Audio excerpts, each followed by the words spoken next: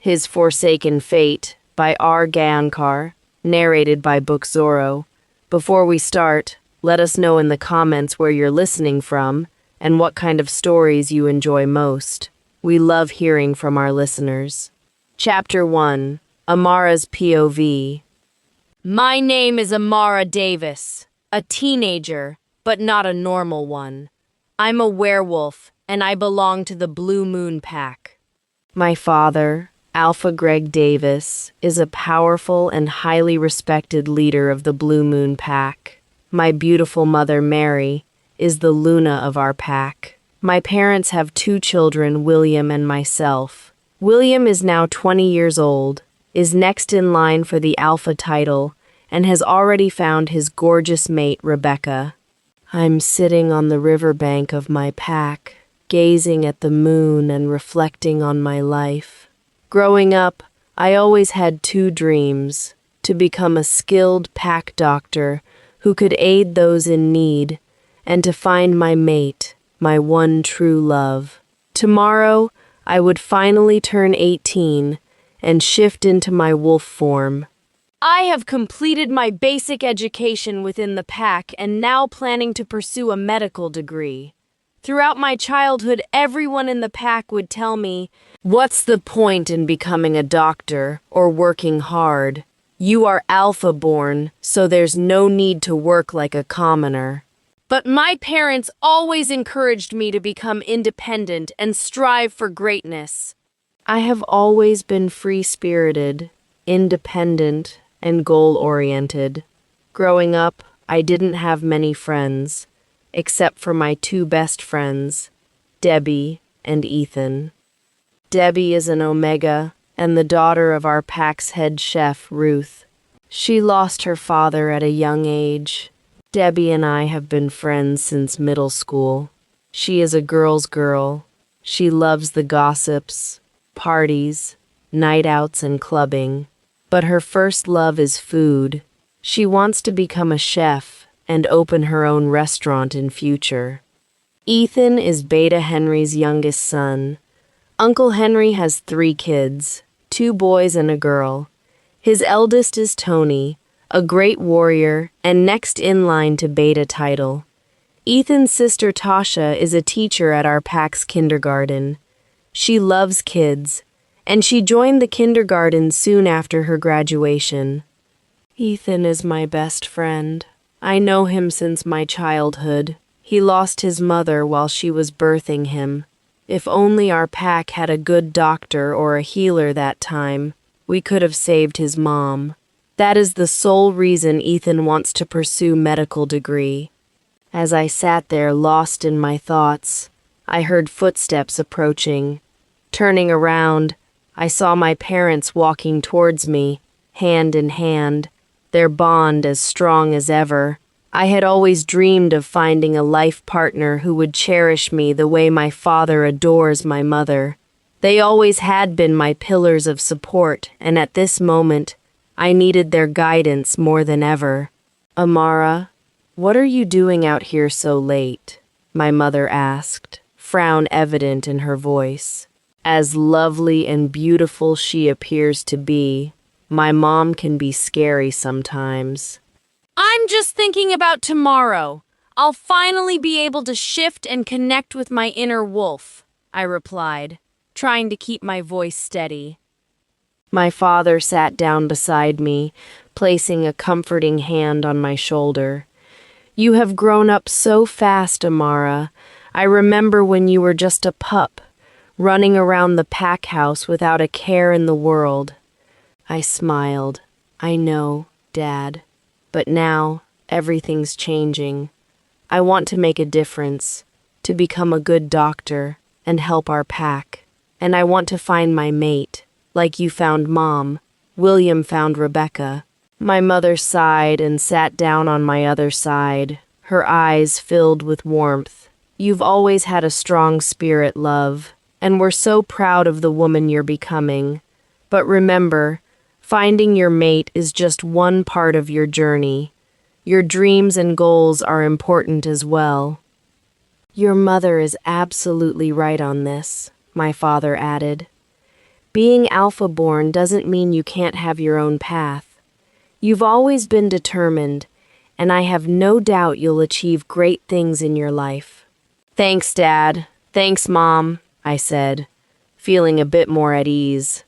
I just hope I'm ready for whatever comes next. My father chuckled. You're more ready than you think, Amara. Just trust yourself and follow your heart. My mother nodded in agreement. And no matter what happens, we're here for you. Always. Their words filled me with a renewed sense of purpose and determination. I knew that no matter what challenges lay ahead, I had the love and support of my family. As we made our way back to the pack house, I couldn't help but feel excited for tomorrow, which will be the beginning of a new chapter in my life. The moon shines brightly above us, casting a silver glow over the land, and I felt a sense of peace settle within me. And with that, I felt ready to face whatever tomorrow would bring. I live in the pack house, where the Alpha, Beta, and Gamma families usually reside. Our pack house is situated in the heart of our pack and is surrounded by other houses of important families like warriors, doctors, chefs, pack elders, etc. The Blue Moon Pack is kind, powerful, and intellectual, where everyone respects and cares for one another. I headed down for dinner. I was greeted with a bear hug from Debbie. Soon, Ethan also joined us for dinner. We all had dinner together that night, a regular tradition since the pack house itself feels like a big family. Ethan and Debbie have already turned 18 this year and got their wolves. Kara and Max. I'm the youngest of all. I was turning 18 tonight, and everyone in the pack house are excited for me. William gave me a mischievous look and said, I can't believe this monkey will become an adult soon. Can't wait to see her get knocked down a peg at college. I shot him a death glare and threw a piece of carrot at him. Ha ha! Everyone at the dinner table laughed at our playfulness. After dinner, everyone went to their rooms. Debbie and I went to Ethan's room to watch TV and spend some time together. We all woke up a little late the next morning. When I opened my eyes, I felt different. Hey there, Amara. This is Eva, your wolf. I heard a voice in my head. Hey, nice to meet you, Eva. I'm so glad you're finally here, I chimed. You are very beautiful, Amara. Our mate will be lucky to have us, she added further.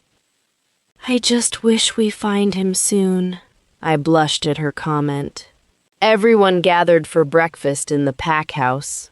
Everyone wished me for my birthday and congratulated for getting my wolf.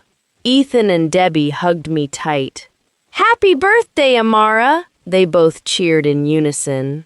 In the evening, we have a shifting ceremony at Pack House where I would shift for the first time into my wolf. Typically, this is a low-key ceremony which takes place in the presence of my dad, his beta, and the family of the person who is shifting. Since I am the alpha's daughter, the shift ceremony felt like a grand gathering. My parents are hosting a feast for my 18th birthday. I'm both excited and nervous. My mom was over the moon since it was her daughter's shift ceremony. She decorated the entire pack house like a fairy tale and invited all pack members for the feast. Everybody was dressed nicely for the celebration, except me. I wore casual clothing since it would tear up once I shift into Eva. Debbie was wearing a yellow floral short dress and Ethan was wearing a maroon button-up shirt, which was neatly tucked in gray formal trousers. I have heard growing up that the first shift is always very painful, and as the time flies, all the later shifts will become swift and pain-free. Around 7 p.m., we all gathered in the backyard. My dad was standing in the front. Behind him was Uncle Hentry and my mom. Dad commanded me to come forward and shift into my wolf using his alpha tone. After some initial struggle, I turned into a small white wolf with magnificent green eyes. Everyone cheered for me as Eva adjusted herself to walk and jog in her new form. Once I got the hang of it, I ran towards the packwoods, carefree, enjoying the wind caressing my fur. It felt incredible to experience everything around me from a different perspective. My senses are heightened, and Eva is ecstatic to be free and running. In a few minutes, Ethan's wolf caught up with me, and we started running together towards the river. Ethan shifts into brown wolf with the most enchanting gray eyes. We halted and stared at our reflections in the water. We nuzzled each other playfully. We sat there, waiting for Debbie to arrive. Chapter 2. Amara's POV. Ethan stared at me, his eyes intense. "Amara, there's something I need to tell you," he began, his voice steady yet filled with emotions. "I've always harbored feelings for you." I felt my heart skip a beat. "Ethan, He held up a hand, stopping me gently. "Please, let me finish. I hoped that once we got our wolves, we would recognize each other as mates. I've been eager for you to get your wolf, thinking it might finally bring us together." "Ethan, I had no idea you felt this way. We are not mates, otherwise I would have felt something," I said softly, feeling the weight of my words on his face. "The thought of you being mated to someone else frightens me, Amara," he confessed, his voice breaking slightly. "I don't want to lose you at any cost, but I know these things are beyond our control." I nodded, understanding the depth of his feelings. Only the moon goddess can bind any two wolves in an eternal bond. I always loved how our parents have this wonderful bond between them. Since childhood, we knew we will meet our mates one day and fall in love instantly. I want to experience that feeling in my life. I don't want to go against destiny," I whispered, looking into his eyes. Ethan was silent for a few minutes. "I understand. I think Moon Goddess has some other plans for our future. I might have ruined our friendship with my confession, right?" I felt sadness holding his paw with mine. "Don't be a silly. You are my best friend, and I love you like you are my own family. Nothing will ever come between that." After a while, Debbie's wolf joined us. She had a small reddish wolf with black eyes, resembling her petite human self. We all spent some time together, and then returned to the pack house. After returning, we went to our rooms, cleaned up, and got dressed for the dinner party. I wore a purple dress that complemented my green eyes and black hair. Once I came out, I was greeted by Debbie and Ethan. "Amara, Debbie, you guys look great," Ethan said with his flirting smile. "You look great too," I smiled back at him. Later, we joined the others for dinner. I was curious before how it would feel to be a wolf. Now that I am one, I cannot ask for more. Although shifting was painful initially, once you get used to your wolf, there is no greater comfort. You always have this one person with you who will never ever leave you, no matter what. Once the feast got over, the three of us met before going to bed to discuss our plan for a secret clubbing tomorrow night to celebrate me turning 18. Debbie and Ethan are party people and already had prior experience in these things, whereas for me, it was my first time going out without my parents' knowledge. I was terrified and, of course, excited. The day after our shifting was like any other regular day. There was laughter, chaos, and chatter in the pack house. Ethan and I enrolled to our pack's college for a medical degree. Debbie wanted to learn cooking and become a good chef like her mother, so she decided to take classes from her mother starting tomorrow. After dinner, once all the hustle settled in the pack house, The three of us sneaked out and reached a club from a neighboring pack. Ethan had to bribe our pack's security personnel more this time, since he was reluctant to allow me to cross the border without my dad's knowledge. Everything is not easy for an alpha's offspring. I am wearing a black, knee-length shimmery dress, and my hair was tied in a ponytail, looking more girly and sensual than my regular self. Debbie wore a white, body-hugging dress to fit her petite stature, paired with black stilettos. Ethan wore a black button-up shirt and blue torn jeans, looking like a male supermodel. We reached the club around 11 p.m. Even though I was skeptical about this decision, I was enjoying the music and the people's carefree attitude. Here, no one cared that I was the alpha's precious daughter. We all drank around 3 or 4 pints of beer in no time, started to get the hang of the ambiance, and moved our bodies to the popping music. All of a sudden, Eva became restless and agitated. I thought it's because of the crowd and music. I ignored it. Zachary's POV. I am working in my office, fully submerged in a pile of pack work. There are loads of pending pack projects, fundings, rogue matters, and other activities. I'm Zachary Gray, Alpha of Nightblood Pack.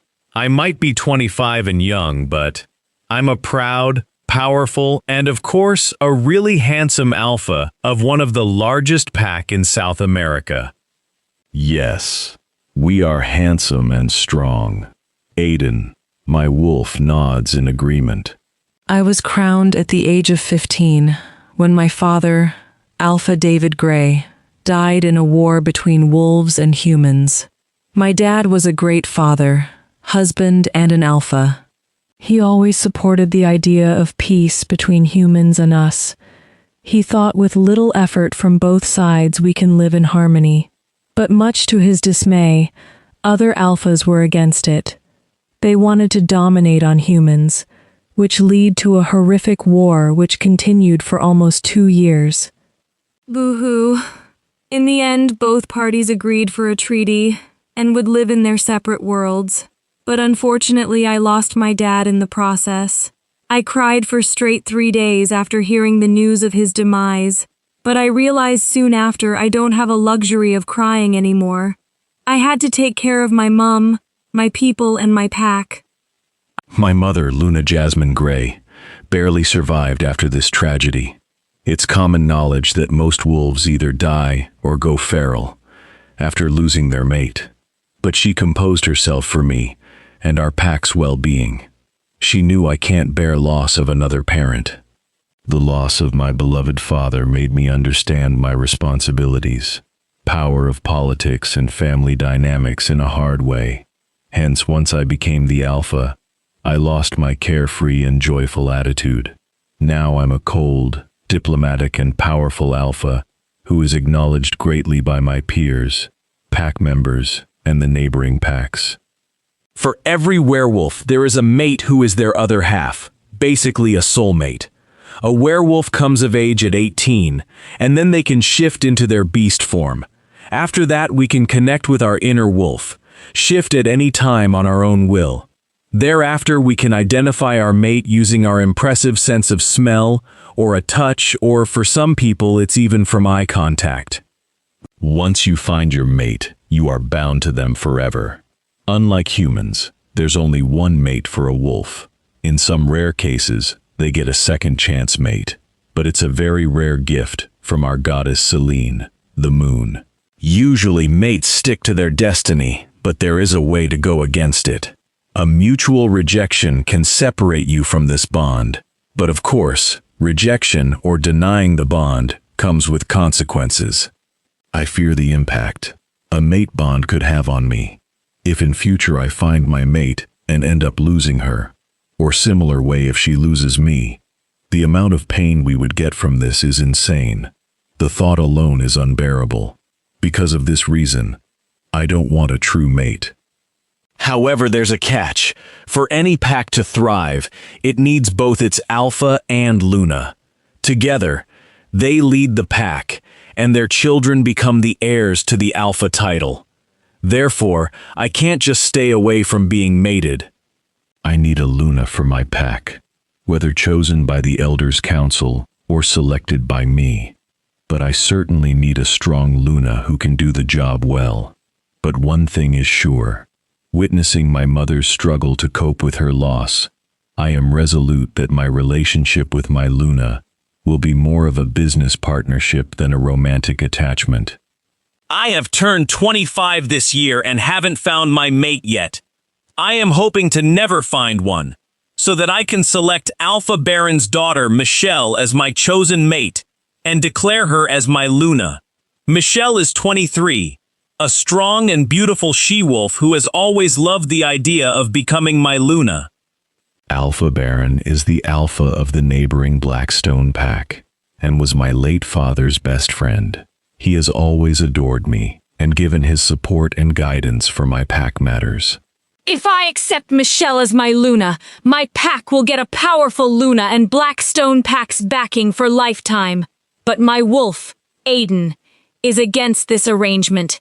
He wants our fated mate, not some calculated business deal to become our life. Chapter 3. Zachary's POV. A sudden knock on the door startled me from my hustling work. After I permitted, Michelle entered my office. She was wearing a black body-tight jumpsuit that hugged her slender body in all the right places. She had applied slight makeup, bright red lipstick, and tied her hair into a sleek ponytail. She looked like a model in every sense possible. Hi, Zach.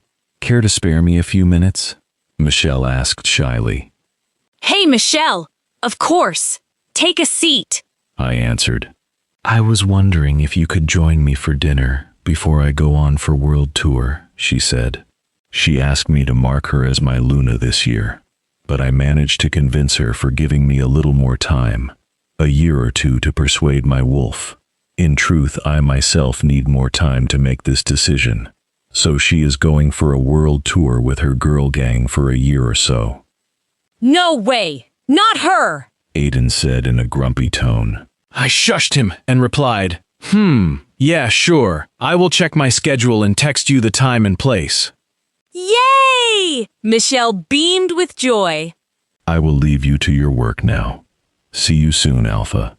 And don't forget the red roses, she chimed. With that, she got up, kissed me on the cheek, and left. I'm going nowhere with her. I don't like this she-wolf at all, Aiden retorted. I sighed in response. Around 10 p.m., Mason entered my office. With a curt nod, he said in a single breath, Hey dude, remember Sam is throwing his brother's graduation party at Club Hilton? We have to be there before 12, and for that to happen, we need to leave within the next 15 minutes. I chuckled at my beta and best friend's enthusiasm. Mason is 25, is second in command for my pack and like a brother to me. We are childhood friends. He is previous beta's son. After my father's demise, it's his father Bookzoro, who taught me everything I need to know to become a successful alpha. He also taught Mason every possible ways to become my shadow and assist me. After Uncle Zoro retired, I announced Mason as my beta. I can trust him with my life. Sam, my gamma and cousin, is the third in command. He is 24 and my cousin brother. He also lost his parents to the same wolf-human war, where I lost my dad. His father was our last gamma, and his mother was a talented warrior. He found his mate from his mother's side of the pack this year, and has been on cloud 9 since then. Rose, his mate, is a dusky-skinned beauty, with long jet-black hair.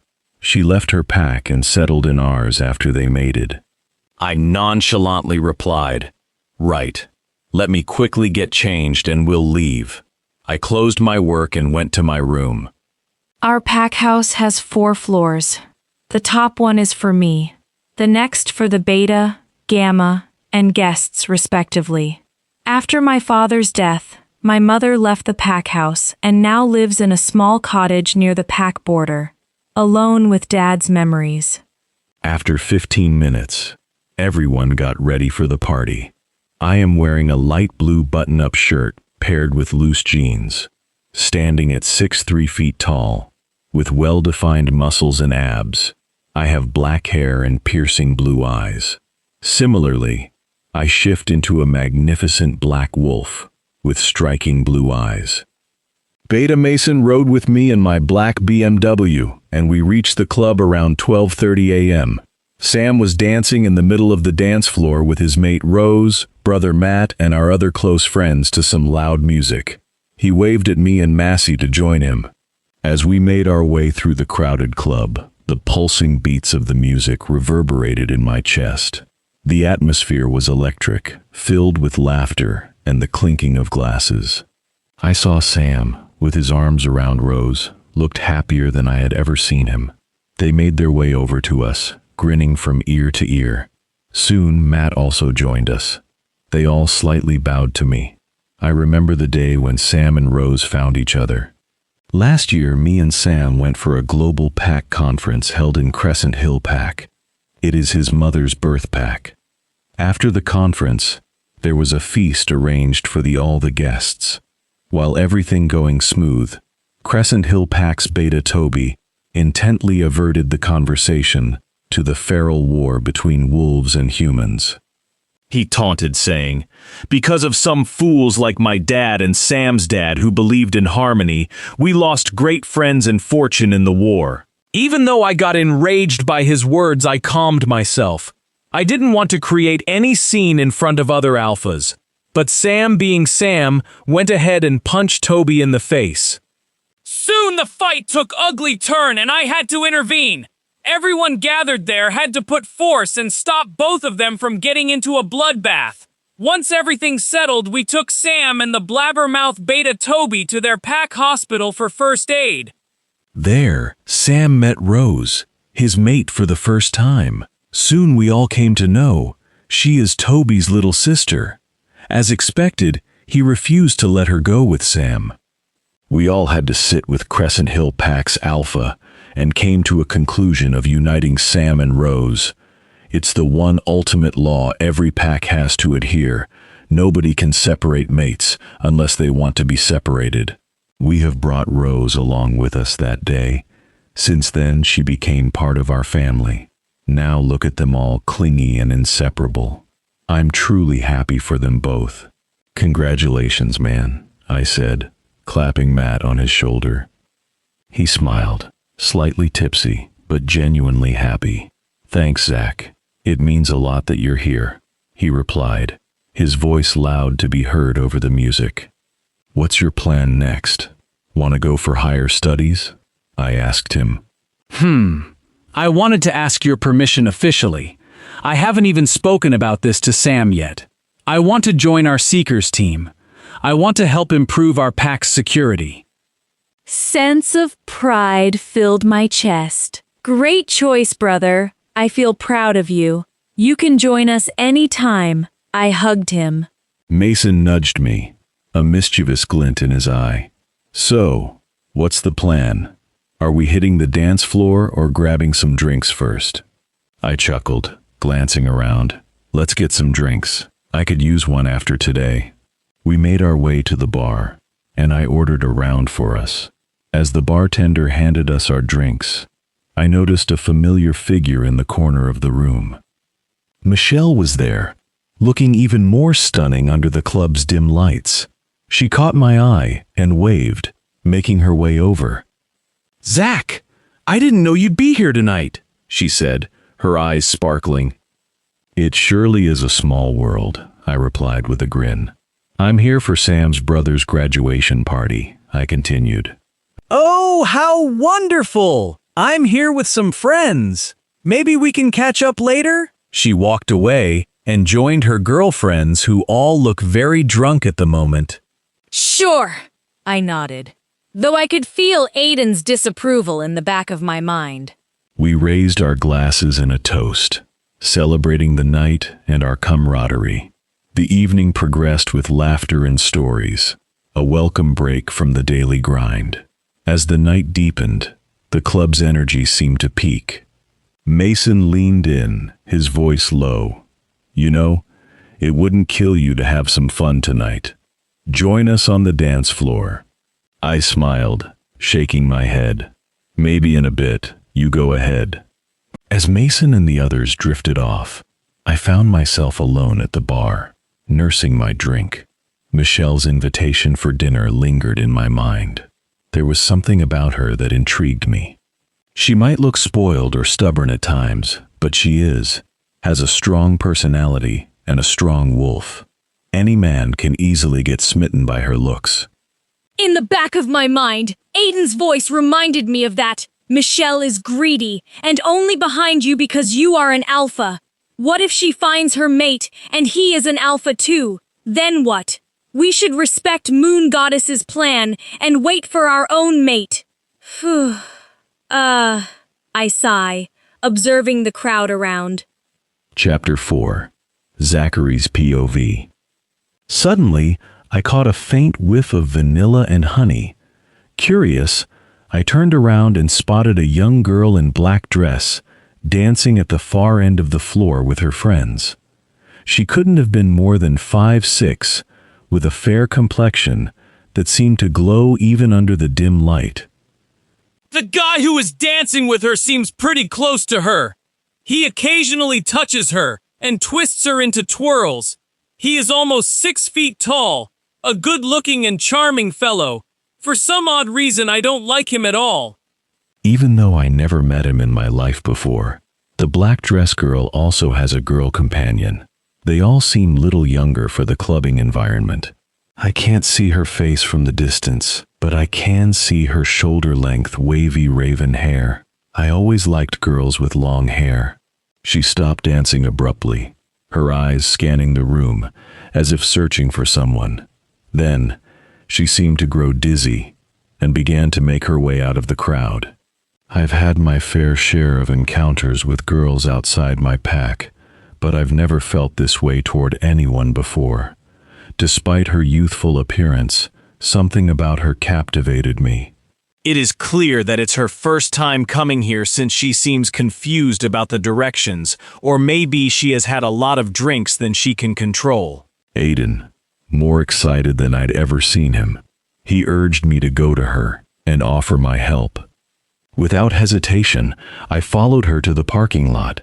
As I reached her, I gently held her hand and turned her towards me. The moment our skin made contact, I felt a tingling sensation that sent shivers down my spine.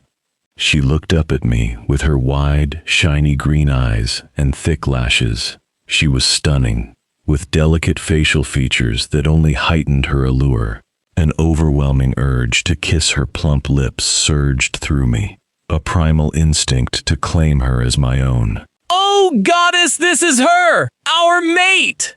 My beautiful mate! My future Luna! Aiden blabbering like a lovesick puppy! Something seemed to click in her mind as well, and I saw gold sparkles in her green eyes. Without hesitation, she touched my cheek and whispered the word I both longed and dreaded. Mate, my mate. Her face turned beet red as the significance of her words dawned on her. Aiden was practically doing cartwheels in my mind, beaming with joy. Suddenly, reality crashed down on me. Panicked, I pushed her away harshly. Confusion and hurt flickered in her eyes, making it evident she couldn't understand what was happening. The air around us seemed to grow colder, a stark contrast to the warmth that had enveloped us just moments ago. I took a step back, my mind racing with a whirlwind of thoughts. Why now? Why her? She seems too young to be my Luna, and the dangers it could bring were too great to ignore.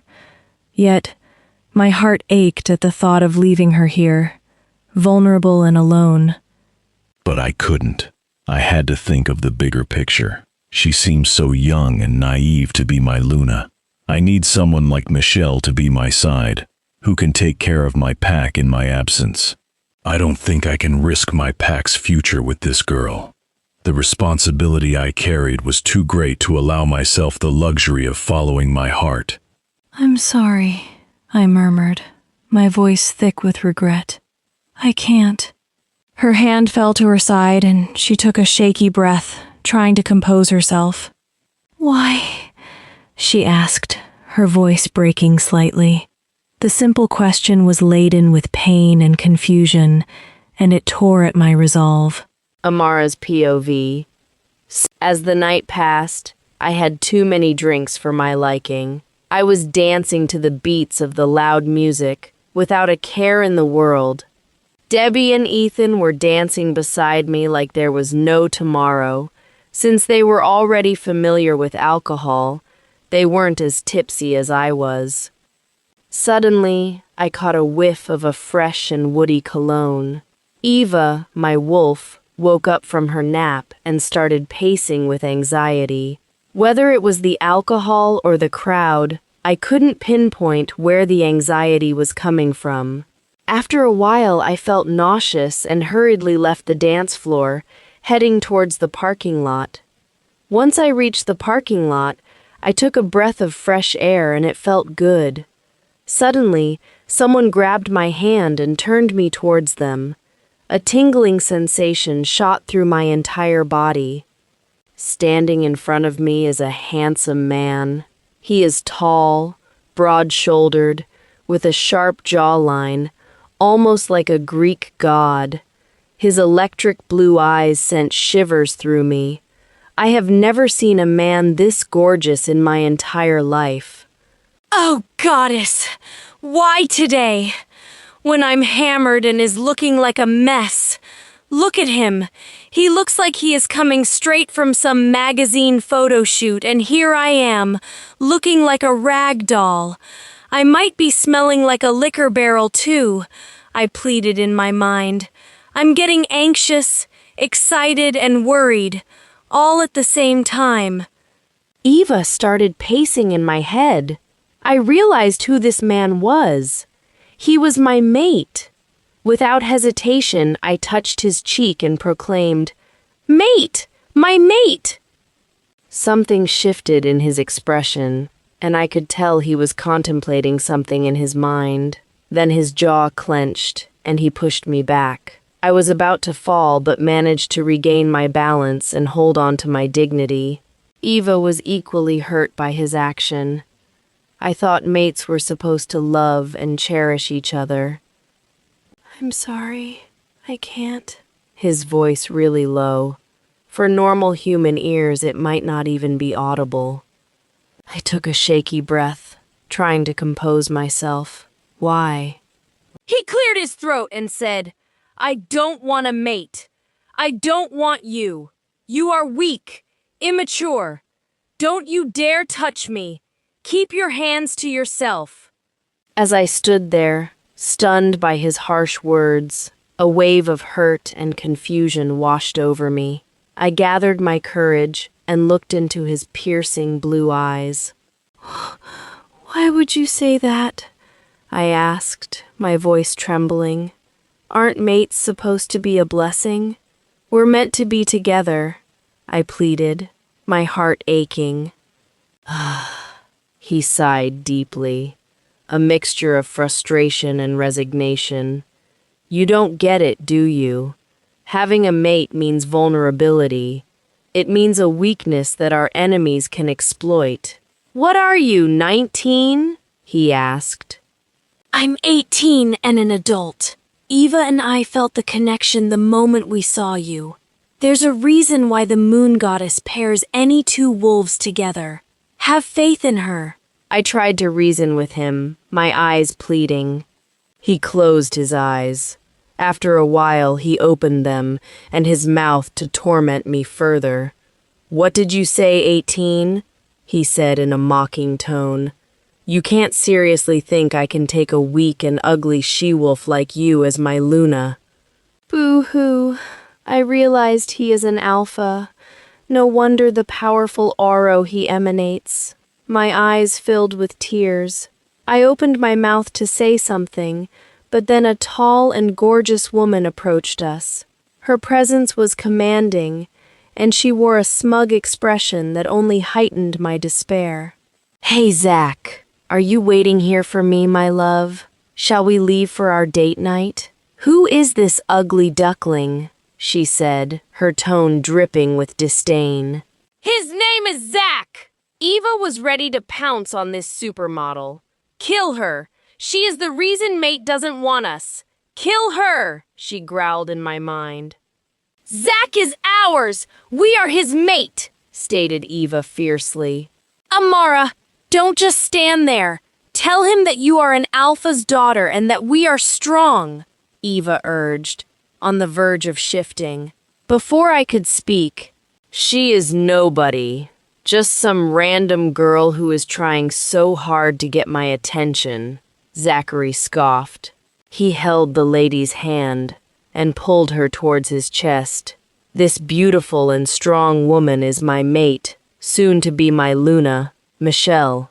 Michelle smirked and looked down at me as if I were dirt beneath her shoes. "Aw, poor thing. Did you really think you stood a chance? Look at you, pathetic." "Boo-hoo!" A deep sob mixed with anger emerged in my throat. Chapter 5, Amara's POV. "Ha ha!" Michelle laughed, along with Zach, her eyes filled with malice. "Face it, sweetie, you don't belong here. Run along before you embarrass yourself further." "I'm having a hard time controlling Eva. She wants to take the charge and bite this lady's head off." I could feel Eva's rage intensifying, and it took everything in me to keep her from shifting. "I can understand Eva's rage. Every werewolf gets only one mate and only one chance at getting the eternal happiness. Because of this, we are territorial in nature. We cannot afford to lose their beloved mate." Even though I have met Zachary just a few minutes before, I feel like I know him since the beginning of time. I belong with him. He is mine, and mine alone. I was about to say some mean things to this Michelle person, but she opens her blabbering mouth again. "Zach, baby, why would you entertain someone so beneath you? I know you are kind, but stay away from these types. They won't hesitate to stoop to any level." Zachary's eyes shut for a brief moment, and his jaw clenched. He regained his stoic face again and scoffed and turned his attention back to Michelle. He grabbed her face and started kissing her passionately, as if to prove his point to me. My whole world shattered at that moment. For the first time in my life, I doubted myself. Why did the moon goddess paired me with such a man? Who doesn't want me? I watched them making out in front of me without averting my gaze. "I'm nothing, a nobody," I thought. I lost all my hope in destiny, in mates and in the mate bond. Everything around me became still, and then I saw black and fell to the ground. I remember someone held me and warmth engulfed me. It was him, my so-called mate. As the darkness overtook me, I was reliving my failure in my head. I could still hear faint voices, Michelle's laughter, Zachary's dismissive tone, but above all, Eva's anguished howl echoed in my mind, a mournful cry for the bond that was so callously rejected. When I finally regained consciousness, I was lying on the back seat of Ethan's car, my head throbbing. Debbie and Ethan were chattering, concern etched on their faces. Debbie saw me waking. "What happened, Amara? Are you okay?" she asked, her voice trembling. I looked around, trying to piece together the shattered fragments of my reality. "We are still in the parking lot of Club Hilton. I need to leave. Now," I managed to say, my voice hoarse. "How did you find me?" I questioned. "We were in the club dancing when some hot guy came to us lifting you in his arms," Debbie said with hurried tone. "He said you fainted in the parking lot and told us to take good care of you, then left abruptly. Ethan cautiously continued, "Are you okay, Amara? Did anyone hurt you? What's the meaning of being gentleman when he was the one caused all this trouble?" I simply sighed. Yeah, I'm good. Club was exhausting. Plus the alcohol doesn't suit me. Let's go home, guys. I didn't want to mention anything happened here tonight. I don't want to depress my friends on their happy occasion with my heartbreak crap. We reached home in no time. I made my way back to the safety of my room, leaving behind the remnants of the night that changed everything. I knew that the journey ahead has to be fought with courage, but I also knew that I couldn't give up on my life. Mate or not, I still have my life, my dream to become a doctor, and my dearest family and friends. I will forget him, his chosen mate, and this dreadful night. I can't stop living. Not yet. Not ever. Zachary's POV. I drove Michelle back to her home.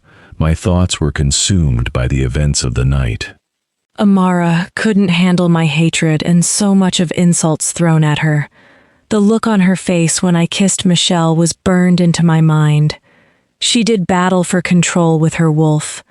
I tortured her with my words. I made her suffer. My actions caused her so much pain she fainted in the end. It was heartbreaking, and I hated myself for causing her such pain. But it had to be done. I needed to scare her away, to make her believe that I didn't want her. It was the only way to protect her and my pack. My pack needs a strong Luna. I can't risk our pack's future on someone who might not be able to bear the responsibilities that comes with the role. Thanks for tonight, Zach, Michelle said as we pulled up to her house. Her voice was light and filled with gratitude. You sure know how to make a girl feel special. I forced a smile, though it felt hollow. Michelle, can I ask you something? I asked. Anything, my love, she smiled. What if you find your true mate? What will you do? Oh, Zach, you don't need to worry about that. I will reject him on spot. I always dreamed of becoming your Luna. I'm only yours, she replied with fake affection. What if he is more powerful and more handsome alpha than myself? Then what? I asked with hint of suggestion. Her expression changed slightly. She took few seconds to answer this time. I will still reject him. I love you. I figured she was not telling the truth.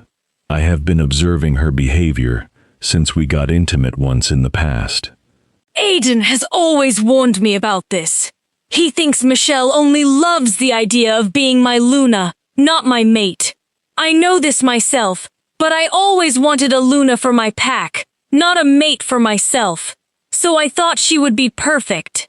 Mason thinks the opposite.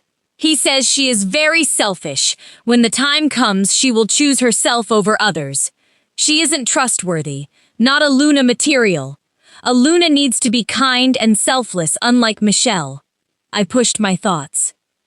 Good night, Michelle. Get some rest, I replied, trying to sound as sincere as possible. She leaned in, her lips brushing against my cheek in a gesture that was both intimate and casual. Don't be a stranger, she added with a playful wink. As she got out of the car and walked to her door, I let out a deep sigh. I had done what I set out to do, but it didn't make it any easier. The weight of my actions bore down on me heavily. Amara's fragile figure, her pleading eyes, everything about her screamed innocence and vulnerability. If anything happened to her because of me, I would never forgive myself. But I know she will overcome this situation soon and lead her life like usual. She's stronger than she looks, even if she doesn't realize it yet. You're a fool, Zachary, Aiden growled, his voice echoing in my mind. How could you hurt our precious mate, my Eva and Amara, our one true love?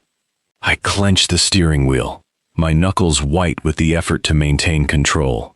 I did it for her own good, Aiden. She needs to stay away from us. She's too young, too fragile. Our pack needs a strong Luna who can support me. She can't bear this burden. If anything happened to her." Nothing justifies what you did, you jerk. Aiden snapped.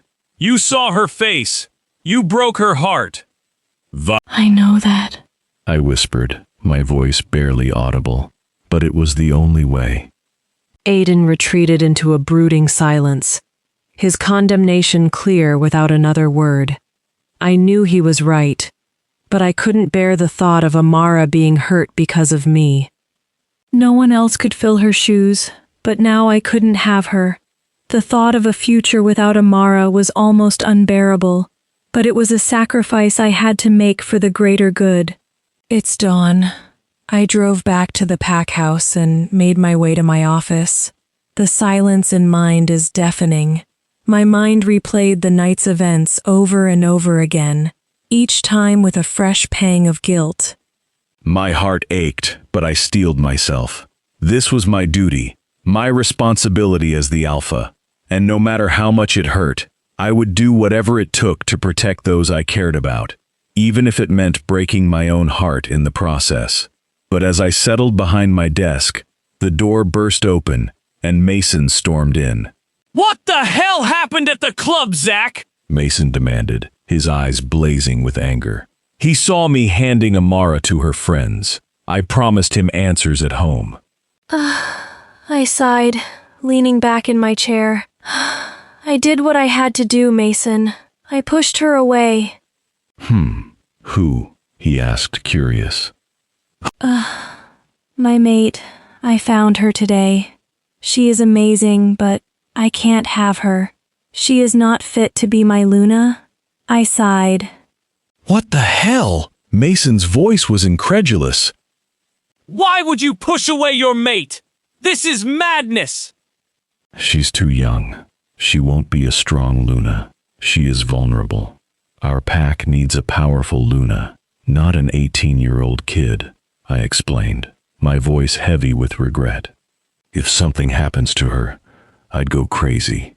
I can't risk it. And I can't risk my pack's future. We have suffered enough already. I can't afford to be selfish at this time. All will be fine in time, I mumble. You're a damn fool! Mason spat. Mates are supposed to be together, to make each other stronger. You're just running away from your own feelings. It's not about me! I snapped. It's about our pack's future, Pyand. It's about her safety. I can't take her as my Luna. She'd be a target. I won't be able to protect my pack if she was here. I can't risk it, Macy. I ran my hands in my hair. And you think pushing her away will keep her safe? You will be incomplete without her, and so is our pack. We lost our true Luna. Mason's tone was scathing. All you've done is break her heart, and yours in the process. What's done is done, I said, my voice hollow. Let me live with my misery. Just keep all this a secret, Mason. No one else needs to know.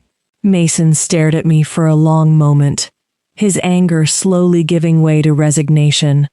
You're making a mistake, Zach. A big one. But if that's your choice, I'll respect it as your friend. But only for now. He turned and left. Chapter 6. 4 years later, Amara's POV. Life had taken on a new rhythm. As I walked through the familiar hallways of the pack hospital, I felt a sense of pride and accomplishment. Becoming a pack doctor had been a challenging journey, but every step had been worth it. Healing others had become my solace, a way to channel my pain into something meaningful. "Ethan, how's the patient in emergency room?" I asked, glancing at my best friend as we reviewed the day's cases. Ethan and I joined the medical college together, faced countless late-night study sessions, and celebrated our graduations side by side. Now, as doctors in our pack's hospital, our bond was stronger than ever. "Stable for now," Ethan replied, handing me a chart. "But we need to monitor him closely. His condition could change at any moment." A werewolf has superhuman abilities like heightened smell, strength and self-healing ability as well, but sometimes medical help is required to aid the natural healing process.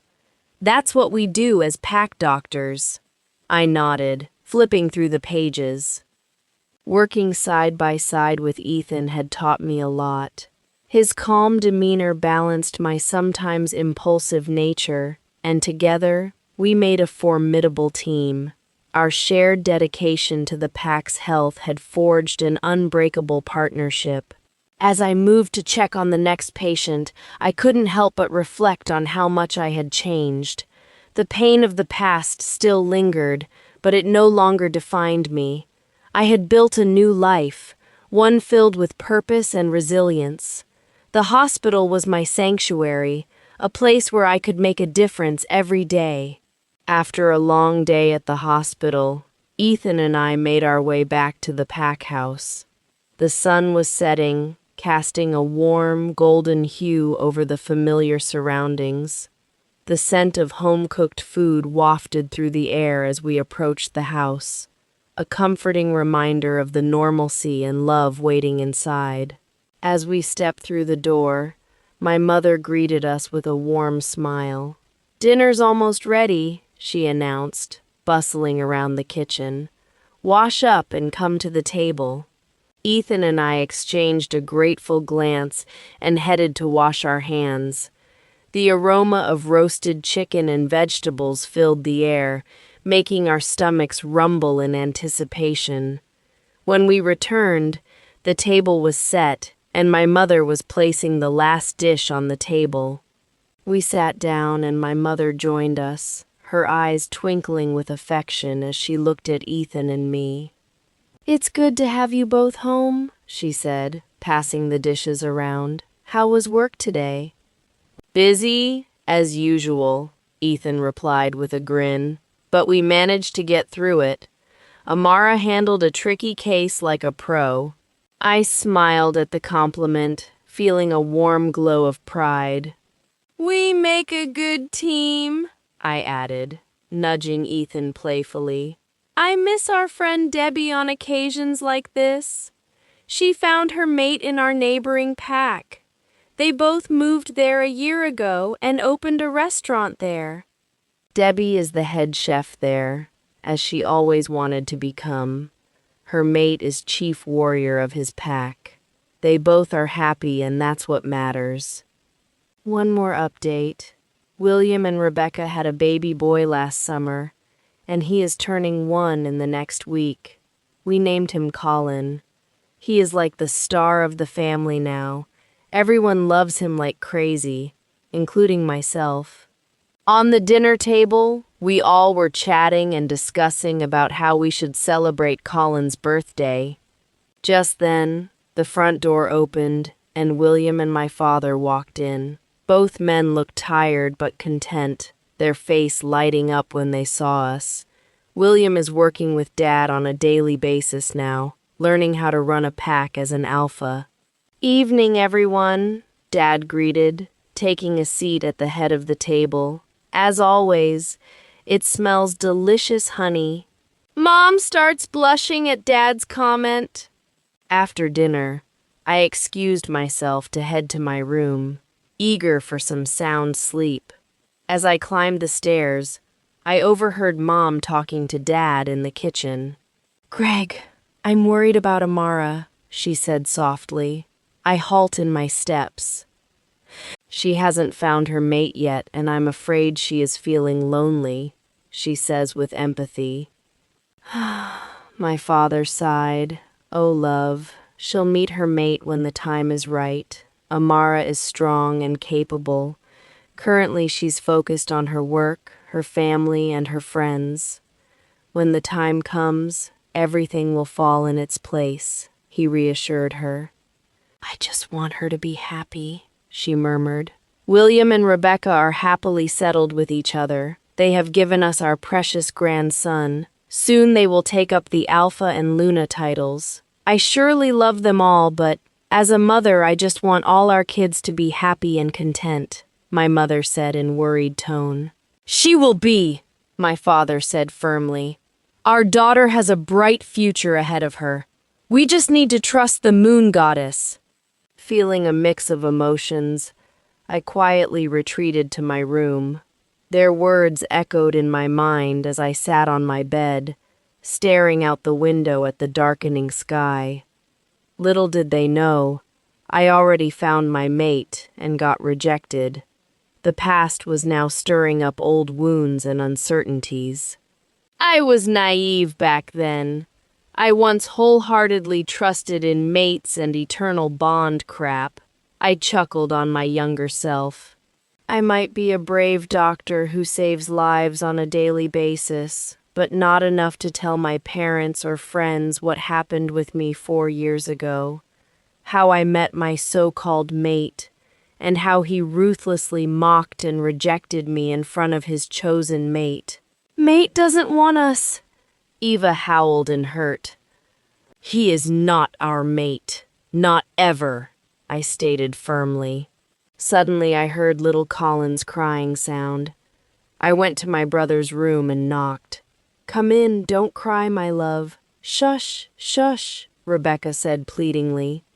I entered and saw Colin is bowling his eyes out. "Can I hold him for a while?" I asked. Rebecca said, "Of course." I held him and went to the balcony. Cool night breeze welcomed us both. I was cradling him and singing sweet nothings in his ears. Colin stopped crying and started drifting off to sleep. Once he slept in my arms completely, I took him in and handed him to his now smiling mother. "Ha! Wow! What sorcery did you do on him, Amara? Give some lessons here." She chuckled softly and tucked him in his cradle. "He was agitated because of the heat. You look awful too. Go and get some sleep." I nudged her on shoulder. "Yeah, thanks for calming him. You too have a good rest, sister," she whispered and laid down on her bed. "Being mom is hard," Eva sighed in my head. "Yes, but Rebecca is wonderful at it. She is going to be an incredible Luna," I noted confidently. I head back to my room and drifted away. Chapter 7. Zachary's POV. The sun dipped low in the sky, casting long shadows over the sprawling lands of our pack territory. From my office window, I could see the bustling activity of my pack members, training, laughing, living. They had come a long way in these past 4 years. We had come a long way. As the alpha of one of the largest packs in the South, I took immense pride in the strength and unity we had achieved. Our borders are secure. No rogue would dare to challenge us, and our pack is thriving. Yet, despite all the accomplishments, there was a hollow space in my heart that no amount of power and fortune could fill. Every day, the regret gnawed at me. Pushing Amara away that tragic night 4 years ago had been the biggest mistake of my life. The image of her hurt and confusion haunted my dreams. I thought I was protecting my pack, but all I did was protect myself from the fear of the unknown. Michelle had gone on her world tour as she planned, still touring somewhere in Asia. Somehow her world tour dreamed before settling, as Luna is working best for me. I managed to pull 4 years without mating. Despite the time and distance, she hadn't found her mate, and I feared she never would. She was still hung up on the feeling that I had chosen her as my Luna, which she heard me say in front of Amara. The pack elders were relentless, constantly pressing me about when I would mark Michelle. They believed it was the best option for the pack's future, since I haven't found my mate. The truth was far more complicated, and the thought of marking Michelle filled me with dread. My mother, always a romantic at heart, wanted me to find my true mate. She was not happy with the arrangement with Michelle, and neither were Mason and Sam. They all wanted me to find the happiness of having a true mate, but only Mason knew the full truth about Amara. Adding to my burdens was the pressing issue of our chief pack doctor, Smith. He had been in a coma for the past year following a severe accident. His absence had made a significant impact on our pack's healthcare. We desperately need a talented pack doctor who could not only handle the day-to-day medical needs of our members, but also possess the skills to heal Dr. Smith. The pack elders, my beta, gamma, and I gathered in the meeting room to discuss our next steps. Surprisingly, my mother was also joined since the pack elders requested her presence. Everyone, I began, trying to keep my frustration in check. We need to prioritize finding a skilled doctor for our pack. Without Dr. Smith, we are vulnerable. Elder Marcus, the most vocal of the elders, nodded. We agree with you, Alpha Zachary. Dr. Smith was an old friend of mine. He was in charge of Pack Hospital since your father. Our late Alpha appointed him as chief pack doctor. We have to find suitable candidates to fill in his role. I was surprised with his words. We both usually never agree on anything. He continues his speech again. There's one more pressing issue that needs your utmost attention. You are turning currently 29. Still haven't found your mate. You need to think about the future of the pack's leadership. We as pack elders suggest you to go for chosen mate. And we all think Michelle is a strong candidate for Luna. Yeah, sure. Over my dead body. I'm not taking any random she-wolf as my mate. I need my mate, my Amara. If you're too spineless to do that, then I'll die as a lone wolf. Aiden growled at me.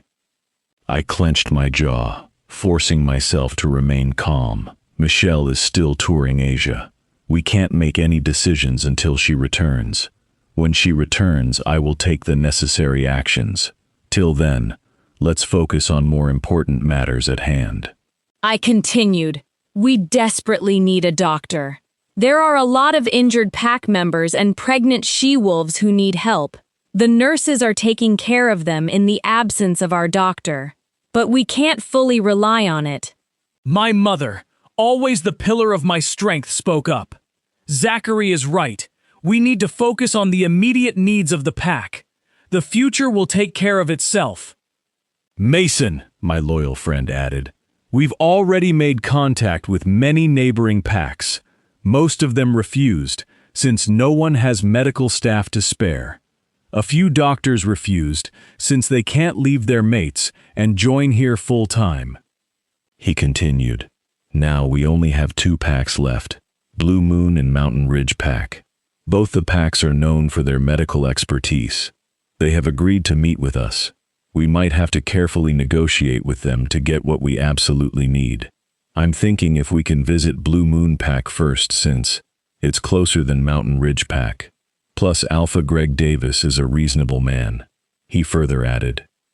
I nodded, grateful for Mason's support. Then it's settled. We will pursue this lead and find the doctor we need. I myself go to Blue Moon Pack, along with Mason, to speak with Alpha Davis. We will leave tomorrow morning. Gamma Sam will be in charge of the pack duties in my absence. Sam winked at me. Finding a doctor was a gamble, but we had no other choice. We needed someone who could step into the role and make an immediate improvement.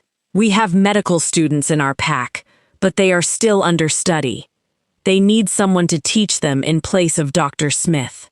As the meeting adjourned, I closed my eyes, taking a deep breath. Somehow, I had to make things right. For the pack, for myself, and perhaps, one day for my future Luna. But first, we needed that doctor. With renewed determination, I prepared my mind to reach out to the pack that could help us. Little did I know, fate had plans to bring my past crashing into my present, forcing me to confront everything I had tried to forget. Amara's POV. I'm standing near a beautiful lake, surrounded by lush green forest. I have never seen this place in my life. It's a full moon. The moonlight is making everything so surreal. I felt I was not alone there. Some guy is standing next to me. He moved closer and took my hand in his. I felt the tingles. I'm a fool. I was so blind with my own self-doubts I never felt how much I crave for you, for us. Please forgive me, Amara. Give me a chance to make everything right. he says pleadingly. Who is this? His face is unclear. I know this feeling, this touch, this voice. Suddenly I could see his face. Zach! I woke up jolting. That can't be true. I hate him. This is not real. Eva is also startled and pacing in my head. I got up and rushed to bathroom. What a great start for the day, I said to my reflection in mirror. I got ready and came down for breakfast. Everyone around is hustling. My beautiful mother is barking orders with little haste and little anxiety. It's my nephew's first birthday celebration. So goes the chaos. We have been planning for this day from a month now. I'm super excited for this. I took the day off today for this. Ethan will be handling all my patients for today, and he will join the party in the evening. Hi, Mom. Please take a deep breath first. I gave my mom a back hug. She smiled and nodded. I had breakfast and helped my mom and Rebecca with the decorations, food preparations, and of course with the cake. It was all looking wonderful. It was 5:30. We went to our rooms to get ready for the main event. I took my time and got a much-needed bubble bath. I did very light base makeup plus winged eyeline, pinkish nude lipstick, and left my waves fall down my back. Looking myself in the mirror, I wonder how my looks have changed over the years. I look more feminine now. I went to the backyard where the party was actually happening. The place was bustling with family members, friends, and pack members. I could see kids of our pack are roaming near game zones, pastry and ice cream stalls. It was Rebecca's idea to keep these stalls separate than regular food stalls, so that the little people can enjoy and indulge freely. I quickly joined my family near the stage, where everyone was giving their undivided attention to Colin. He was looking like cute doll. You look beautiful, love, my dad complimented. Thanks, Dad, I blushed. True, sis. Thanks to Colin, we can see you in something other than hospital scrubs. William pinched my cheek. Haha, very funny. I rolled my eyes. Ethan also joined in time. Once everyone gathered, Colin cut the cake and we all cheered for our little munchkin's health and happiness. Then everyone got busy with food and chit-chats. I was talking with Ethan regarding his day at the pack hospital. Suddenly I hear my dad mind linking me. I have something to discuss with you and Ethan. Come to my office now. He cut the link. His voice sounded serious. I told Ethan. I'm sure it's related to some pack matter, he said in a calming tone. Soon we reached Dad's office. We knocked on the door. Come in, Dad's voice boomed. We entered his office. He was sitting on his chair, and Uncle Henry was sitting in his usual place. He gave us a little smile. What is it, Dad? I asked hurriedly. My dad signaled us to take seats and started, We are expecting important guests from our neighboring pack. Alpha Gray and his Beta Mason will be here tomorrow morning. Due to their pack doctor's illness, they are struggling with their pack's medical needs. From the past few months, their Beta has been in touch with us regarding this matter. Oh, sad to hear about their doctor. Dr. Smith is one of the best in our field, Ethan replied. So they are asking us to send a pack doctor there to help them with both pack hospital and treatment for Dr. Smith. Most of the other packs have already refused to help due to different reasons, but it's a kind thing to help someone in need, and we both feel it would be great if we send both of you there, Dad says with his hands on his forehead. Ethan and me certainly shocked with his statement, but we know it's the best they can do since all other doctors at our pack hospital are already mated, so they can't stay away for a long time. Alpha Gray is a good man, a great alpha. He took his pack's responsibility at very young age and protected his people from all the possible threats. He is our ally since a long time. We can't say no to him in such a critical moment. Uncle Henry chimed in. I will go there. It's my duty as a doctor to help people in need, I said with confidence. Even I will go. Anyway, I can't stay here without my best friend, Ethan said jokingly. That's like my kids. I'm proud of you both. Now go and take rest. Tomorrow, Alpha Gray and Beta Mason will arrive to our house, and you guys have to meet them. My dad dismissed us with a proud smile.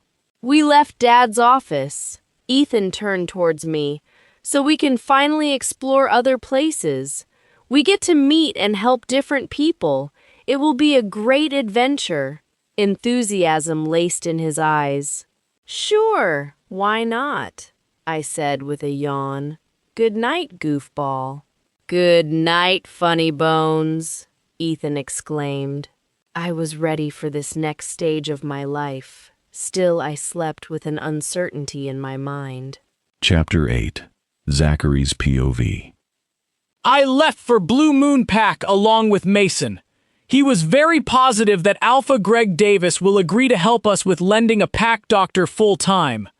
I just pray to the moon goddess that he is right this time. We wanted to reach his pack house before noon. We ran in our wolf forms. So it took us hardly 4 hours to reach his territory. Once reaching, we got welcomed by Blue Moon Pack's Beta Henry. He bowed slightly before me as it was customary to bow before an alpha as a symbol of respect, and shook Mason's hand. He offered us both some clothes before we went to a nearby hotel to get freshen up. It was a decent stay for a few days. Alpha Davis offered us a stay at his pack house, but I requested to stay elsewhere because I didn't want to burden him more. We showered and got dressed in semi-formals since we were going on an official pack business. We left for the pack house in Henry's SUV. I kind of liked his attitude, very polite and positive. He kind of reminded me of our previous beta, Mason's dad. During the whole ride, I felt little uneasy, like something strange was about to happen. After the episode with Amara, my wolf Aiden hardly talks with me, unless it's very important. He either sulks or sleeps all the time. It was his way of retaliation. After an hour, we reached Blue Moon Pack House. It was a beautiful structure, not as big compared to ours, but large enough. Pack House was a 3-story building which is surrounded with orchards and plantations. As soon as we got out of the car, Alpha Greg Davis welcomed us with open arms. That's a good sign, Zach. Mason mind linked me. Upon entering the pack house, our senses were assaulted with the smell of food. They had arranged quite a wide spread of food for us. We all sat at the dining table. I took seat on the right side of Alpha Davis's chair, and Mason next to mine. Alpha Gray, meet my beautiful Luna Mary and my son William and his mate Rebecca. Alpha Davis introduced his family. William shook my hand with a smile. He spoke with Mason and took his seat next to Mason. I like the lad. He will become a great alpha like his father one day. Hello, Alpha and Beta! Welcome to the Blue Moon Pack. Luna Mary greeted us. Hello, Luna. Thank you for your warm welcome. You have a beautiful home. I applauded her. She smiled at me and took her seat next to her mate. For some unknown reason, she looked oddly familiar to me. I omitted the thought and started with delicious-looking breakfast. As usual, Mason was stuffing his mouth with unusual speed. I sometimes wondered if he even chews his food. Such a dork. We all were chatting and eating our breakfast. Suddenly, I smelled a familiar scent, a faint smell of vanilla and honey. Aiden woke up abruptly from his nap and started circling. I turned towards the direction of the staircase, where I heard the footsteps. I dropped my fork at the sight of a woman who was standing at the end of staircase. There she was, After 4 long years, looking as mesmerizing, if not more than before, my beautiful mate, my Amara. Our mate! Hug her and kiss her! Don't let her go this time! Aiden was doing cartwheels in my head. I had to block him to think this through. He is not helping the situation. She was coming this way, but stopped abruptly after seeing me. I could see a lot of jumbled expressions on her face. Probably thinking why I'm here. By the way, how is she here? Is she from Blue Moon Pack? What are the odds? Come have a seat, darling. You might be getting late for work. Alpha Gray, this is my daughter Amara. And Amara, meet Alpha Zachary Gray and Beta Mason. Alpha Greg chimed in. He might have sensed this odd situation, but he just focused on his plate. With that, we both got pulled back into reality. She is Alpha Davis's daughter. I knew he had a daughter, but never knew her name. Amara came towards the dining area and took the seat next to her mother. Good morning, Alpha Gray and Beta Mason, she greeted with stoic face. I couldn't decipher what she was thinking. Good morning, I managed to spill. Good morning, Amara. It's nice to meet you. Mason forwarded his hand. To my surprise, Amara shook his hand with polite smile. Good morning, Beta Mason, she replied back. My stomach was turning upside down. How lovely is her voice. She was wearing blue hospital scrubs. I guess she works at the hospital. Oh, please, call me Mason. My Beta chimes in. I roll my eyes. Where's Ethan, honey? Luna Mary asks. There's been an emergency with one of his parents, so he left early for the hospital, she replied. Who's Ethan? Is he your chosen mate? I don't see mating mark on her neck. Is he a boyfriend? My jaws twitch at the thought. She finished her food and took off after saying goodbye to her family. She didn't even glance at me. Well, you deserve worse, Aiden said mockingly. We all finished breakfast, and Alpha Greg asked us to join him in his office. After meeting with Alpha Greg and Beta Henry, we left for our hotel for taking some rest.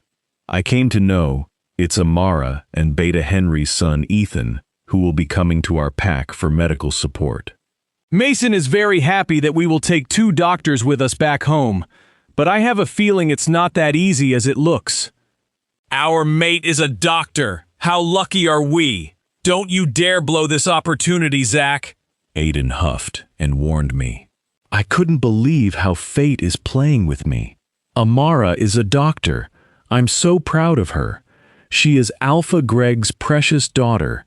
She will be coming to my pack to help my people and to help me. Is it even real? What do I do? I wanted her to stay as far as possible from me, where she would be safe and happy. After seeing her reaction today, I don't think she knew it was me who she will be coming with. What will she decide now? Will she be helping my pack as her father told me, or she will back out? What do I want? Do I want her to come to pack? Before I desperately wanted her to stay away. But now having her closer, having to see her every day thinking these things are making my inside jelly. I want her. I want her for our pack. I convince my own mind. Aiden huffs in response. I couldn't rest until I know for sure. I had to ask her myself, so I decided to go and meet her at their pack hospital. Bold move, right? Mason was in call with Sam regarding some pack business. I was grateful for having these guys around me. Without them, I don't know how I would have managed my pack. Once he finished his call, "Hey, Massey, I'm going to the Blue Moon's Pack Hospital," I announced. But why? Everything all right? Mason asked with concern. Yes, I just wanted to check out their medical facility and management. It could come in handy in future, I answered. Give me 15 minutes. I have a call with our security in charge at the pack. We can go there together, he stated. No, man, it's okay. You continue your work. I will manage on my own, I said hurriedly. I can see suspicion in his eyes. Sure, Call me if you need me, he said softly. I took the car arranged for us for commute within the pack by Beta Henry. It didn't take me long to finally arrive at the hospital. With a sigh, I got off and went to reception area to ask for Amara. Finally! It's been hours since I saw our mate. I want to see her. Aiden excited about meeting Amara. It's just a professional meeting, nothing more. You know how we rejected her, right? I asked him with hint of guilt in my voice. I didn't! You did! I just pray to Moon Goddess that mate forgives you, idiot! I want her! She is mine! He started pacing with aggression. Stupid wolf! I closed my eyes and tried to calm him. I checked at the reception. Hi, I'm Alpha Zachary. Where can I find Amara? Dr. Amara? I asked the receptionist. She stared at me for a while. Dr. Amara is doing rounds at the moment. You can wait in her office. She will be there soon, she said with a flirtatious tone, and then started blushing. Let me show you her office. This way, please. I always get these kind of special treatment from the opposite gender. I'm used to flirtations now, and it will not work on me. I followed her without a word.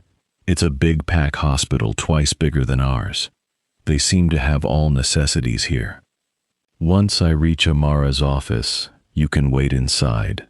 The lady winked at me and left. I sat on one of the chairs arranged near Amara's desk. She has this picture of her whole family kept on her desk. She is smiling amazingly in it. After half an hour, the office door got open. There comes the wonderful smell of vanilla and honey. I got up and looked at her. She is so beautiful, even in hospital scrubs. She tied her hair in a top knot. I could see stethoscope hanging around her slender neck. I couldn't stop myself from imagining what it would feel like to finally claim her. What the hell are you doing here? She asked. It brought me back from my very own fantasy world. Chapter 9. Amara's POV. I was not able to focus on my work today.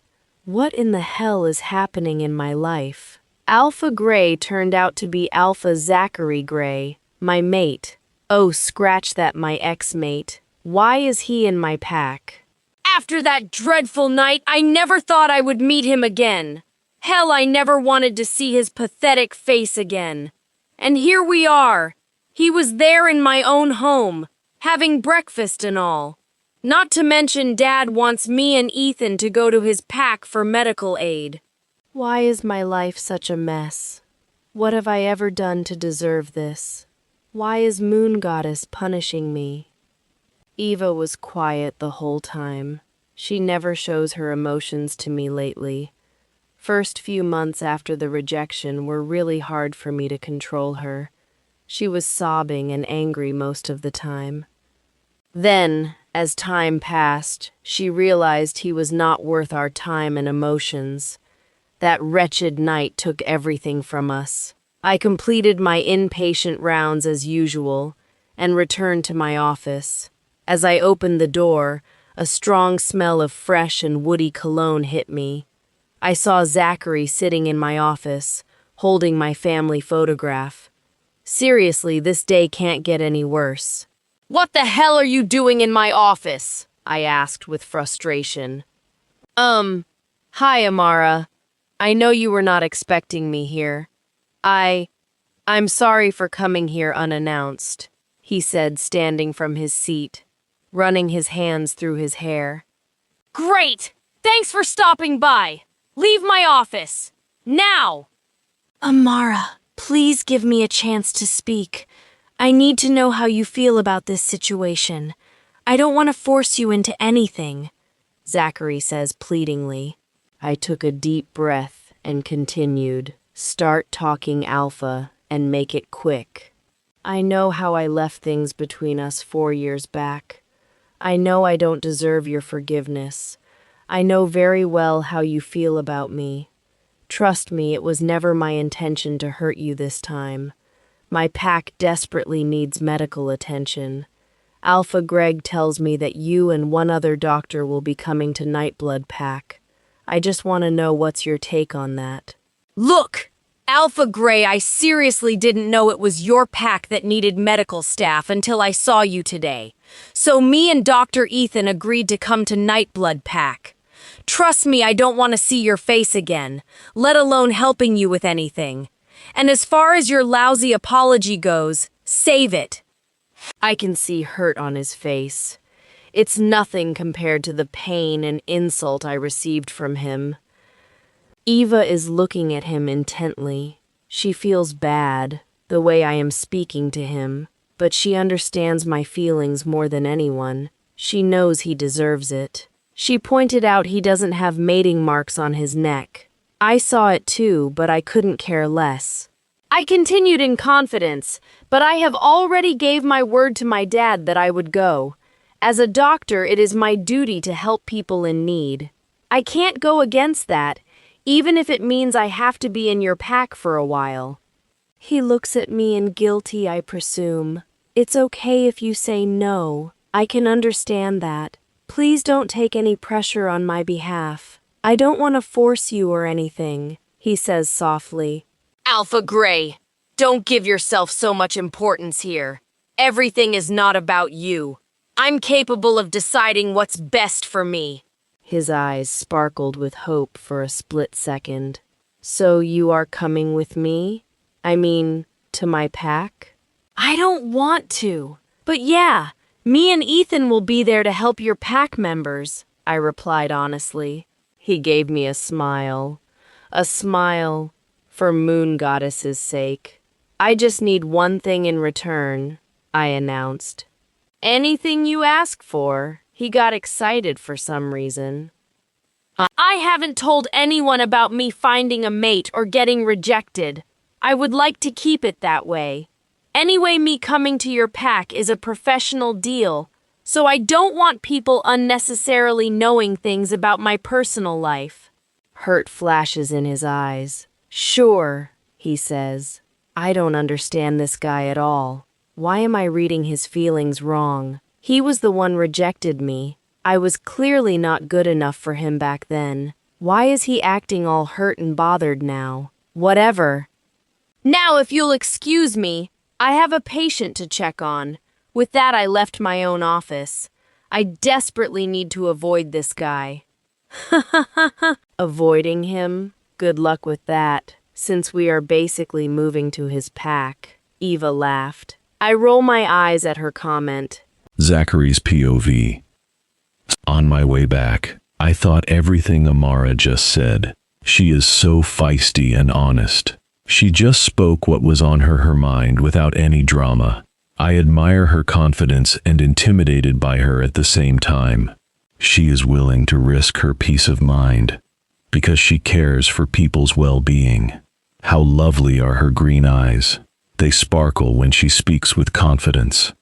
She hates you! She hates us! You stupid human! Aiden barks at me. I know, and I deserve every last ounce of her hatred.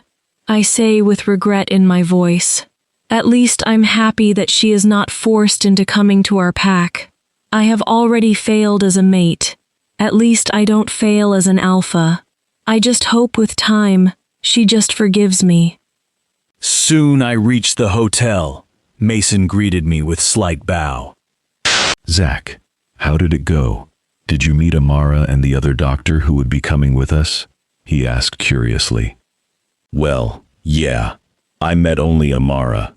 They have very well-equipped hospital. We can take their guidance in improving our pack hospital. I told him my honest opinion. Oh, Dr. Amara. She is very beautiful and hot, isn't she? You spoke with her. I wish I was there too, he says with a blush. I know she is beautiful and hot. That doesn't mean I'm okay with anybody seeing her with anything other than respect. I reluctantly clench my jaw. Aiden is on the surface, ready to mutilate his childhood best friend. Is the only thing that came out of my mouth. Just, Are you kidding? She is very sweet, pretty, and polite. I couldn't take my eyes off of her in the morning. She has these magnificent green eyes. Anyone can fall for her. Her mate is one lucky guy. Does she have a mate yet? I wish I could date her somehow. Before he even completes his sentence, I pinned him to the wall. I beg you stop talking. She is kind enough to help us with our medical affairs. For goddess's sake, she is the daughter of one of the respected alphas in our region. Respect her the way you respect me. I say by choking him. I can see his face turning blue. I suddenly realized what I was doing. I was on verge of killing Mason. I left him hurriedly. He started rubbing his neck with slight fear and confusion in his eyes. What in the hell, man? Don't you know me? Have I ever disrespected anyone before? I am just admiring her. I have never seen you this worked up before. I can feel your wolf on the edge. What's wrong? He says with worry and confusion in his eyes. Damn, I have to get a hold of myself. See, this is what a mate bond is capable of. It plays tricks with you. That's the reason I never wanted Amara in my life in the first place. Nothing is wrong. It's just that I don't want to ruin our chances of getting good doctors. We badly need them back home. Mason looks at me with confusion. I know he doesn't buy the crap I just said. He knows me well, but he nods his head. Okay, you can tell that in a normal way too. You scared the hell out of me, dude. Everything is going to be fine. They have already assured us. I know Alpha Greg will not back out from his words. He is trying to convince me. I'm sorry, Macy. Go get some rest. Let Alpha Greg and Beta Henry know that we are leaving for our pack in 2 days. It's sufficient time for them to do all preparations from sending both the doctors with us. I tell Mason. I went to the bathroom to take shower, more so to calm myself. Aiden is still pissed at Mason. He can't tolerate some other male admiring Amara, certainly not an unmated male. Chapter 10, Amara's POV. I was having dinner with Ethan and explaining him about my day and few patients of the day. How's Alpha Gray? I heard he visited you today. All the nurses and lady staff are going crazy over his looks. Is he hot or something? Ethan blurs out. Well, that's true. He is handsome. When I first saw him, I was so awestruck by his magnificent build, his sharp facial features, the confidence in his striking blue eyes, and his masculine charm. I thought, how did I get so lucky to get such a handsome mate? The rest is history. Even after 4 long years, I guess he is in his late 20s. I know werewolves age very slowly compared to a human being, but in Zachary's case it feels like he has stopped aging, or aging backwards or something. When he smiles, he gets these small dimples, which makes him look more gorgeous. Any sane person can fall into his deep blue eyes. Wait, what? What am I even thinking? I gave myself a mental slap. Okay, way to go, girl, Eva huffed in distaste. Amara, you still on Earth? What's the matter? Don't tell me you also fell for that cheeky Alpha, Ethan says with a tease. No! What no? I was just thinking about our moving. I can't believe we only have 2 days till we leave for Nightblood Pack. Your dad just called and informed me, I say nonchalantly. Yeah, but it's not like we will be all alone there. At least we have one another. Once their situation gets better, we will be back to our pack. Ethan trying to console me with his sweet words. Suddenly, someone was knocking on the office door. Nurse enters my office, with panic written on her face. Dr. Ethan, your patient Joni. Her blood pressure is too low. I don't think it's a good sign. You both must come now. We both ran to see Joni. Joni was 7 weeks pregnant with triplets. Due to her blood pressure issues, we advised her to get admitted in the hospital so that we can monitor her closely. After a lot of examination, we were able to stabilize her. Joni and her unborn kids all are well for now. It's almost 11 p.m. Me and Ethan are in critical care section. Her condition is stable for now, but we have to monitor her closely. You should get back home. I will stay here till her mate Todd comes back from border patrol duty. I will inform him and come to home." Ethan sat in his office. He always takes extra care for the pregnant patients and newborns, since this was the reason he became a pack doctor in the first place. "Okay, but call me if you need me. Now get some rest." I gave him a hug and left for home. 2 days has passed. Dad asked me to come to his office. When I entered, I saw Zachary was also present there. Our eyes connected. I felt heat rushing to my face. Why do I feel this way about him? He is not my mate anymore. Get a grip, Amara. I averted my eyes immediately. Dad and Uncle Henry seem little worried, so as Zachary and Mason. "What is it, Dad? You seem worried." There's a knock on Dad's office door. "Come in, Ethan," Dad announced. He bowed to my dad and stood close to me. I realized Zachary watching Ethan's every move. He got some nerve for sure. Who cares anyway? My dad spoke. "What's the update with Joni?" "Uncle Greg, we are still monitoring her. She and the babies are doing fine now. But due to her high-risk pregnancy, we can't take any chances. We are waiting till she completes her 8th month, which will be in next 15 days. Then we might have to deliver the babies surgically." Ethan's voice low and heavy.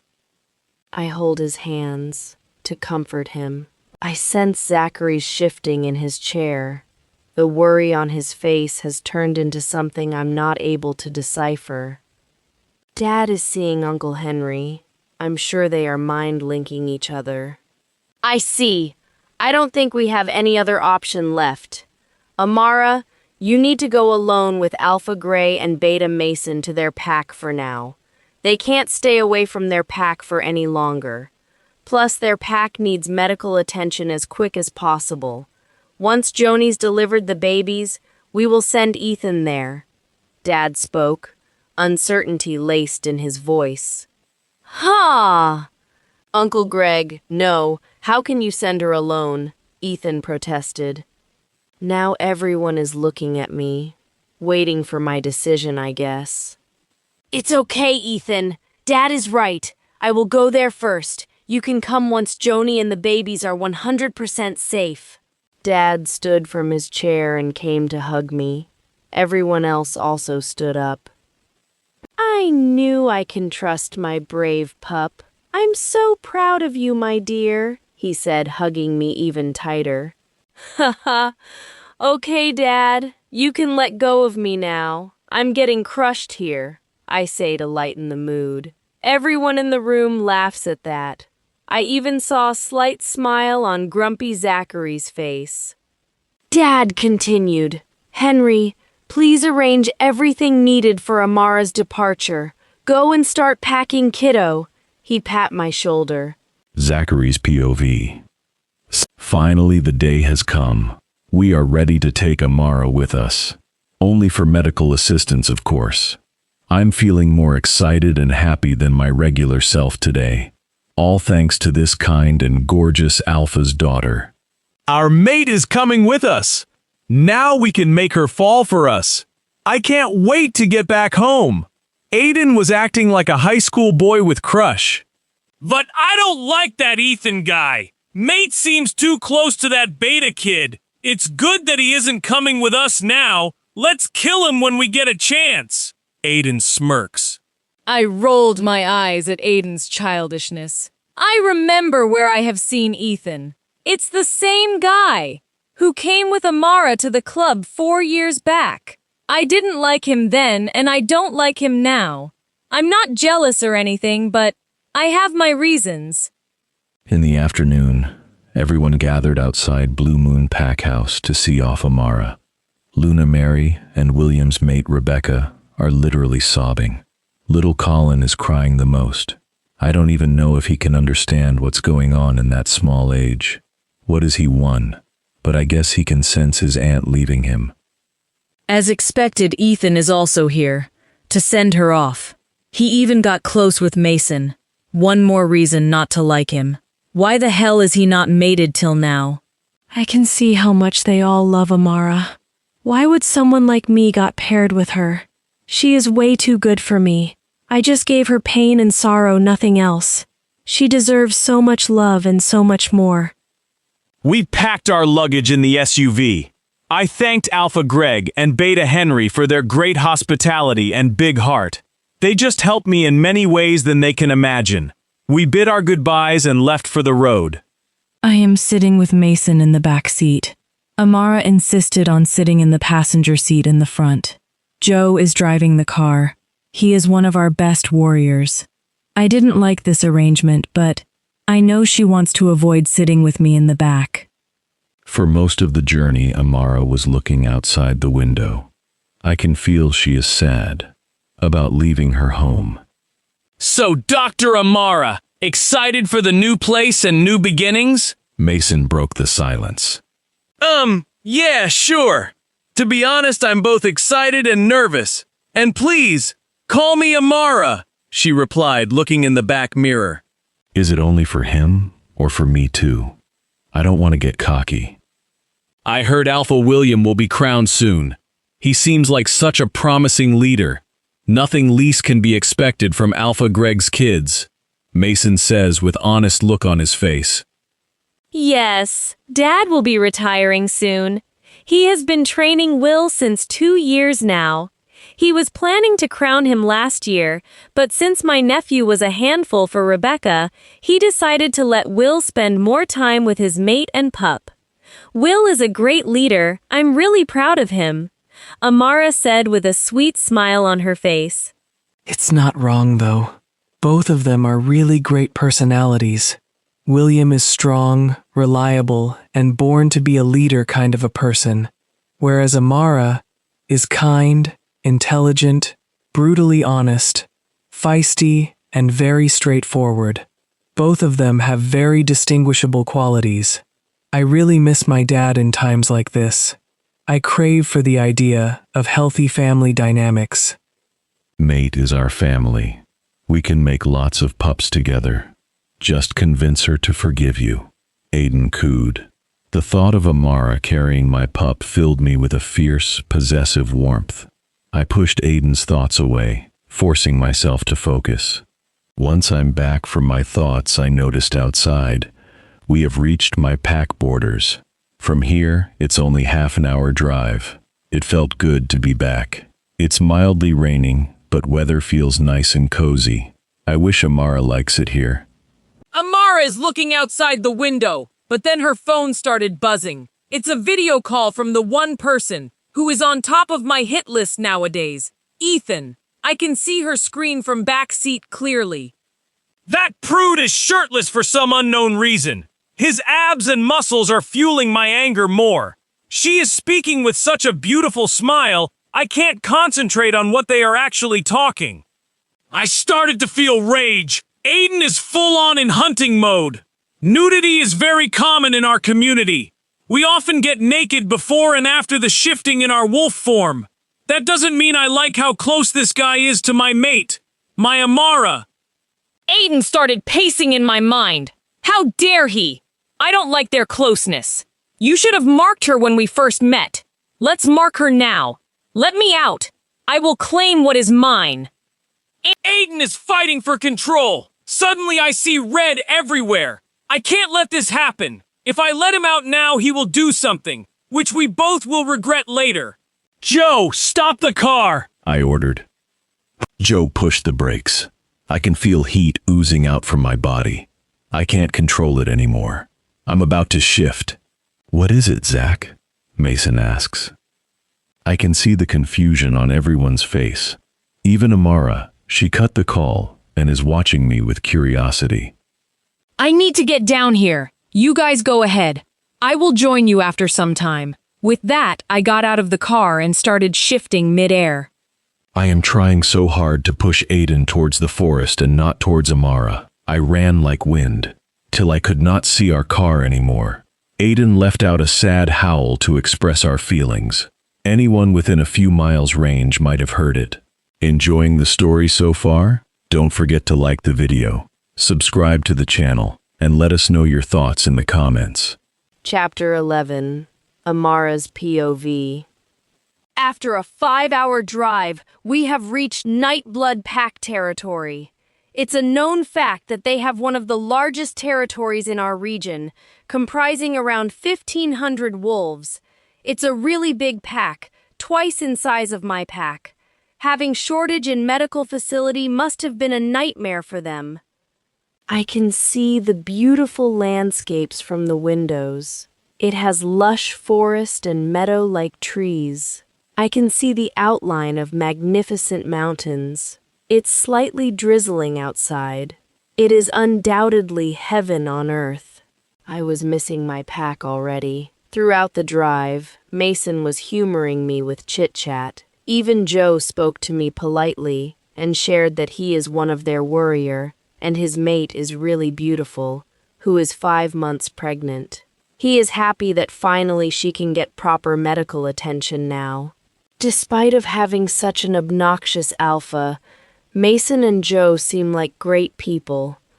I can feel Zachary's gaze on me time to time. Sometimes it's so intense I feel my body burning up. He has his chosen mate, Michelle or whatever, right? Why in the hell is he behaving weird? But then, I don't care about stupid Alpha Gray anyways. Then, I get a call from Ethan regarding Joni's treatment plan.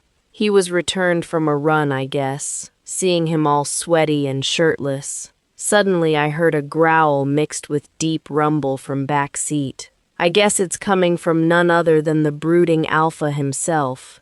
Joe, stop the car, he ordered. Joe pushed the brakes. I can feel heat oozing out from Zachary's body.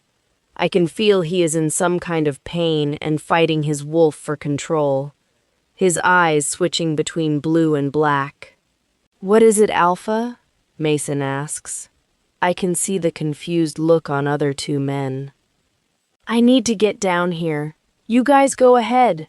I will join you after some time." With that, Zachary got out of the car and started shifting mid-air. He turned into this big black wolf with lightning blue eyes. He is majestic. I have never seen a wolf this big in my entire life. Then he ran towards the forest and disappeared. I was awestruck by the sudden change in his behavior. What might have caused this? He lost control on his wolf. That is very rare for an alpha. Joe started the car. "Mason, what was that about?" I asked. "I really don't know. I guess his wolf wants to shift in his own land. He is clearly concerned, but manages to cook up a lousy reason." We all heard loud howls from distance. It's from Zachary, I feel. They were filled with pain and frustration. "Mate is sad. He is in pain," Eva says. She is reciprocating her own sadness. "I don't care, and he is not our mate," I reminded her. In about 5 minutes, we reached their pack house. Mason gave me a detailed tour of the pack house. The pack house is a grand structure with a rustic log exterior and a wide wraparound porch that blends seamlessly with the surrounding forest. Inside, the main foyer is spacious with a vaulted ceiling, leading to a large living area featuring a massive stone fireplace. The dining room and modern kitchen are designed for communal meals, while the upper floors house private quarters with breathtaking forest views. The grounds are meticulously maintained, with gardens and recreational spaces for training and community activities. There was still no sign of Zachary. I got little worried about him, though. I had dinner with Mason. Then we moved towards the guest room section. "This is your room, Amara. I have already moved your luggage here," Mason stated, opening doors to a cozy yet comfortable room. It has a queen-size bed, a workstation, an attached washroom, and big windows. It is quite big for a single person. But I was not planning to stay here at Pack House. I don't want to live under the same roof as Zachary. Mason, can I ask you for a favor? I asked softly. Anything. What is it? He sounded genuine. I want to live near the Pack Hospital. Will you be able to arrange that? My voice pleading.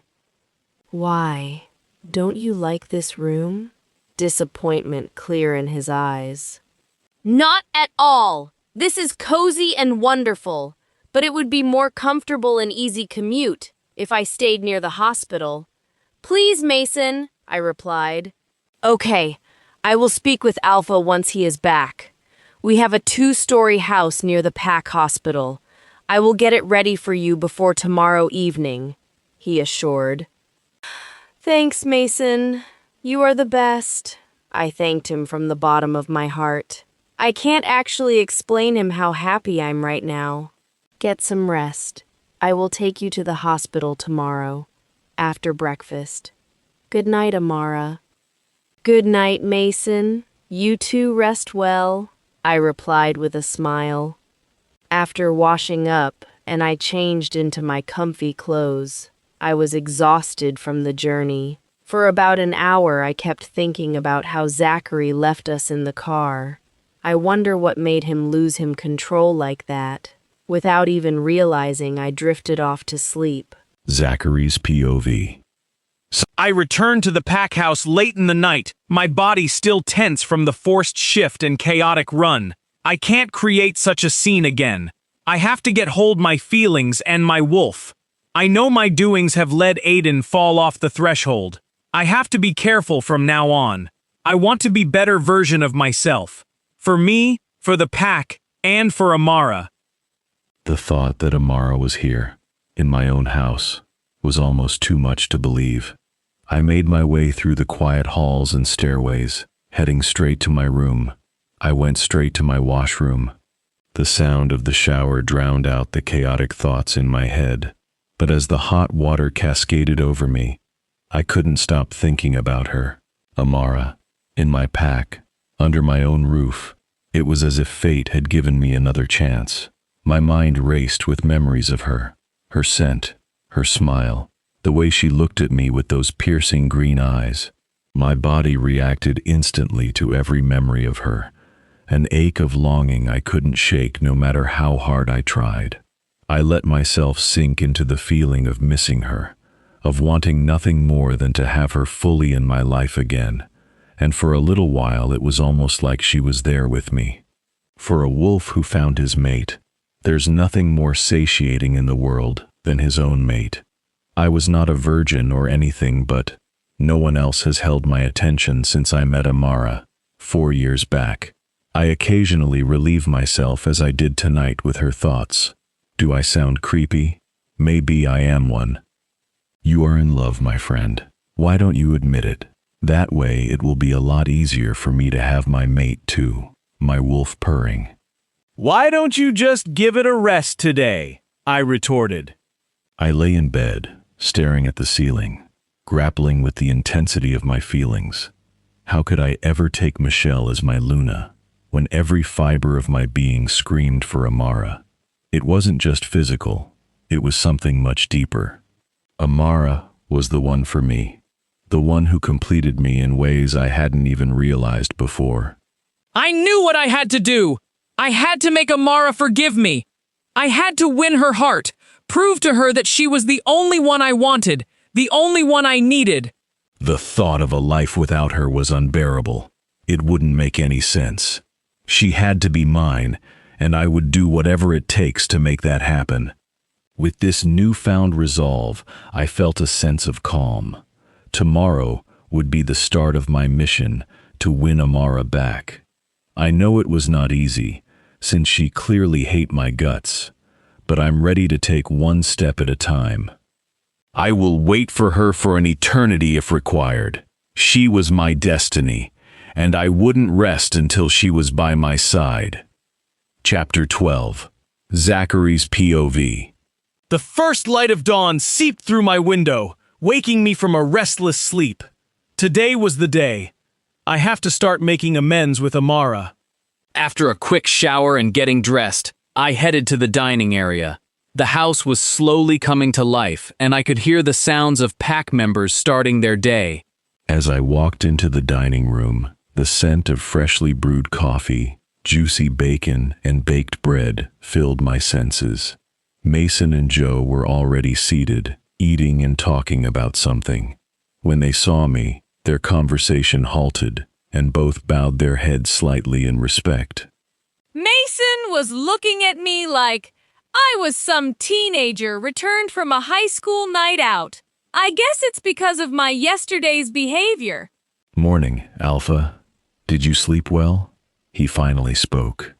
"As well as I could. Any news about Amara? Did she settle in well?" Before Mason could reply, Amara walked in.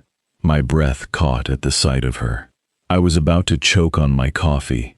My goddess, she looked radiant, despite wearing no makeup. Her cheeks are flushed. She wore her hospital wear, and her hair is managed in a long ponytail. My wolf, purring in response. I managed to stop the rumble coming out from my chest. She made her way to the dining table and took her seat after Mason. How stupid was I to think that she would take the empty seat beside me. She looked at me with blank expression. "Good morning, Alpha Gray." It stings when she calls me Alpha. Mates are not supposed to use titles among them. I can't correct her in front of everyone, since I promised her that I will not disclose our relationship to anyone. Are we in a relationship? "You are in a one-sided relationship, dummy." Aiden mocks me. That cheeky wolf of mine. I agree now, we both are jerks. "Keeping my composure," I replied. "Good morning, Amara." Haha, she is giggling her heart out when Mason made a joke about Joe tripping and falling yesterday while bringing her luggage to guest room. I don't get the joke anyway, but I'm happy seeing her happy. Before I could ask how she slept yesterday and did she even like her room, Sam and Rose entered the dining area. I kept my mouth shut and nodded when they bowed to me. Rose seemed particularly excited, her eyes lighting up as she spotted Amara. Both Sam and Rose took seats opposite to Mason and Amara. "Hi, are you the infamous Dr. Amara Davis? It's so good to finally meet you. I've heard so much about you. Can we be friends? Please." Rose sure is a talker. One question at a time, babe. Hi, Amara. I'm Sam, and this is my mate, Rose. I'm Gamma of Nightblood Pack and Zach's cousin. Sam placed a hand on Rose's shoulder, pulling her towards him. Amara's eyes sparkled for a second. She smiled, her eyes softening. "Hi, Sam. Hello, Rose. Nice to meet you both. And Rose, of course we can be friends. I'd love that. Please call me just Amara." All of us settled at the table, and I tried to catch Amara's gaze, but she was focused on Rose and the conversation around her. I heard Rose ask, "Did you like your room? If you need to change anything in the decor, please let me know." I see conflict on Amara's face. Before she could reply, Mason swooped in the conversation. "Oh, about that. Alpha. Amara insisting on moving to the house nearby our pack hospital. She says it would help her work more efficiently. I need your permission with that." I placed the coffee mug, little hard, on the table. Now, I got the attention I needed from everyone. "What? Why? Don't you like it here, Amara? If you don't like something, we can fix it for you." It's not like that, Alpha Gray. My job requires me to stay near the hospital. In case of any emergency, I can go there faster. Please allow me to stay near the pack hospital, says Amara. Even though she says it's because of the work, deep down I know her reason. It's because of me. She doesn't want to stay near me. "Don't permit this. I don't want Mate staying far from us. I want her here." Aiden pleads. I know, Aiden. I don't want her moving either. But I can't restrict her. If I do, she will hate me more. Just trust me on his. I tried to convince Aiden. A flicker of disappointment crossed my face, but I quickly masked it. I took a deep breath, knowing this was a battle I wouldn't win. Well then, if that's what you want, you can move there. Massey, please help Amara for shifting to the new place. Of course, Alpha. Mason replied. After the breakfast, Mason and Amara left for the hospital. Rose went into the kitchen to instruct our chefs regarding today's lunch and dinner. Joe and Sam went for their border patrol and inspection duty. I went straight to my office to work on my pending tasks and approvals. There was a pile of paperwork that needs my urgent attention, my mind occasionally drifting back to Amara.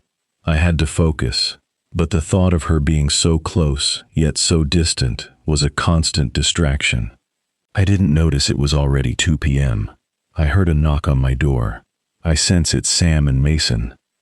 Come on in, I announced. Zach, I need to discuss some important matters with you and Massey. It's regarding the rogue attacks near our southern border, Sam says worriedly. The air around us, heavy with the seriousness of the situation. We sat down, and Sam laid out the details of the rogue activities that had occurred near our borders. Is anyone hurt? I asked. The attack was swift and brutal. 3 of our pack members from patrol team are injured. My wolf started to pace back and forth. He doesn't like someone invaded our pack land and attacked our people. He wants vengeance. Let's go and kill the rogues. How dare they enter my territory? I have blocked him out for the time being. It's easy then to speak with him rationally. I felt bad for the warriors who are hurt. I heard they got attacked with silver knives. I felt sick to the stomach. How could this happen all of a sudden? There were no attacks since 2 whole years. I guess they were monitoring our borders since long back. The attacks happened when we were coming back from Blue Moon. I think they knew you were out of the pack, says Mason. You may be right here, Massey. It's too much of a coincidence. But first and foremost, we need to find out who's leading these rogues. We start discussing details about all the past rogue attacks on our land. Unlike their usual carefree attitude, these rogues were too organized. It's just a hunch, but I get a feeling the attacks are related to Maximus. I get this eerie feeling inside. Sam and Mason nodded grimly. Right. How could we forget him? His right hand. James trespassed our territory and committed the unforgivable. He assaulted one of our young she-wolves and mutilated her. You were right to hunt him down and kill him, Sam says with fury. My jaw clenched at the memory. I didn't just kill him. I made sure he suffered enough, similar to how he hurt that female pup. That's what you deserve when you mess with my pack and my people. Memories of past kept flooding in. Maximus attacked us with a rogue army not long after that. It was a brutal battle. We lost many, but we stood our ground and defeated them. But Maximus had an escape plan. He slipped through our fingers and escaped alive. Now, it seems he's back, looking for vengeance. I clenched my fists, anger simmering beneath the surface. If he's returned, we need to be ready. This time, we finish what we couldn't last time. Sam and Mason nodded. We will be.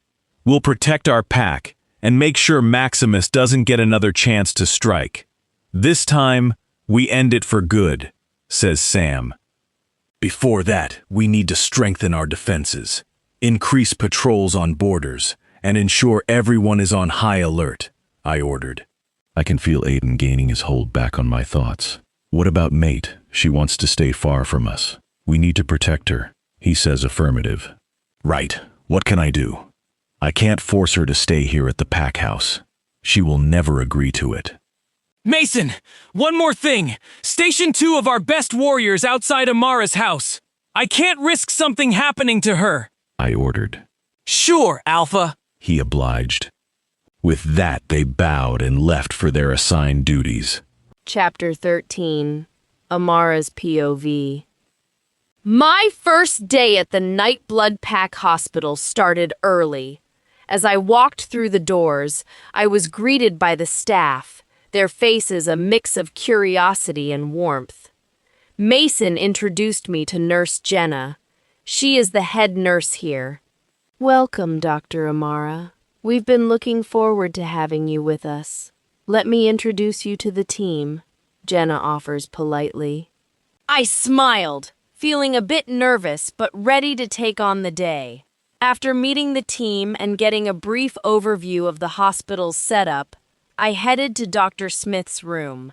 The former chief doctor lay in a coma, a result of a tragic accident that had left a gaping hole in the PAC's medical leadership.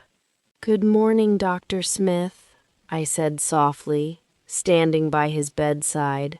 We're all hoping you'll wake up soon and take back the reins here.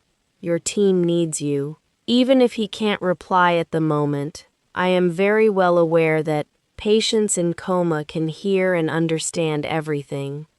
I checked his vitals, ensuring everything was stable.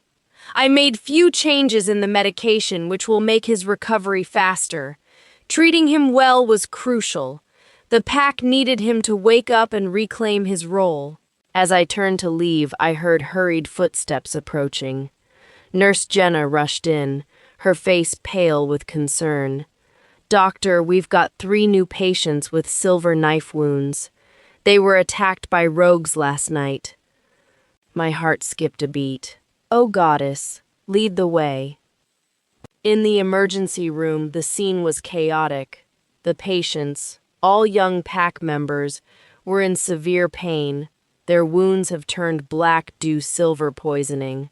I immediately took charge, instructing the nurses and healers on what to do.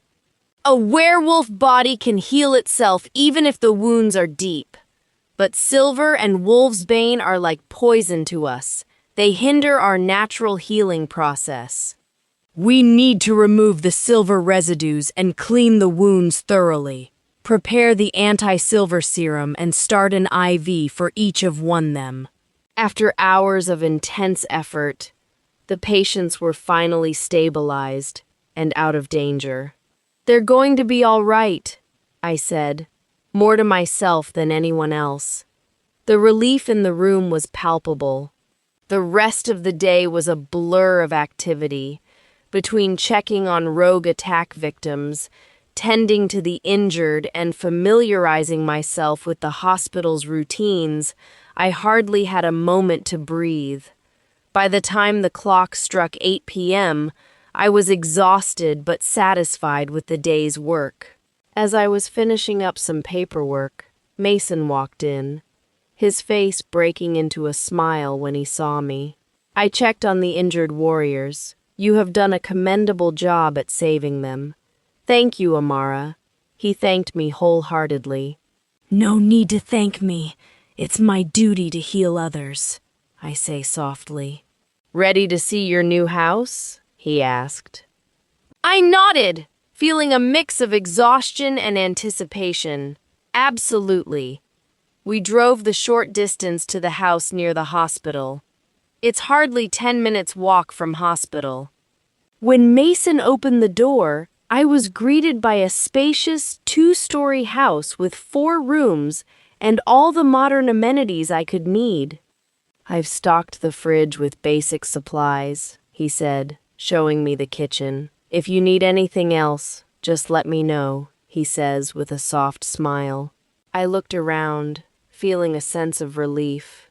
This is perfect, Mason. Thank you so much. He smiled, his eyes kind. It's the least we could do. You've had a long day. Get some rest. Good night, Amara. Good night, Mason. Thank you again. I closed the front door. As he left, I stood in the quiet house, taking a moment to appreciate the day's work and the comfort of my new surroundings. Despite the exhaustion, I felt a sense of accomplishment and a growing connection to the Nightblood Pack. Zachary's POV. I was lying on my bed. Even though I had assigned security personnel outside Amara's house, I feel worried about her safety. No one knows yet that she is my mate, so it's highly unlikely that someone would target her. Still, my mind kept wandering back to her, wondering if she was settling in all right. My wolf was restless not just from the rogue attack, but from the frustration of not being able to protect our mate freely. The weight of the pack's safety and my own personal turmoil bore heavily on me. I decided to go for a run to clear my mind. Shifting into my wolf form, I bolted towards the lake, my usual getaway spot. The run was invigorating, the wind rushing through my fur, the scent of the forest calming my nerves. But as I approached the lake, I noticed another wolf sitting near the water. It was a white wolf, which is an uncommon sight in our pack. Suddenly, the wind shifted, carrying the sweet scent of vanilla and honey. I knew instantly who it was. It's Amara. Hiding behind a tall tree, I watched her, curiosity and longing intertwining within me. She seemed curious about her new territory, exploring and playing in the water. Without realizing it, I stepped on a twig, the sound snapping her out of her reverie. She got into a defensive stance, baring her teeth. Slowly, I emerged from the shadows, making sure not to startle her further. Her wolf is bigger and slender compared to the she-wolves I have seen in my entire life. But she is smaller compared to my wolf. I'm twice her size.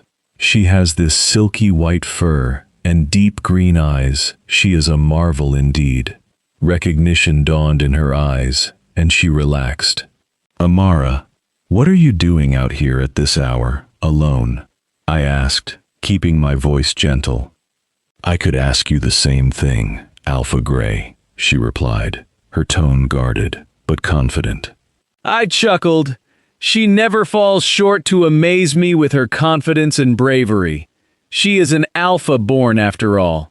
It's not safe here around this hour. Plus, due to the recent rogue attacks, I have appointed security guards for your safety. You know that, right?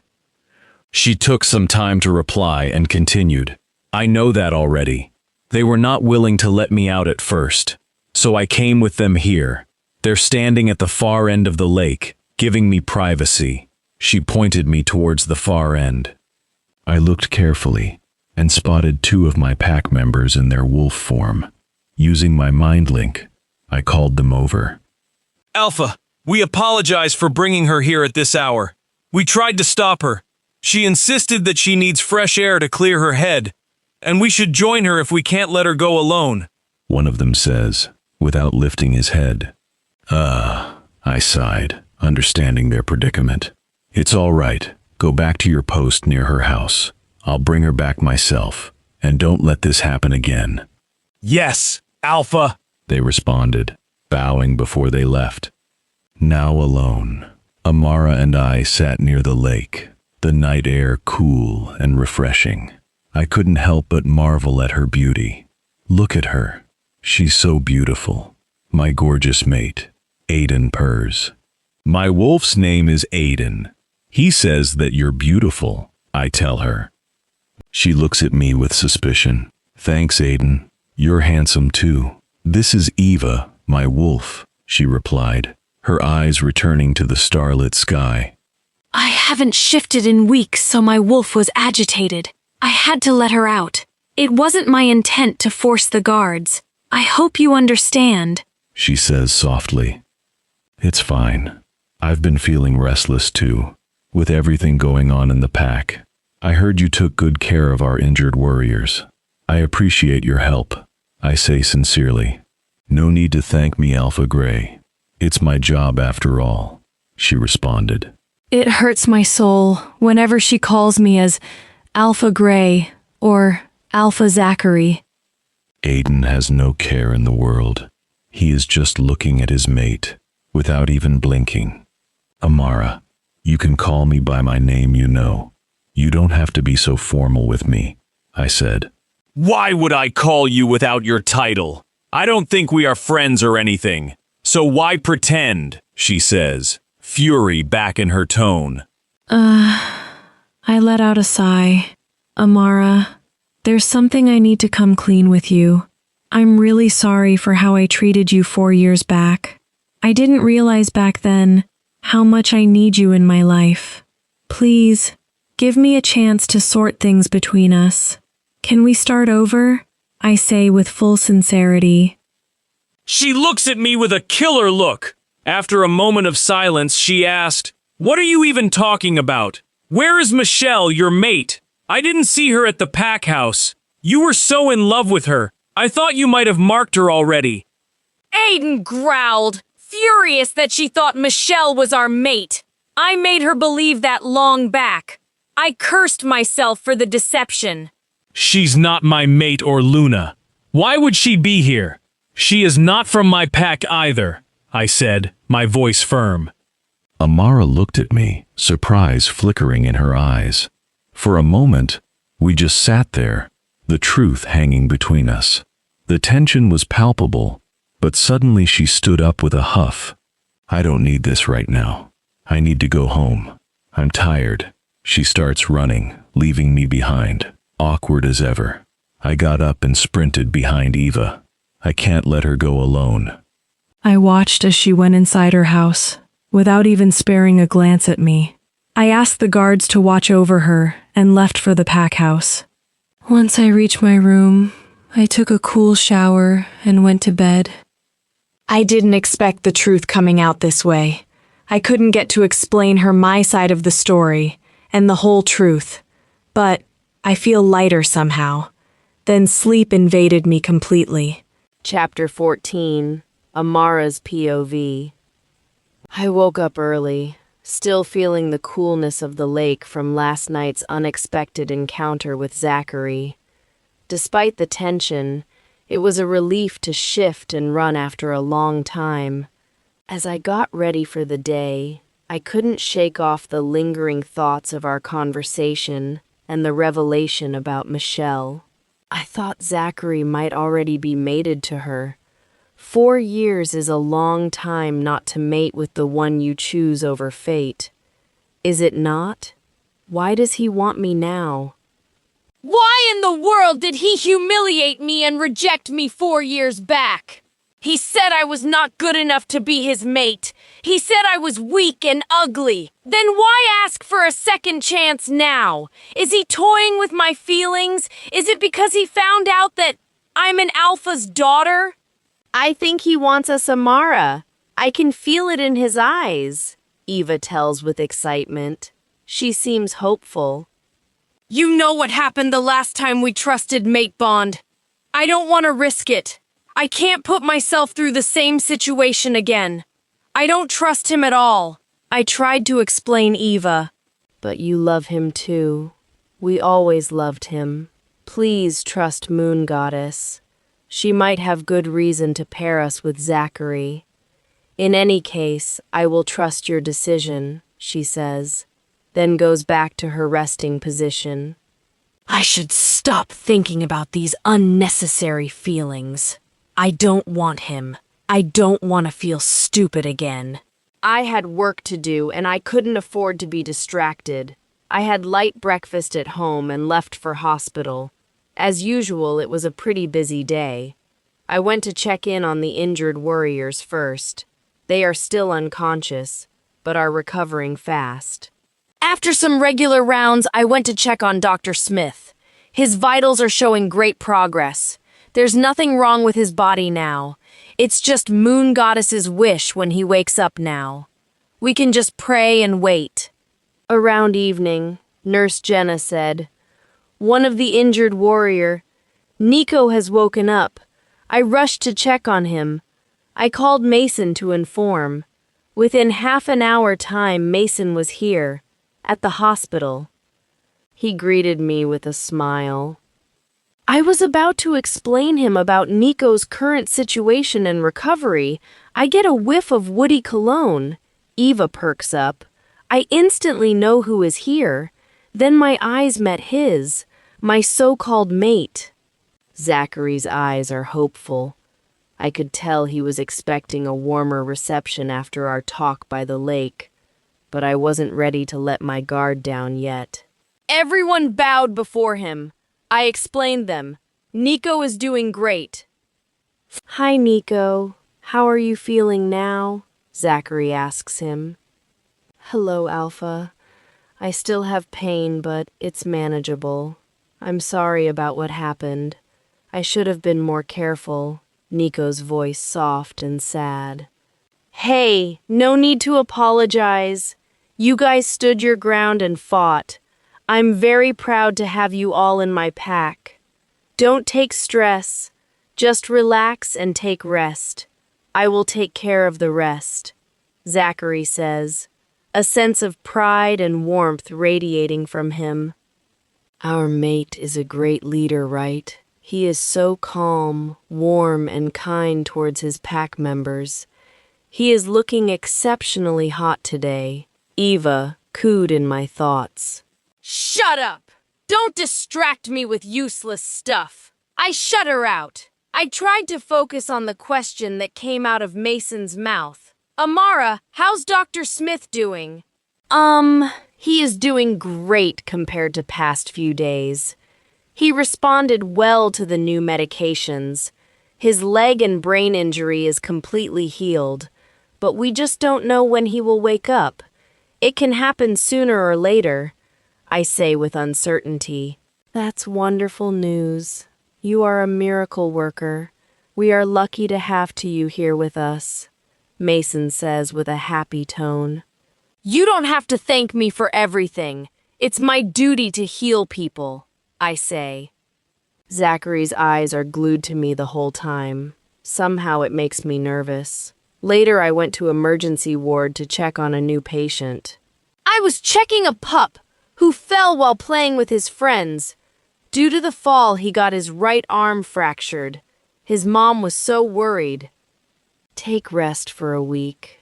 The arm will heal itself. Do not worry much. If he gets more pain, you can give these tablets to him, I told his mom. Thank you, doctor. She smiled at me and then took her kid home. I saw texts from Ethan. I replied him back saying I was free now and he can call me. I heard a knock on my office door. Come in, I said. Zachary came in, looking hot as usual. He is wearing white casual t-shirt and blue denim. His black wavy hair was disheveled. I guess he came to hospital in a hurry after hearing Nico is conscious. He has this 6'5" tall and masculine body with well-defined abs. I just want to jump into his arms sometimes.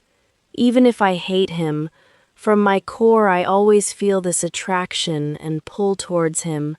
I never get this feeling around any other male. Why do you hate me so much, Moon Goddess?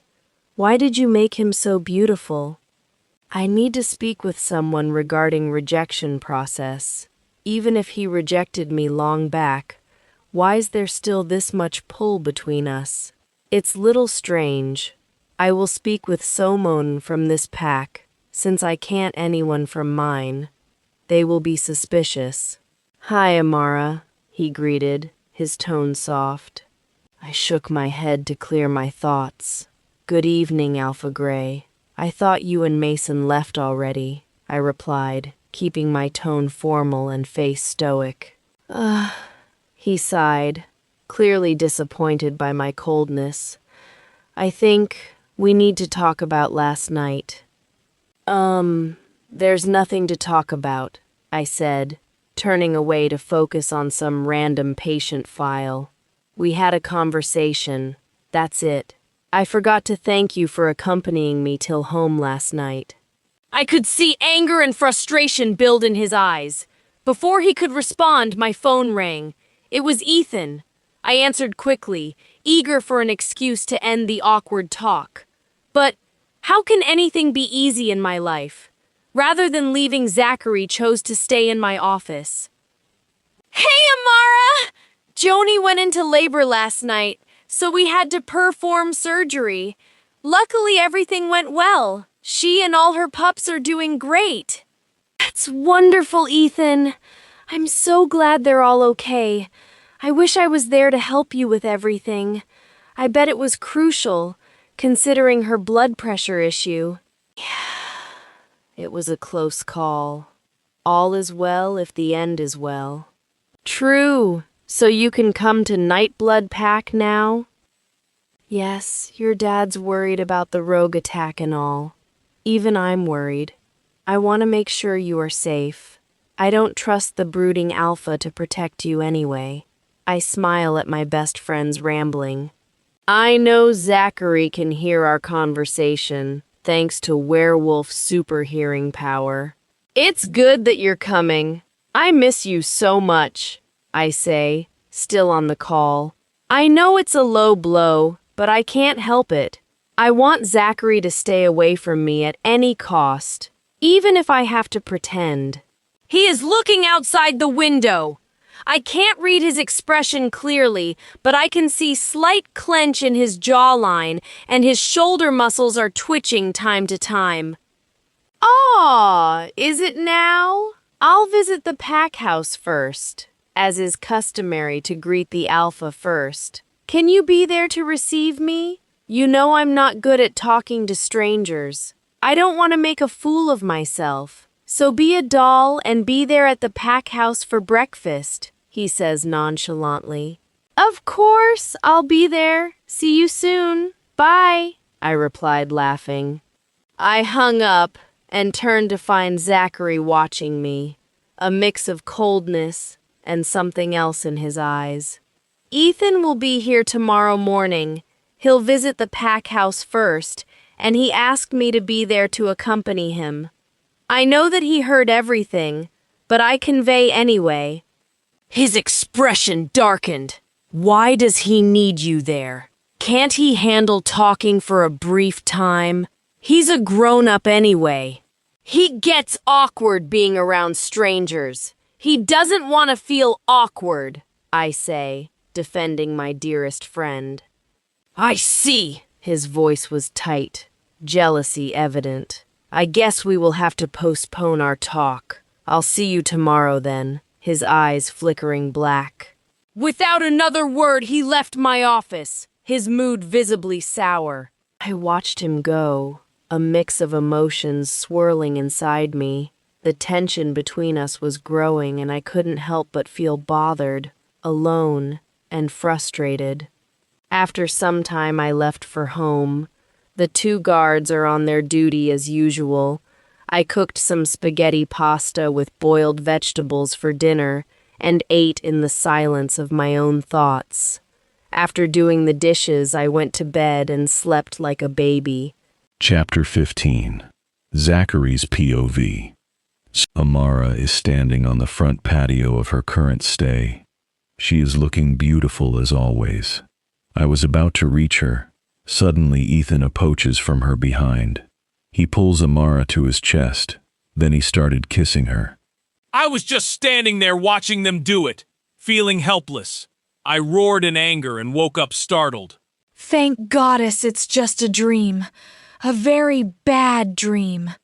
Why would you dream such insolence things and spoil my day? My wolf huffing in the corner. I guess he also felt the rage. You think I want to see her making out with other guy? Heck no! I don't want to see her with anyone other than me. I can't control my dreams. I tried to convince the both of us. As a matter of fact, Ethan was coming to my pack today, and I couldn't shake off the feeling that things were about to get more complicated. Is there something going on between them? Am I too late to get her back? I heard them talk on phone yesterday. It was too cheesy for my liking. When I reached the dining area for breakfast, the sight of Ethan and Mason laughing together greeted me. I hid my frown and joined them. Good morning, Alpha Gray, he greeted, nodding respectfully. Morning, Ethan. Glad you made it safely, I said, and took my seat at the table. Just then, I heard a car pull up outside. Moments later, Amara walked in. My heart skipped a beat at her sight. She is in her casual clothing today.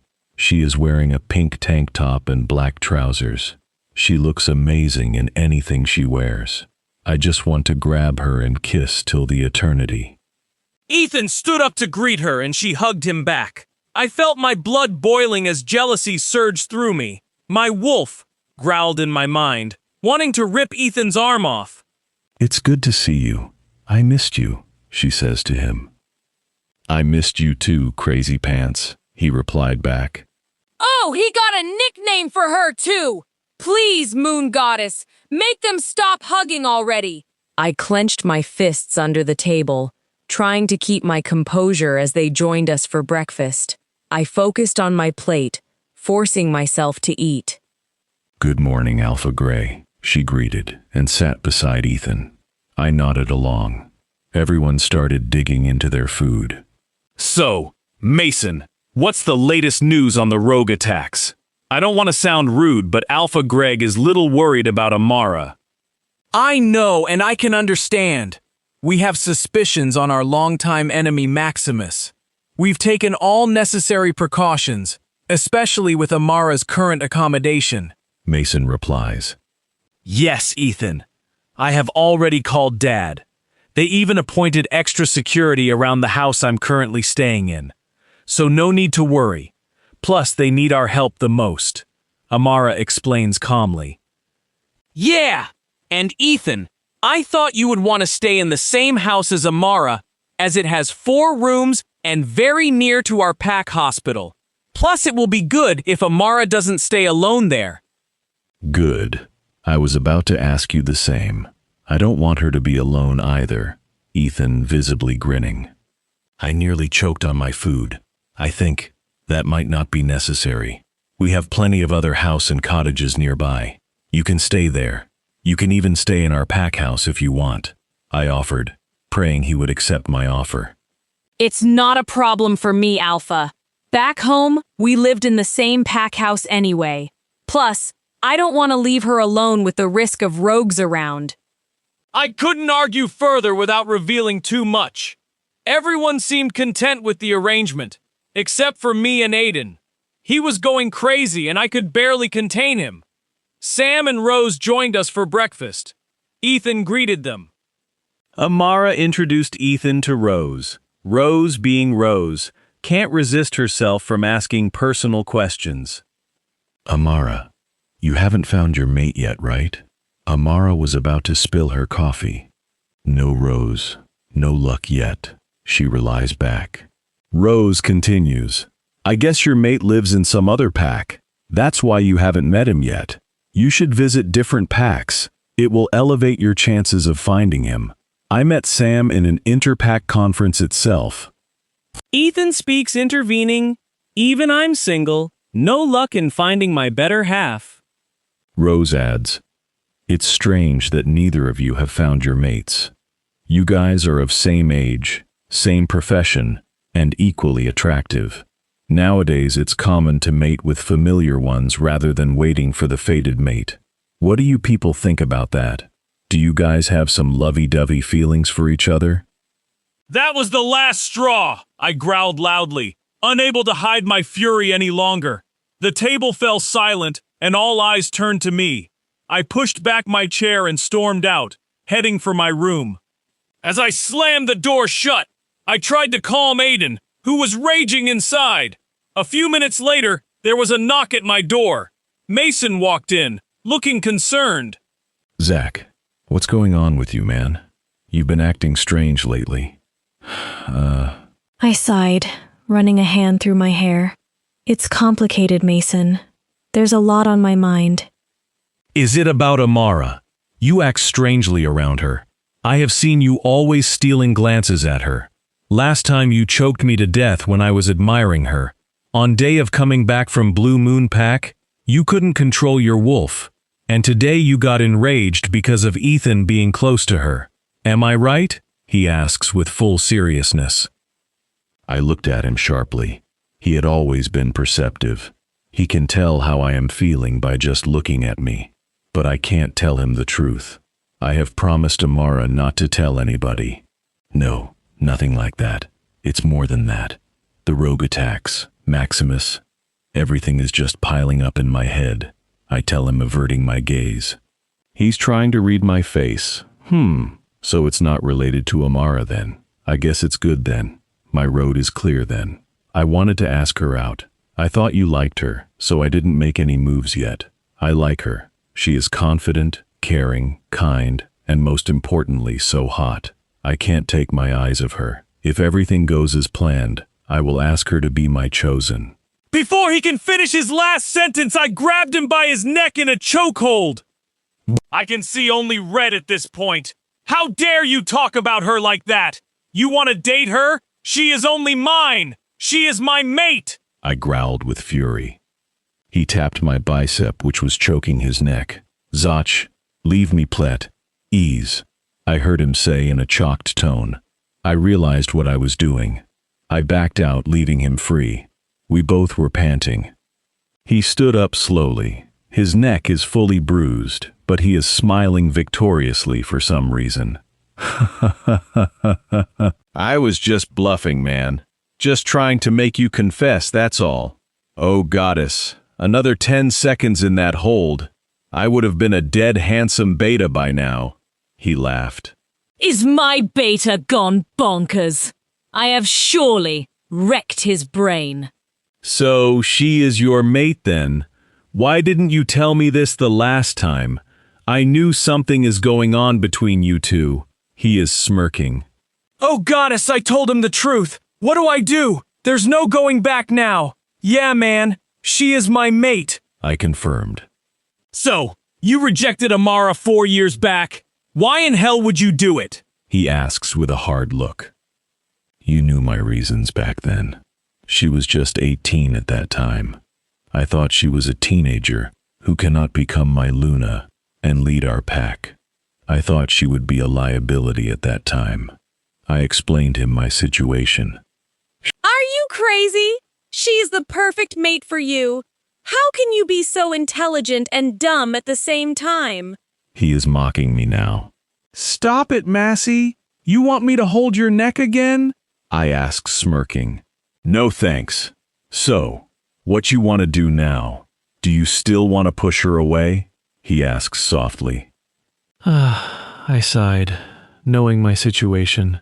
In the past 4 years, I regretted every single day for pushing her away. Now that I met her again, I don't want to lose this chance. I want her. I can't imagine my life without her. I thought after bringing her to our pack, I will ask her forgiveness and make her mine. Did you speak to her? What did she say?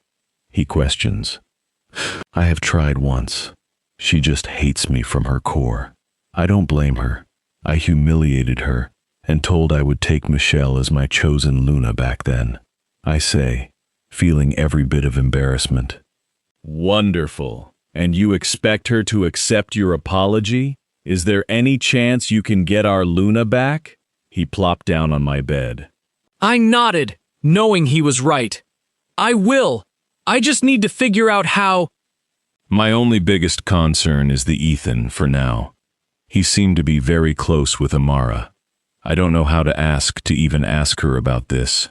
I ran my fingers into my hair. Oh, don't worry about him. They are just childhood friends. Once you left the table, Amara replied to Rose saying the same. Mason assures me. Thank goddess. I just hope I have not pushed her towards the idea of choosing a mate herself. I murmur. About Ethan staying with her? Will you be okay with that? I gritted my teeth. I don't like it at all. But I can't stop it now. I'll just have to control myself from killing him. Why didn't you tell me all this before? He asks. I could feel a hint of hurt in his voice. She made me promise not to share the information with anyone, that we are mates. I just wanted to bring her here, so I obliged, I said. Haha, Mason stood up, patted my shoulder. We're here for you, Zach. You're not alone in this. I will help you win her back. Please don't mess this up this time. We need our Luna at any cost. And calm your wolf for heaven's sake. Meanwhile, try not to kill or choke anyone. He laughs. I nodded at him. Thanks, man. As he left, I took a deep breath, trying to steady myself. Chapter 16, Amara's POV. Sitting at the dining table, I was still reeling from Zachary's outburst when Rose casually mentioned Ethan and me being a couple. Eva had been equally offended, and the way Zachary had growled and stormed off without finishing his meal had startled everyone at the table. Later, I confirmed everyone that there's nothing between me and Ethan. I wish Zachary would have stayed to listen it. Why do I care? Let him misunderstand or whatever. Mason went to check on Zachary, but I didn't really care what happened after that. Ethan and I headed to the hospital together, and I was genuinely happy he was finally here. The day went smoothly as I walked him through Dr. Smith's progress and other patient details. Nico was discharged today, and seeing his family so happy brought a sense of accomplishment within me. Ethan shared updates from home. Dad was planning Will's crowning within next 2 months. I was excited for Will and Rebecca, and now Mom and Dad could finally go on their long pending vacation. I missed them all terribly, but having Ethan here felt like a piece of home. After work, we headed back to the house and made a video call to Debbie. The three of us talked for hours, reminiscing about the carefree days of our youth. Growing up brought many changes, but the bond we shared remained strong. Ethan took the room on the ground floor while I was settled upstairs. I had just freshened up when I heard a commotion in the living room. Rushing down, I was shocked to see Zachary punching Ethan in the face, anger and agitation radiating off of him. What the hell, man? Ethan pushed Zachary away. How dare you touch her? I will kill you, Zachary growled, going for Ethan with renewed force. I rushed forward, placing myself protectively in front of Ethan. What is wrong with you? Why are you hitting him? I demanded, my voice shaking with a mix of anger and confusion. Zachary's eyes were flickering between black and blue, a sign that Aiden was fighting for control. He stared at me, and I knew I had to try to calm him down. Aiden, please, I know you're listening. Don't hurt Ethan. For me, for my sake, give control back to Zachary. I reached out, holding his forearm, trying to soothe him with my touch. He relaxed slightly, but tension still hung in the air. Amara, what's wrong with him? I think he's going feral or something. Step aside. He might hurt you, Ethan said, trying to pull me away from Zachary. I saw Zachary's jaw twitch, and I knew I couldn't let this escalate further. Ethan, will you go outside for some time? Go for a walk or something? I'll explain everything once you return, I pleaded with him. Hell no. I can't leave you here with him, Ethan protested. Ethan, if you trust me and my judgment, please give us some space, I insisted, my voice firm. Okay, just mind link me if this jerk gets out of control again, Ethan said reluctantly before heading outside. With Ethan gone, I turned my full attention to Zachary. What is going on with you, Zachary? Why are you acting like this? He sat on the couch. I took the chair facing him. He stared at me, his eyes still swirling with emotion. I'm sorry, Amara. I came here to tell you something, but then I saw Ethan shirtless and he had your scent on him. I thought you and him... He trailed off. Finish your sentence, me and him what? I commanded. I didn't realize Ethan was shirtless this whole time. I focused on Zachary's face again. I thought there's something going on between you two. I know I'm wrong, and I overreacted, but I have been seeing these weird dreams of you and Ethan getting intimate with each other. So rage took over and I couldn't control Aiden, and you know the rest. His hands are running in his hair. I got up from my seat. This is not right. You can't just go around punching people because of your feelings. Ethan is my best friend. He is like my family, and we both are here to support your pack. Remember? You need to control your emotions. I said, trying to keep my voice calm and steady. He sighed, running a hand through his beautiful hair. I know. It's just, I can't help it. Seeing you with him makes me feel jealous, possessive. Trust me, these were the exact feelings I wanted to avoid before I met you. I just don't get it. What if I'm with him or anyone? That's none of your business. You don't own me. We are not mates. You made it pretty clear 4 years back. You can't just forget everything and come here acting like a possessive boyfriend. We need to find a way to coexist peacefully for a few more months, till Dr. Smith wakes up. Once that's done, I will be out of your life and pack, for good. Till then, please stay away from me, I said with full of aggression and anger. Tears were threatening to fall, but I controlled myself, Eva howling in pain with the intensity of my words. He stood up. I can see sadness and regret on his face.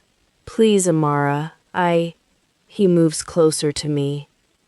I can hear my own heart pounding like cray. I took 2 steps back. I think I have made my decision clear to you. I will never forgive you. So please stop creating problems in my life. Just leave now. Boo-hoo. Tears fell from his eyes. I have never seen a man, let alone Alpha, cry before. As you wish. Sorry for everything. Then he left. Boo-hoo. With that, I fell to my chair. I think it's better if we stay apart. We are not mates. I don't love him. I crawled my head between my legs, and deep sobs left my chest. Eva's howls intensified in my head. Chapter 17. Zachary's POV. After the breakfast fiasco, I was still agitated when my phone rang. One of our trackers from the southern border was on the line. Alpha, we've spotted a few wolves watching us from outside our border. Their scent tells us they're rogues. It has been happening since few days now. It's outside our territory and in a different PAX area, so we couldn't gather more details.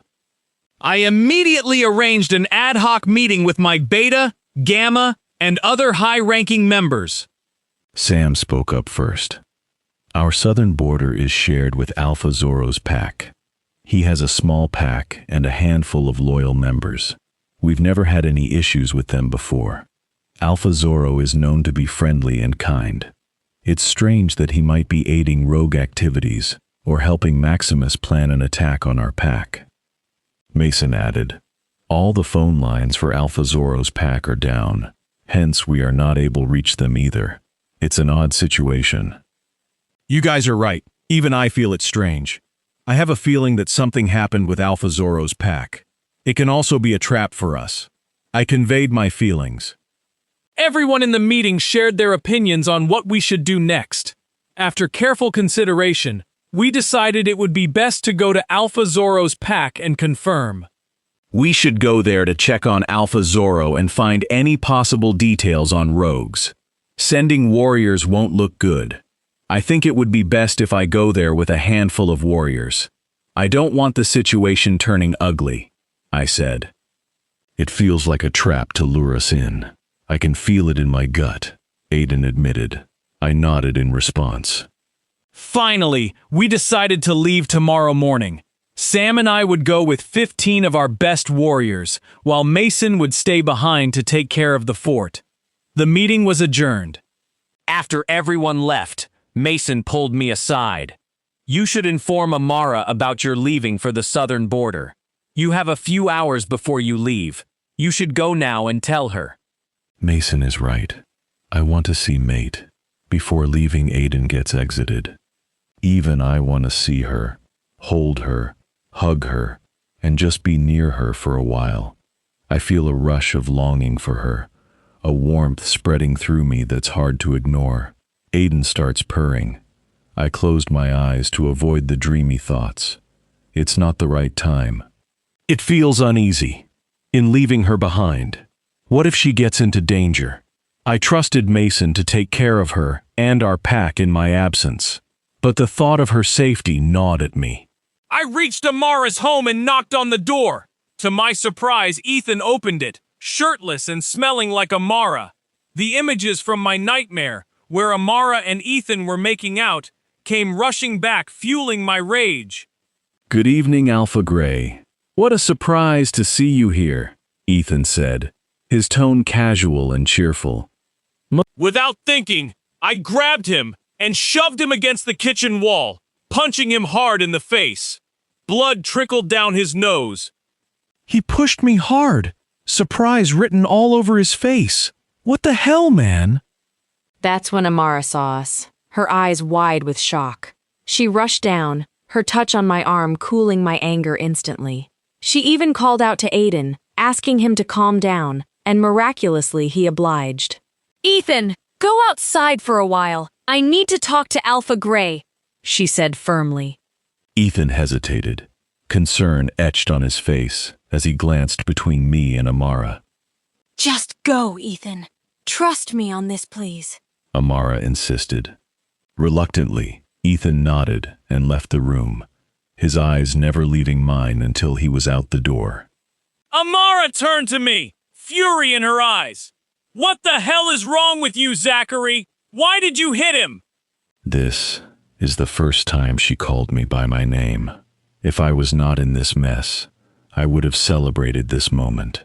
I'm sorry, Amara. I saw him shirtless, and he smelled like you. I thought you too. I stammered, feeling my anger and frustration melt into regret. Finish your sentence, Alpha. You thought we were what? She demanded. I thought there was something going on between you two. I've been having these dreams of you and Ethan together, and I lost control. I know I was wrong and I overreacted, I admitted, running a hand through my hair. You can't just go around punching people because of your feelings. Ethan is my best friend, my family. We're here to support your pack. Remember? You need to control your emotions, she said, trying to keep her voice steady. I know. It's just, seeing you with him makes me feel jealous and possessive. I wanted to avoid these feelings, but I can't help it, I said, feeling the weight of my own inadequacies. I don't care what you feel. You don't own me, Zachary. We're not mates. You made that very clear 4 years ago. You can't just forget everything and act like a possessive boyfriend. We need to coexist peacefully until Dr. Smith wakes up. Once that's done, I'm leaving your life and your pack for good, she said, her voice full of anger and pain. Tears threatened to spill from my eyes. Amara, please, I'm sorry. I stepped closer, but she backed away. I think I've made myself clear. I will never forgive you. Stay out of my life, she said, her voice breaking slightly. Boo-hoo. I stood there, feeling helpless as tears rolled down my cheeks. As you wish. I'm sorry for everything, I whispered before leaving her home, unable to tell her the real reason I had come. I met Ethan, wandering outside her house. I guess he was coming back. I'm sorry, man. I shouldn't have done it. It's just a misunderstanding. I left before hearing his reply. I went straight back home, my heart heavy with regret and guilt. I failed her again. I had failed my mate multiple times, but I couldn't afford to fail as an alpha. I needed to protect my pack from danger. I would try to sort things out with Amara once I returned, but for now, I had to focus on the mission ahead.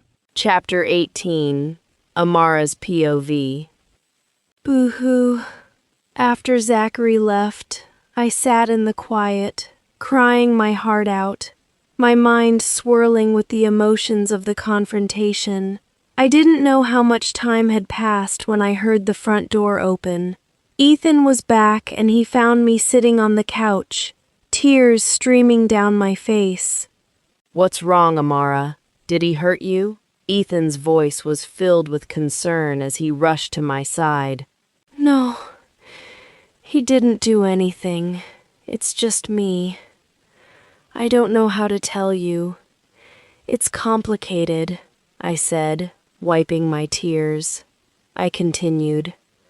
I know I have made a mistake of hiding this information from you. I think it's time that you know. But please, don't get mad at me. Okay, now you're scaring me. Tell me what it is, Ethan urged, his eyes searching mine for answers. Taking a deep breath, I began to tell him everything. Zachary is my mate. Ethan's eyes widened in shock. I continued with my story. I met him 4 years ago when we went to party at Club Hilton, after I turned 18. He was there. Our wolves recognized each other as mates. But he was not willing to accept me. He humiliated me, rejected me, and told me he had a chosen mate. Ethan burst with anger. What the hell? How dare he reject you? Is he stupid or something? I will kill that jerk. I took his hand in mine. Please calm down. Something flashes in his eyes. He continues. Right, I remember him. It was Zachary who brought you back to us when you were unconscious. Why didn't you tell me all this time? Why suffer alone? I didn't want to trouble everyone with my personal issues. I was a teenager and I thought hiding it was the right thing to do at that time. But now I realize it was a mistake. I should have confided in my friends and family, I confessed, feeling the weight of my secret lifting slightly. Okay, so you guys met again after 4 years now, when he came to our pack requesting for doctors. Why did you agree to come here? Are you mad? He huffed. I didn't know it was Zachary when Dad mentioned him as Alpha Gray. I already promised Dad that I would help the patients here. How can I back off after that? I explained my point of view. Wait, you didn't know his full name? How did he reject you then? The bond will break when he rejects you with his and your full name, and later you have to accept his rejection. Otherwise it will not work. He questions. I sigh with realization. Nothing like that happened on that night. He just told me he doesn't want me and he has a chosen mate. That's all there was. That is why I still feel the connection. The bond was never broken. He nodded. Right. So, Zachary doesn't want you, right? Then why is he acting all possessive and bothered now? Ethan asked, trying to make sense of it all. I have no idea, I admitted. He says he realizes now what a great mistake he made. He thought he was protecting me or something, by rejecting me. He also said over the years, he regretted it. He wants me back now and has apologized many times. What's up with his chosen mate? Is he mated already? Ethan asks. Eva is rolling her eyes in my thoughts. Her name is Michelle. I haven't seen her around. One thing is clear, he is not mated to anyone. Yet, I confirmed. But today what he did was very wrong. He shouldn't have lifted his hands on you. I clearly told him to back off and stay out of my life. I tell him with hesitation. Ethan sighed, processing everything. I met him on my way back. That moron apologized for hitting me. You don't have to worry about that. He apologized? Wow, that's new. Good for him. I felt little relief hearing that. Then he continued, So, do you really mean it? You don't want to give him a chance? If you don't want him in your life, then you can reject him properly and be done with him. I couldn't answer him. The truth was, I didn't know what I wanted anymore. The hurt and betrayal still stung, but a part of me was conflicted by Zachary's remorse and the bond we still shared. Seeing my hesitation, Ethan just nodded. All right, let's talk about that some other time. I'm starving. Let's have dinner and then we can call it a night. We ate in relative silence, the weight of the conversation lingering in the air. After dinner, we both went to our rooms. As I lay in bed, I couldn't shake the turmoil within me. How was I supposed to navigate this complicated mess of emotions? I couldn't shake the memory of Zachary being sad and tears rolling down his cheeks. Why is it bothering me? Do I care about him? Do I still love him? Next morning, as I arrived for breakfast table, Ethan was already there, with a concerned look on his face. "Morning, Amara. You okay?" he asked gently. I forced a smile. "Yeah, just a lot on my mind lately. Let's get the day started, shall we?" He nodded in response. We had breakfast and left for the hospital. Upon reaching, we dove into our usual routine, checking on patients and going over Dr. Smith's notes. But even as I worked, I couldn't shake off the lingering thoughts about Zachary. Last night's confrontation with Zachary played on a loop in my mind. Despite everything, I knew I had to focus on my work at the hospital. I couldn't let my personal issues interfere with my responsibilities. During lunch, Ethan and I sat in the hospital cafeteria. Ethan saw me playing with my food with a fork. "Amara, about last night, I know you told me everything, but I just want to make sure you're really okay," Ethan said, his eyes full of concern. "I'm trying, Ethan. It's just complicated.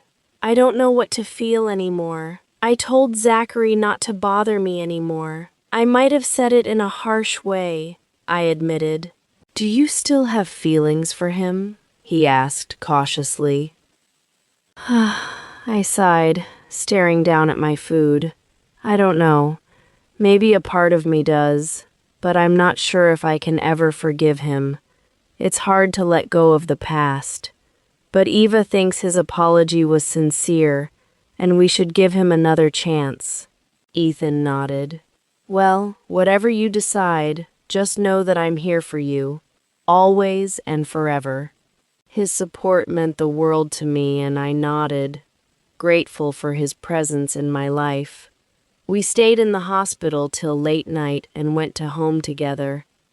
This has become our norm for around 3 days. There was no sign of Zachary or anyone from the pack house either. I thought maybe the talk I had with Zachary made him hostile or something. "You pushed him away. You told him to stay away from us. What are you expecting now?" Eva huffed. Her words hit me like an arrow. There was commotion outside Dr. Smith's room. I started running towards it. Suddenly, I heard Ethan mind-linking me. "Come quickly to Dr. Smith's room. He has regained his consciousness." I ran like a wind, and once I entered his room, I saw Ethan sitting beside a pale-looking Dr. Smith. "Hello, Amara. It's nice to finally meet you in person," he says with a sweet smile. I approached his bed. "How do you know it's me?" I asked, shocking. "Since a month you were coming here, checking up on me, sharing your day-to-day activities, your feelings and your story. Even though I couldn't respond, I heard everything you said. You never made me feel alone. I even remember your smell. How can I forget my savior?" he replied. "I used to spend at least 1 hour a day here with him. I shared my life story with him part by part. My childhood, my pack, and about my tragic love life with Zachary too. I feel little embarrassed about that." "What can you say? Our brains are undoubtedly amazing. Even in coma state, it's doing most of its job. I'm really glad you are awake, Dr. Smith. It's an honor to finally meet you." I could not help but smile wide. Everyone at the hospital got the good news. I informed Mason about Dr. Smith's recovery. He came to the hospital to meet him in person. I was expecting Zachary to come too, but for some reason he didn't show up. Later, me and Mason went to cafeteria for lunch. How come Alpha Gray didn't join you here? Ethan asked Mason. Even I was looking at Mason for some answers. You guys don't know? I thought Amara already knew. Alpha went to our neighboring pack near southern border due to some rogue matter. He went 3 days ago. We are trying to reach him, but no luck in doing so. I have sent few extra warriors to look into this, Mason blurted in a worried voice. Why didn't you tell me about this? I stood up from my chair, with my fists banging on the table. Amara, please calm down. Zachary came to your house before leaving to southern border. He wanted to inform you about this himself. I thought you knew. I was busy with pack duties, so couldn't get a chance to meet you lately, Mason says hurriedly. Ethan pulled me back to my chair. Boo-hoo. Oh, goddess. I guess that night he came to say this. There was a misunderstanding due to which I got upset and told him leave. I explained, my eyes filled tears. Eva is blaming me for not giving him a chance to even explain that night. I feel horrible. Mason confesses. He knows about me and Zachary being mates and also about our chaotic relationship. He added before leaving. It's okay. I'm sure he is fine. We will get a hold of him soon. I will notify you as soon as I get any news. Chapter 19. Zachary's POV. 3 days back, we reached 𝒊𝒂𝒏𝒂𝒐𝒏's pack after traveling a day. Surprisingly, there was no one from their pack at their borders or anywhere on the way to 𝒊𝒂𝒂𝒏𝒂𝒏's pack house. It was awfully quiet. My 15 warriors and I were on high alert, sensing something had happened to the pack members here. As we approached Zoro's pack house, we saw a pile of wolf and human bodies on the ground nearby. It was a horrible sight. Air around us is filled with blood stench. After verification, we understood that these bodies belongs to 𝒊𝒂𝒂𝒏𝒂𝒏's pack members. Suddenly, more than 50 rogues attacked us, led by a huge gray wolf. Even though he was commanding everyone in his army, he was not their actual leader. I felt he was just a pawn in this whole scheme. I mind-linked Sam and the other fighters and we all shifted into our wolves. You were right, Zach. This is indeed a trap set for us, Sam said before he jumped on a rogue and biting his shoulder. The fight went long and brutal. The rogues were well trained and came with proper planning, all wielding silver weapons. Silver slows down our healing and acts as poison for us, werewolves. Aiden was enraged. He swiftly killed many of the rogues like the beast he is. But we sustained multiple injuries. As I moved ahead, I got circled by 4 rogues and the vile-looking gray wolf. One of the rogue referred to him as Buggy. The rogues attacked me from all the sides. I fought fiercely, claws slashing and teeth snapping. Now, I was on top of 4 dead rogue wolves. Buggy lunged at me, aiming for my throat.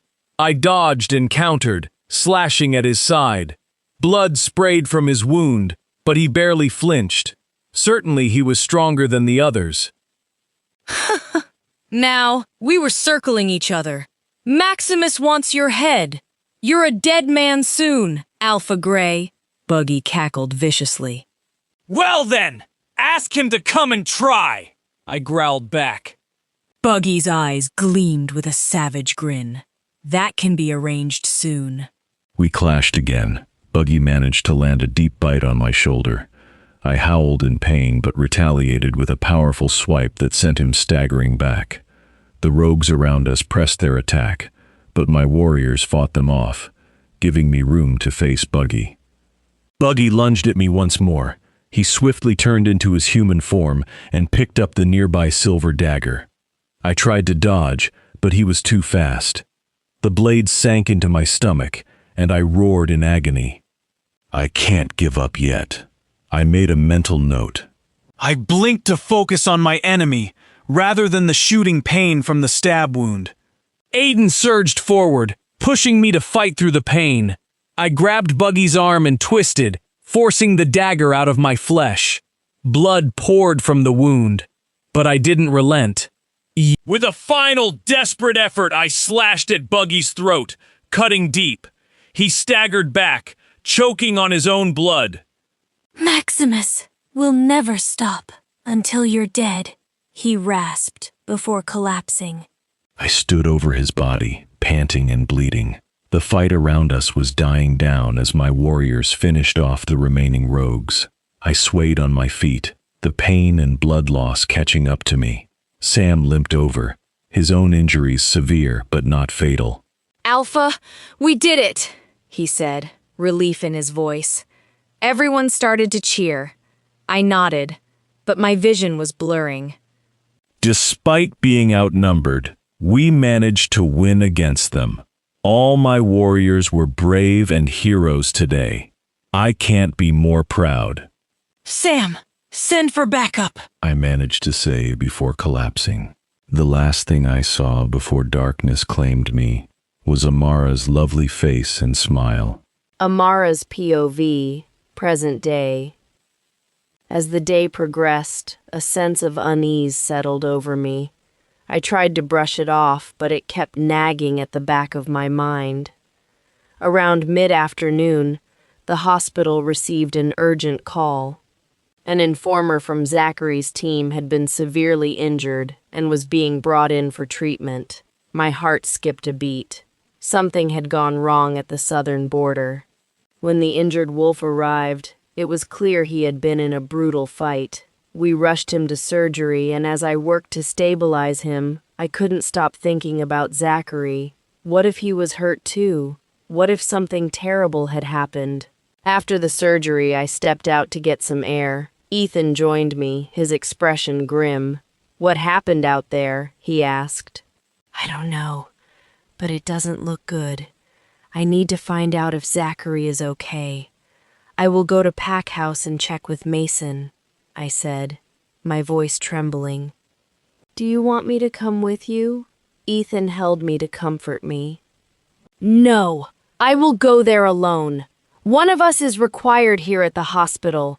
If anything happens, I'll mind-link you," I replied, determination settling in me.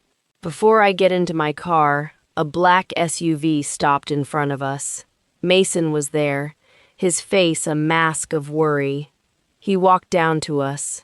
"I heard about the attack. Is Zachary okay?" I asked, my voice barely above a whisper. "I don't want to lie to you. It doesn't look good. The informers mentioned our troops got attacked by rogue army of Maximus. Bookzoro and his pack members were brutally murdered by them before we got there. I heard from Sam that our warriors fought with the rogues bravely and won," Mason explained in single breath. I was shocked, scared and feeling proud of our warriors at the same time. "What about Zachary? Where is he? Is he okay?" I asked with a trembling voice. Mason touched his temple. "During the fight, almost everyone from our side got injured, since the rogues were triple the number and using weapons laced with silver. I don't know the exact details, but the fighters which we sent today are bringing them back. They will be here soon." I got the feeling Mason is hiding something from me, but I know one thing for sure. Zachary is alive. I can feel it in my bones. Soon, more than 5 cars came with full speed and got parked outside the hospital. We alerted the hospital staff and managed to bring all injured members for attending. "Mate is here, but I don't feel good about this, Amara," Eva tells in scared voice. From the last vehicle, Sam got out limping. I smelled Zachary. Mason rushed to him. He and Sam placed Zachary on the stretcher. He was covered in blood, unconscious, and his pulse were very low. I felt the entire universe came crashing down on me. Everything and everyone around me just stopped. Eva was howling in agony. "Ethan pulled me back from my depressing thoughts. Amara, get a hold of yourself. He needs you more than ever," Ethan said sternly. We moved Zachary to the ICU. It was good that Dr. Smith was with us now. He gave our staff the pointers for treating major injuries. Later, Ethan and Dr. Smith went in to operate on Zachary. I didn't dare enter the ICU. I was standing outside the doors, stuck like a pole.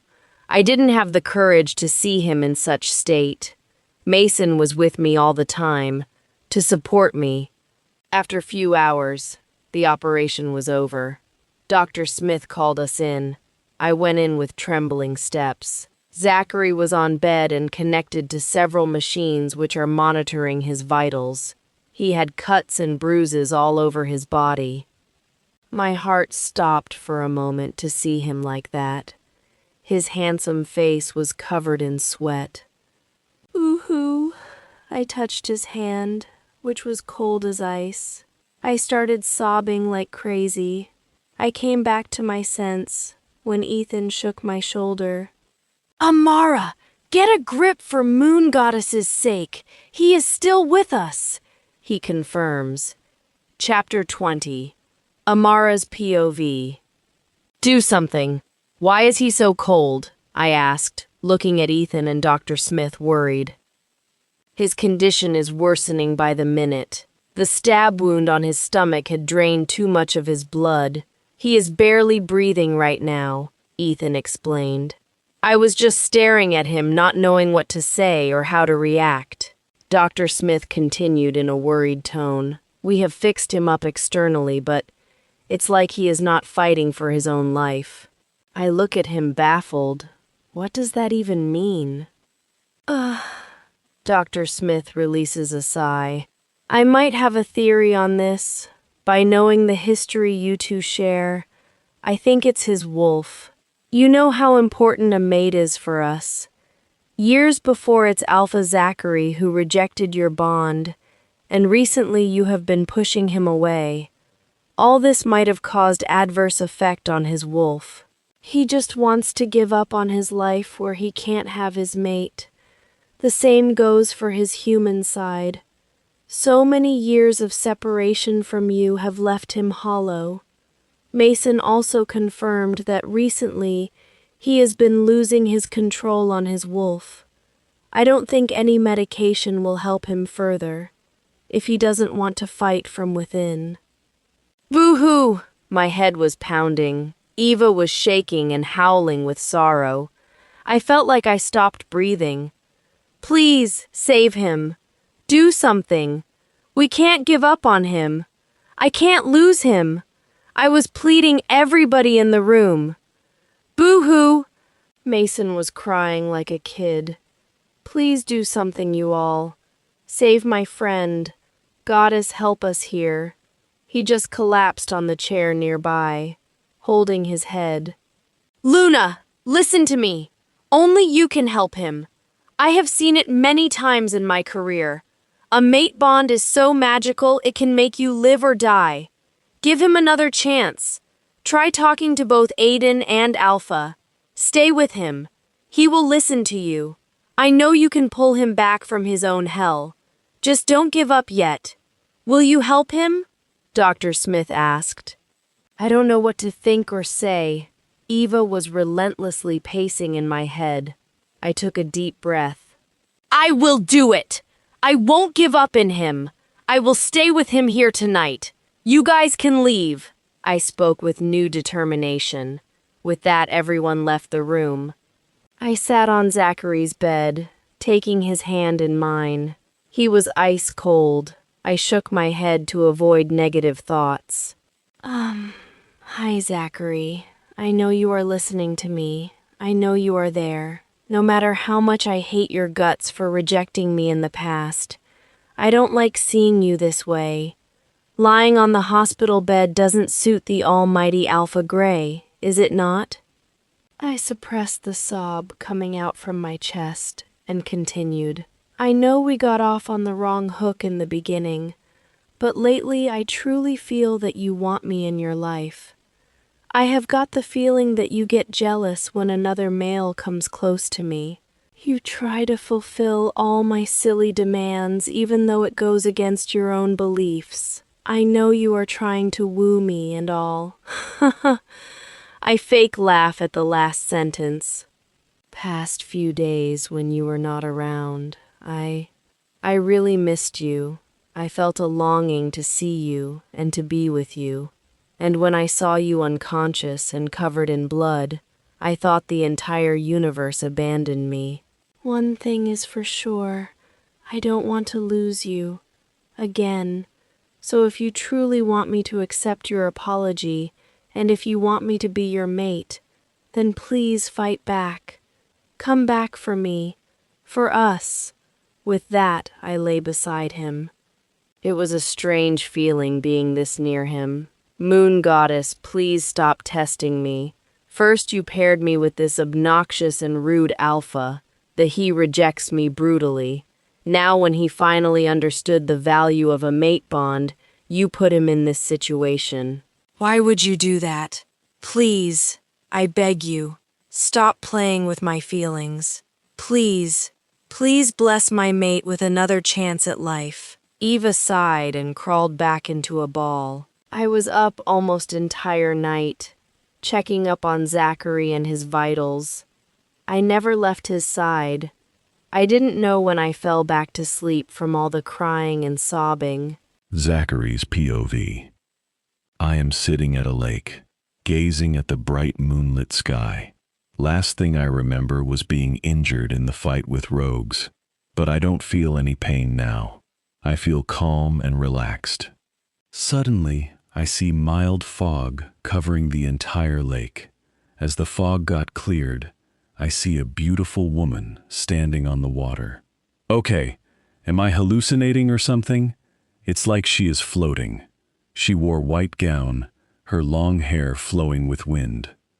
She has this charming yet otherworldly beauty on her face. Who is she? Oh, child, think again. I know you are smart, she laughed softly. Suddenly I realized who she is. Oh, moon goddess, thank you for blessing me with your presence. I bowed before her. Right. It would be great if you have honored my actual blessing to you, your mate, which clearly didn't happen as I expected, she says with sadness. Boo-hoo. You know the situation I grew up with. I didn't want to get stuck in mate bond. I thought it will make me weaker. I would lose my mind if I ever lose my mate, as my mom did. For the most part of my life, I believed I'm better without a mate. But then I met Amara. She was just 18 when I met her. At that point, I thought she can't take up the role of a Luna. She looks so fragile to me. So I tried rejecting her and left. With that, I fell on my knees and started crying. Oh my sweet Zachary, you should not have judged her abilities with her age. I know she was just turned 18 when you met her, but she was perfect for you in every possible way. A mate is supposed to be your other half. You can't be complete without your mate being with you. Do you still believe I made a mistake pairing you both? She asked with hint of sarcasm. No, goddess. It was my foolishness that I didn't realize it sooner. I tried staying away from her, but I couldn't stay away from her thoughts.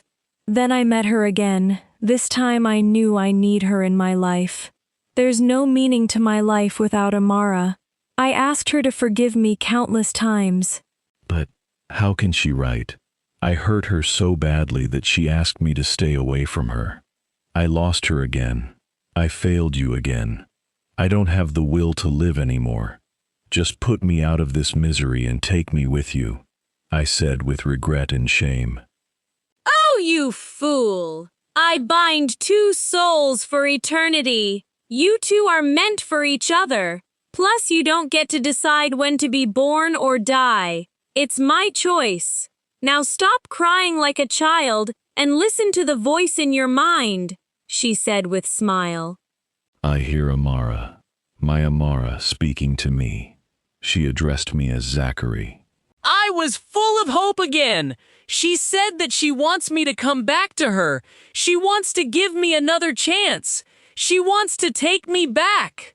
I was going crazy at that thought of being with her, my mate, my one true love. I look at Moon Goddess and asked, is this real? Is this Amara?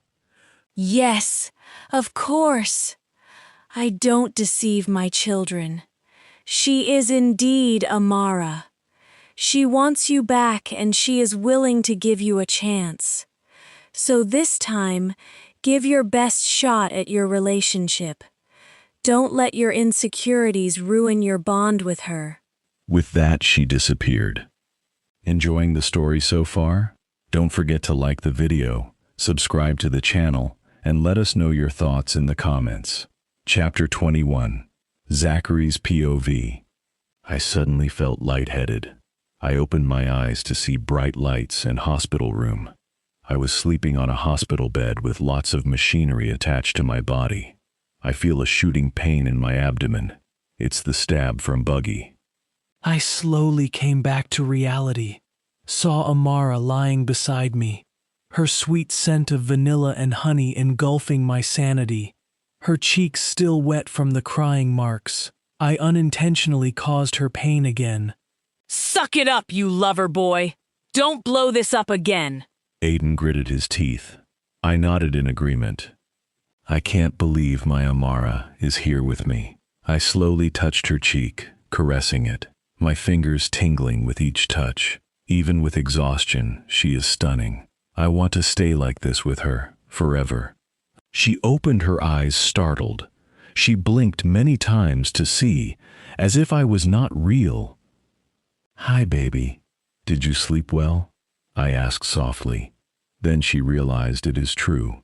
My innocent little mate. Yeah. Are you okay?" she asked me back with worry. "Never better," I replied nonchalantly. "I am good. Why won't I? I have her with me now." I wanted to speak with you. The thing is... She trailed off as the ICU door opens. In comes the troop of Mason, Sam, Rose, Ethan, and Dr. Smith. "Zach, you are finally awake. Thank Goddess," Mason said hurriedly, with a smile. Before I could reply, Amara got up from the bed and rushed out of the room. I wanted to run behind her, but I couldn't do that now. I saw her flustered before leaving. Maybe with the others seeing us on the same bed is the reason. On the other hand, I was beaming with joy and excitement. I want everyone to know that we are mates. You can't pick a good timing than this, and you are supposed to be my beta and best friend. Anyways, I'm fine, I huffed. I guess everyone knows what I meant and started laughing in unison, except Ethan, who was busy monitoring my vitals.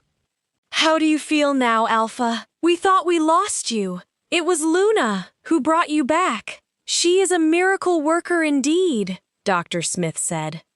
Dr. Smith, right. I'm here alive only because of her. I'm feeling better now, and it's really great to see you again. Our hospital needs you. We need you, I say with honesty. So you and Amara are mates, huh? How can you hide such important information from us? Sam asked accusingly. Mason shrugged. I guess he filled everyone with the information of Amara being my mate. Oh, stop it already. We can do that later. We are glad to have you back, Zachary. Now please take rest, Rose said with soft smile. I smiled back at her. Everybody left me alone to take rest. I was just craving for my mate to come back. I want to see her and feel her warmth again. Aiden purrs in response. Next thing I know, I fell asleep. Amara's POV. I opened my eyes to see Zachary ogling at me with a sweet smile, his fingers gently tracing the lines on my face, creating tingles along the way. The warmth he radiating currently stirred something deep within me. I remembered what went on yesterday, right? I decided to give Zachary another chance. I blushed at the thought of having him this close. When everyone entered the ICU, I suddenly felt self-conscious. Being caught in such an intimate moment made me shy. I quickly left and headed to my office, avoiding their prying eyes. I knew they would be supportive. After all, it's not wrong to be with your mate, right? Of course, yes. Let's go back to mate, Eva urged. Not now! We'll see him later. Let him take a good rest, I protested. Ethan took over my duties while I went home for a shower. Dr. Smith's presence made handling extra work easier, but Ethan was a darling to help out. As I drove home, my thoughts kept drifting back to Zachary. The way he looked at me with utmost admiration and love gave me goosebumps. His touch on my cheek replayed in my mind. How can someone be this handsome? I guess he stopped aging after like 25. Is he secretly a god or something? I blushed at the thought, feeling like a teenage girl crushing on BTS boys. Once home, I took a long, hot bath, trying to calm my racing thoughts. Zachary's face kept appearing in my mind, making me smile at my own childish behavior. On my way back to the hospital, my mom called. Amara, how are you, darling? Is everything okay there? You didn't call me in last couple of days. I was worried sick, Mom asked in a single breath. Calm down, Mom. I'm fine. I was just busy with work, so I couldn't call you.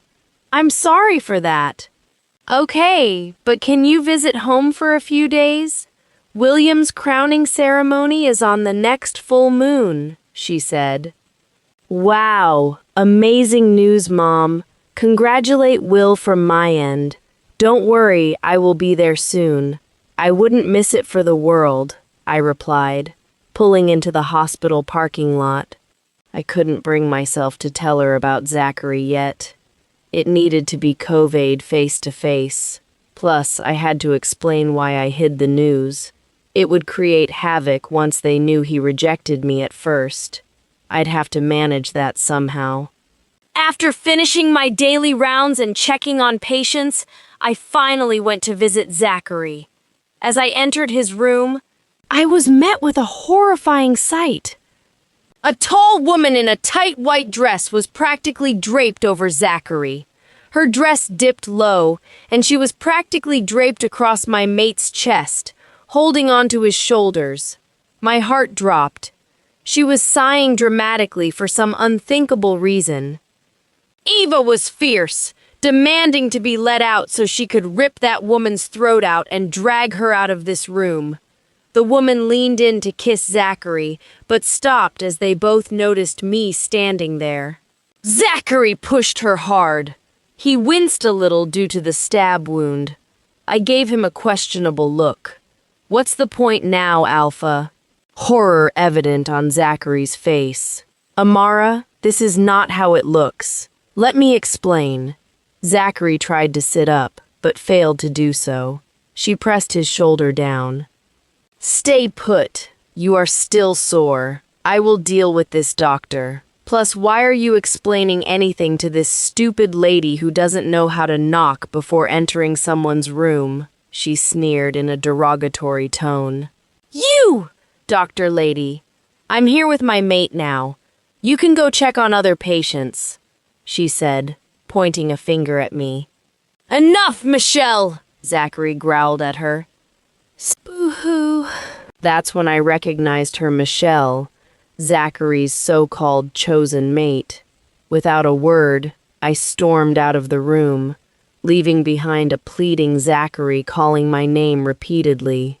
Tears were trickling down my face. I met Mason in the hallway.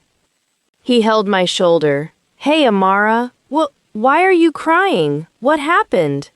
Nothing important. I have some work left to finish. See you later, Mason. With that, I left. A concerned-looking Mason. Chapter 22. Amara's POV.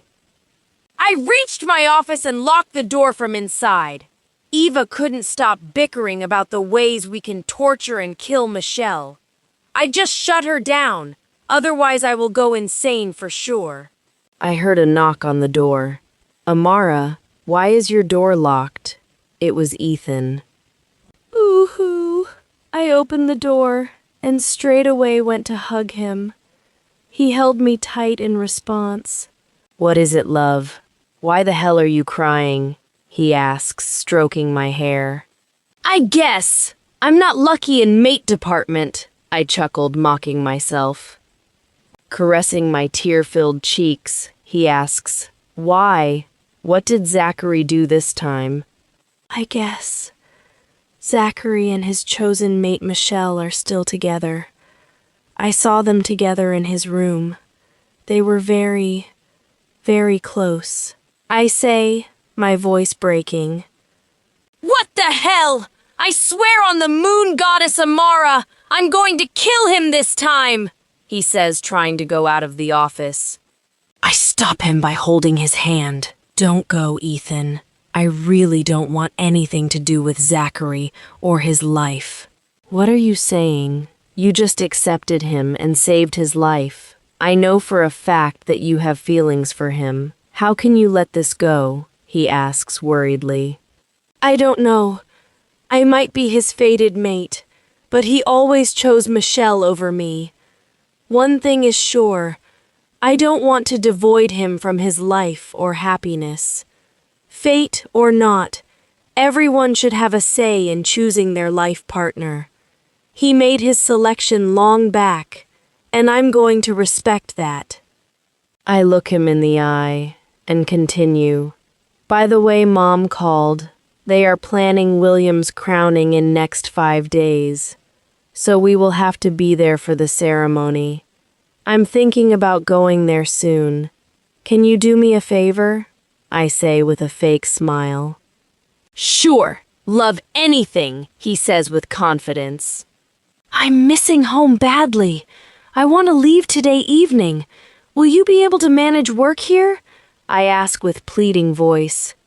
He took a pause, as if he was thinking something. Then he exclaimed and replied, I was about to suggest you same. This hospital still needs extra help. I will stay here for few more days and come back. We will have a blast at William's crowning. You want me set things straight with Zachary? He asks.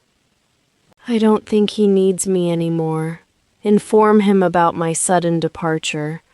I couldn't stay here more, to wait for his permit to relieve me from my duties here. Just handle that much for me, I say with blank expression. He gave me a tight hug before he left. I began setting up on few paperwork before leaving for home. We can't leave like this. We have to speak to mate about it. I guess it's just a misunderstanding. Eva pacing in my head. She still believes in Zachary. I know what I saw. Just trust me on this. I can't afford to lose you too at the moment, I plead. She sighs. I hope you know what you are doing. With that, she retreats to the back of my mind. Zachary's POV. My heart felt like it had been ripped apart as I watched Amara storm out of the room. She didn't even glance back, and I couldn't blame her. From her perspective, it must have looked like I was welcoming Michelle into my arms, but that is far from the truth. I sat there, stunned, trying to piece together the mess that had unfolded so quickly. It all started when Michelle barged into my hospital room without so much as a knock. Zachary! She exclaimed, her voice high-pitched and brimming with concern. Oh my God. I came as soon as I heard about the rogue attack. Are you okay? I blinked, momentarily disoriented by her sudden appearance. Michelle, in her typical form-fitting white dress, looked the same as always, polished, perfect, and completely out of place in my world now. I'm fine, I said curtly, adjusting myself against the pillows. Out of danger, for now. Her eyes softened as she moved closer, ignoring the tension in the air. I was so worried, Zach. I've been trying to reach you for months and you barely replied to my messages or emails. But it doesn't matter now. I'm back. For good. I stiffened. Back for good? Why are we entertaining this she-wolf? Send her back to her pack. Aiden growled in my head.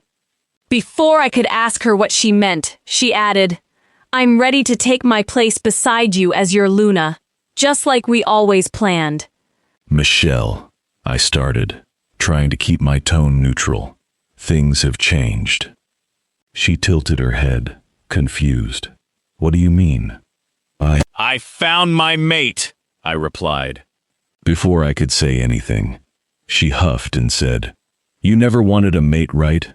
You told me that yourself. So why would anything change now? Just reject her and be done with it. You are right. That was my plan earlier. Before I found her, I said firmly. She is everything I didn't know I needed. Amara is my mate, Michelle. I can't. No, I won't be with you. She is the only one for me. Her expression darkened, and before I knew it, she threw herself onto me, wrapping her arms around my shoulders. Zach, baby, don't do this. We've talked about this. You always said mates are a weakness. You can't just change your mind now. I groaned, trying to gently push her off. Michelle, stop! This isn't... The door swung open. Amara stood there, frozen.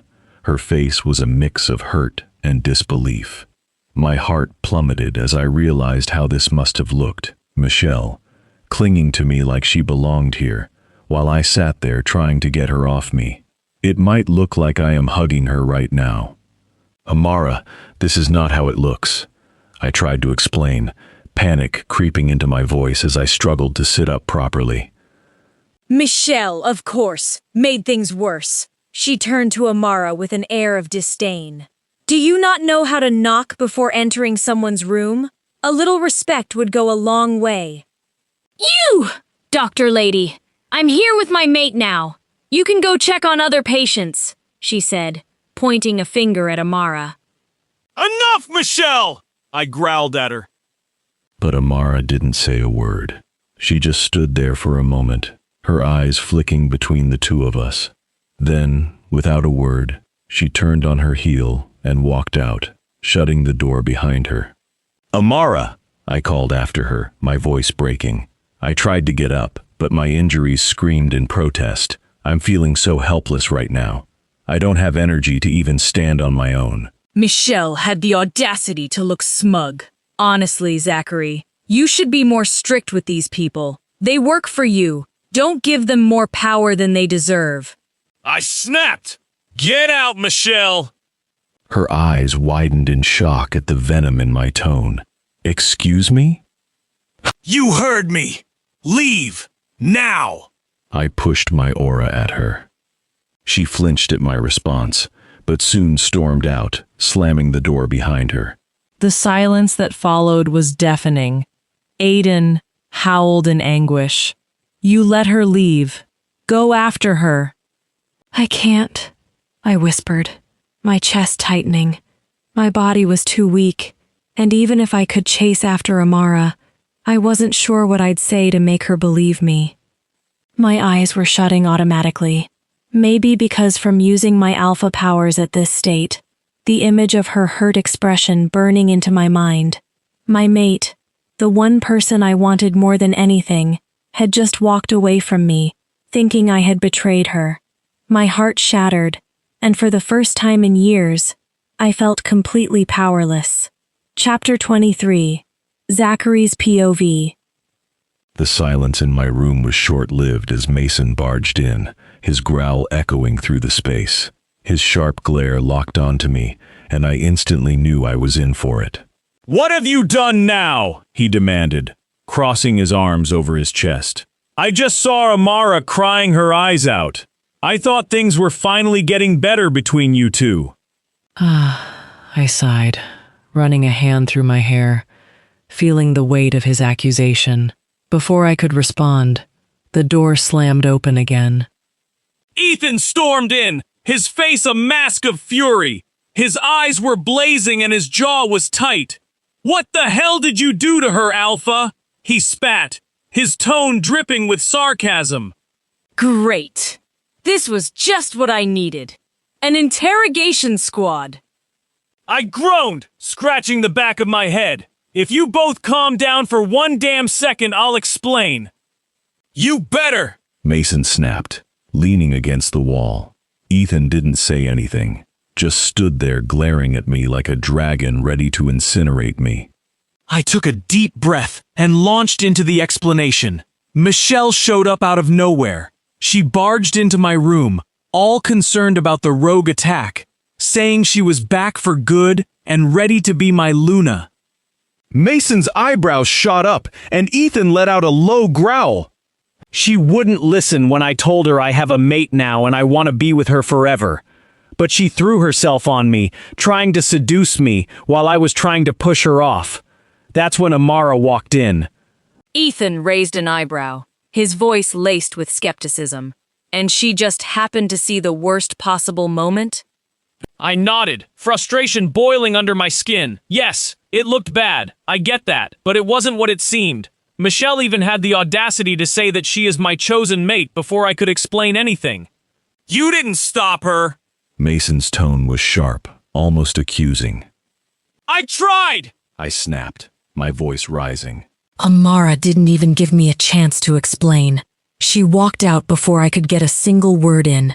Do you think I wanted this to happen? I can't even get up from this damn bed right now. Just please help me talk to Amara once. Call her here, I plead. Ethan exhaled slowly, pinching the bridge of his nose. Amara's left, he said, his voice quieter now. What? Where? I growl in disbelief. She's gone to our dad's pack, Ethan continued, for William's crowning ceremony. And guess what? She didn't tell you because clearly she doesn't want to talk to you right now. The air in the room felt heavier as the weight of his words sank in.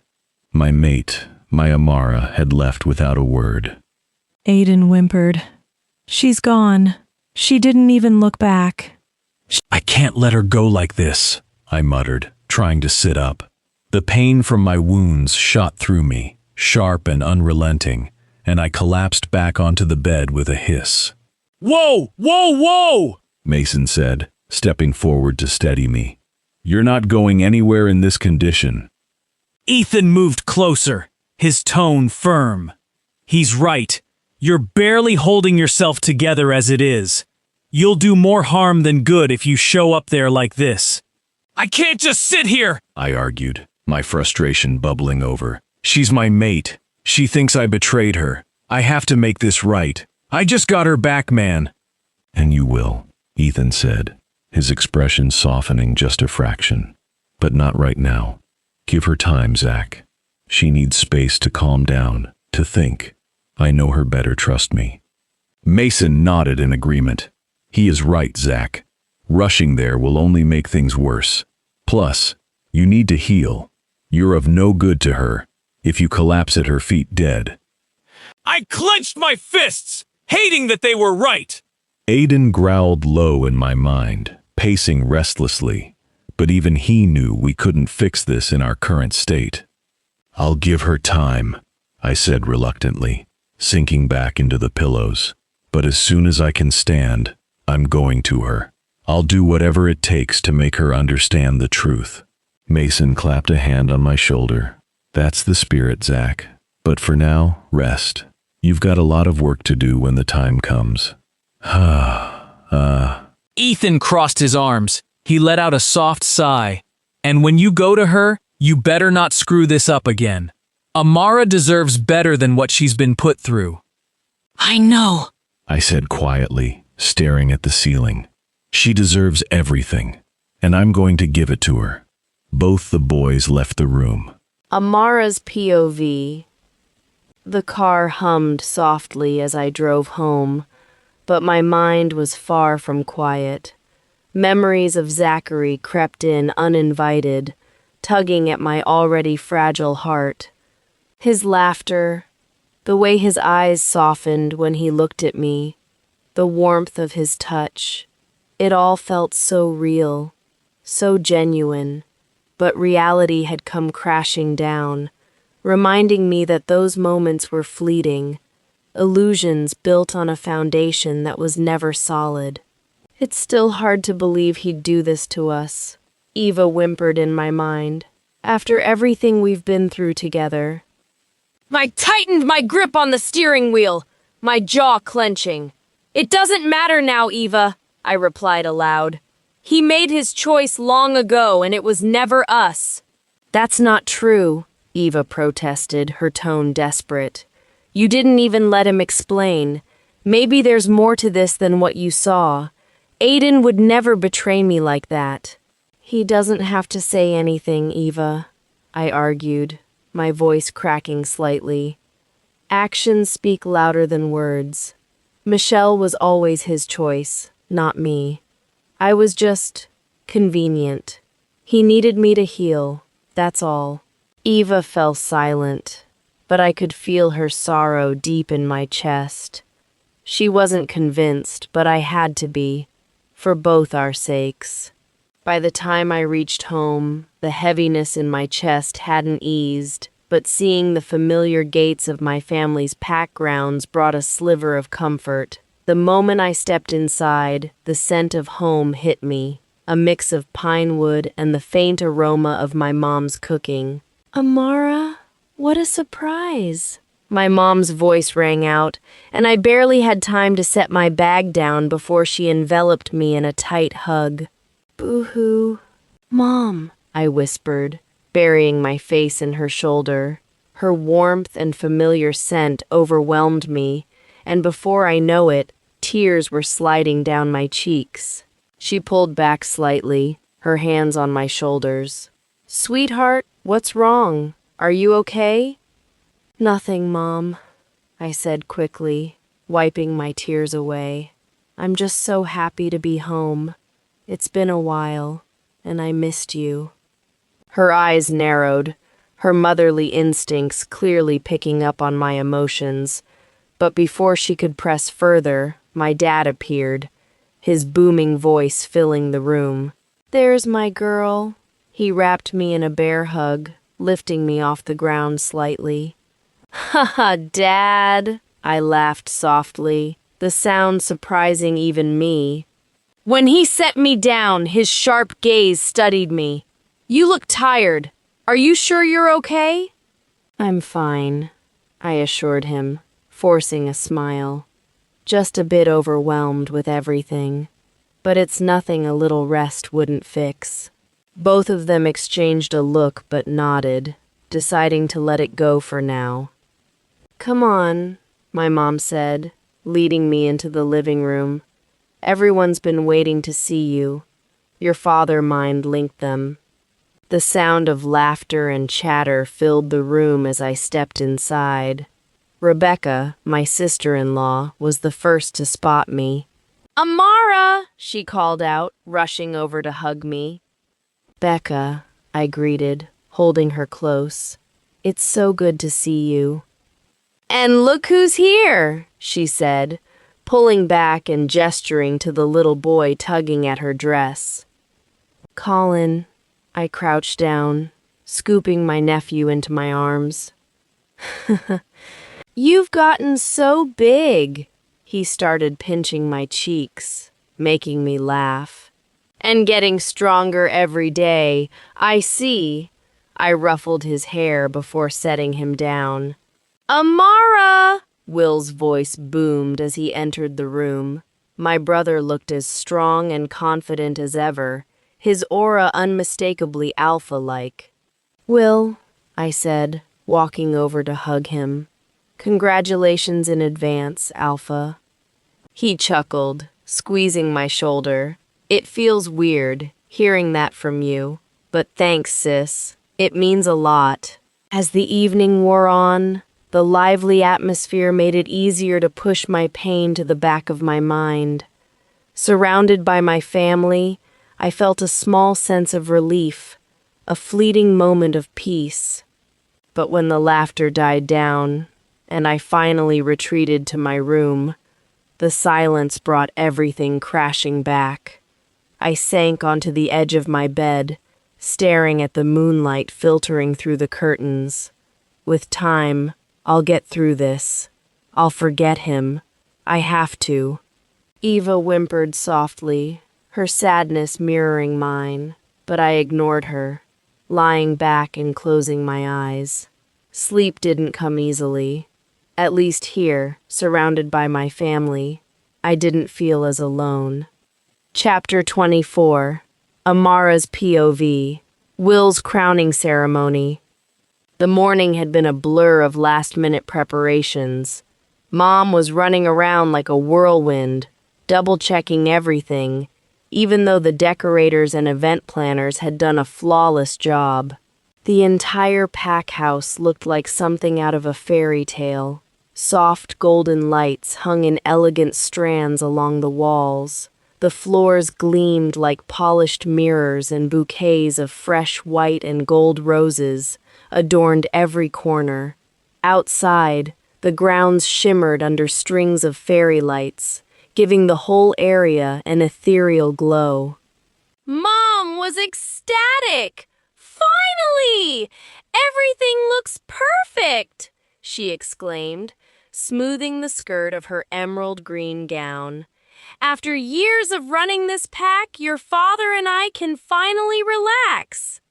Relax, Dad teased as he adjusted his tie in front of a mirror. You'll probably be bossing Will and Rebecca around for at least another year.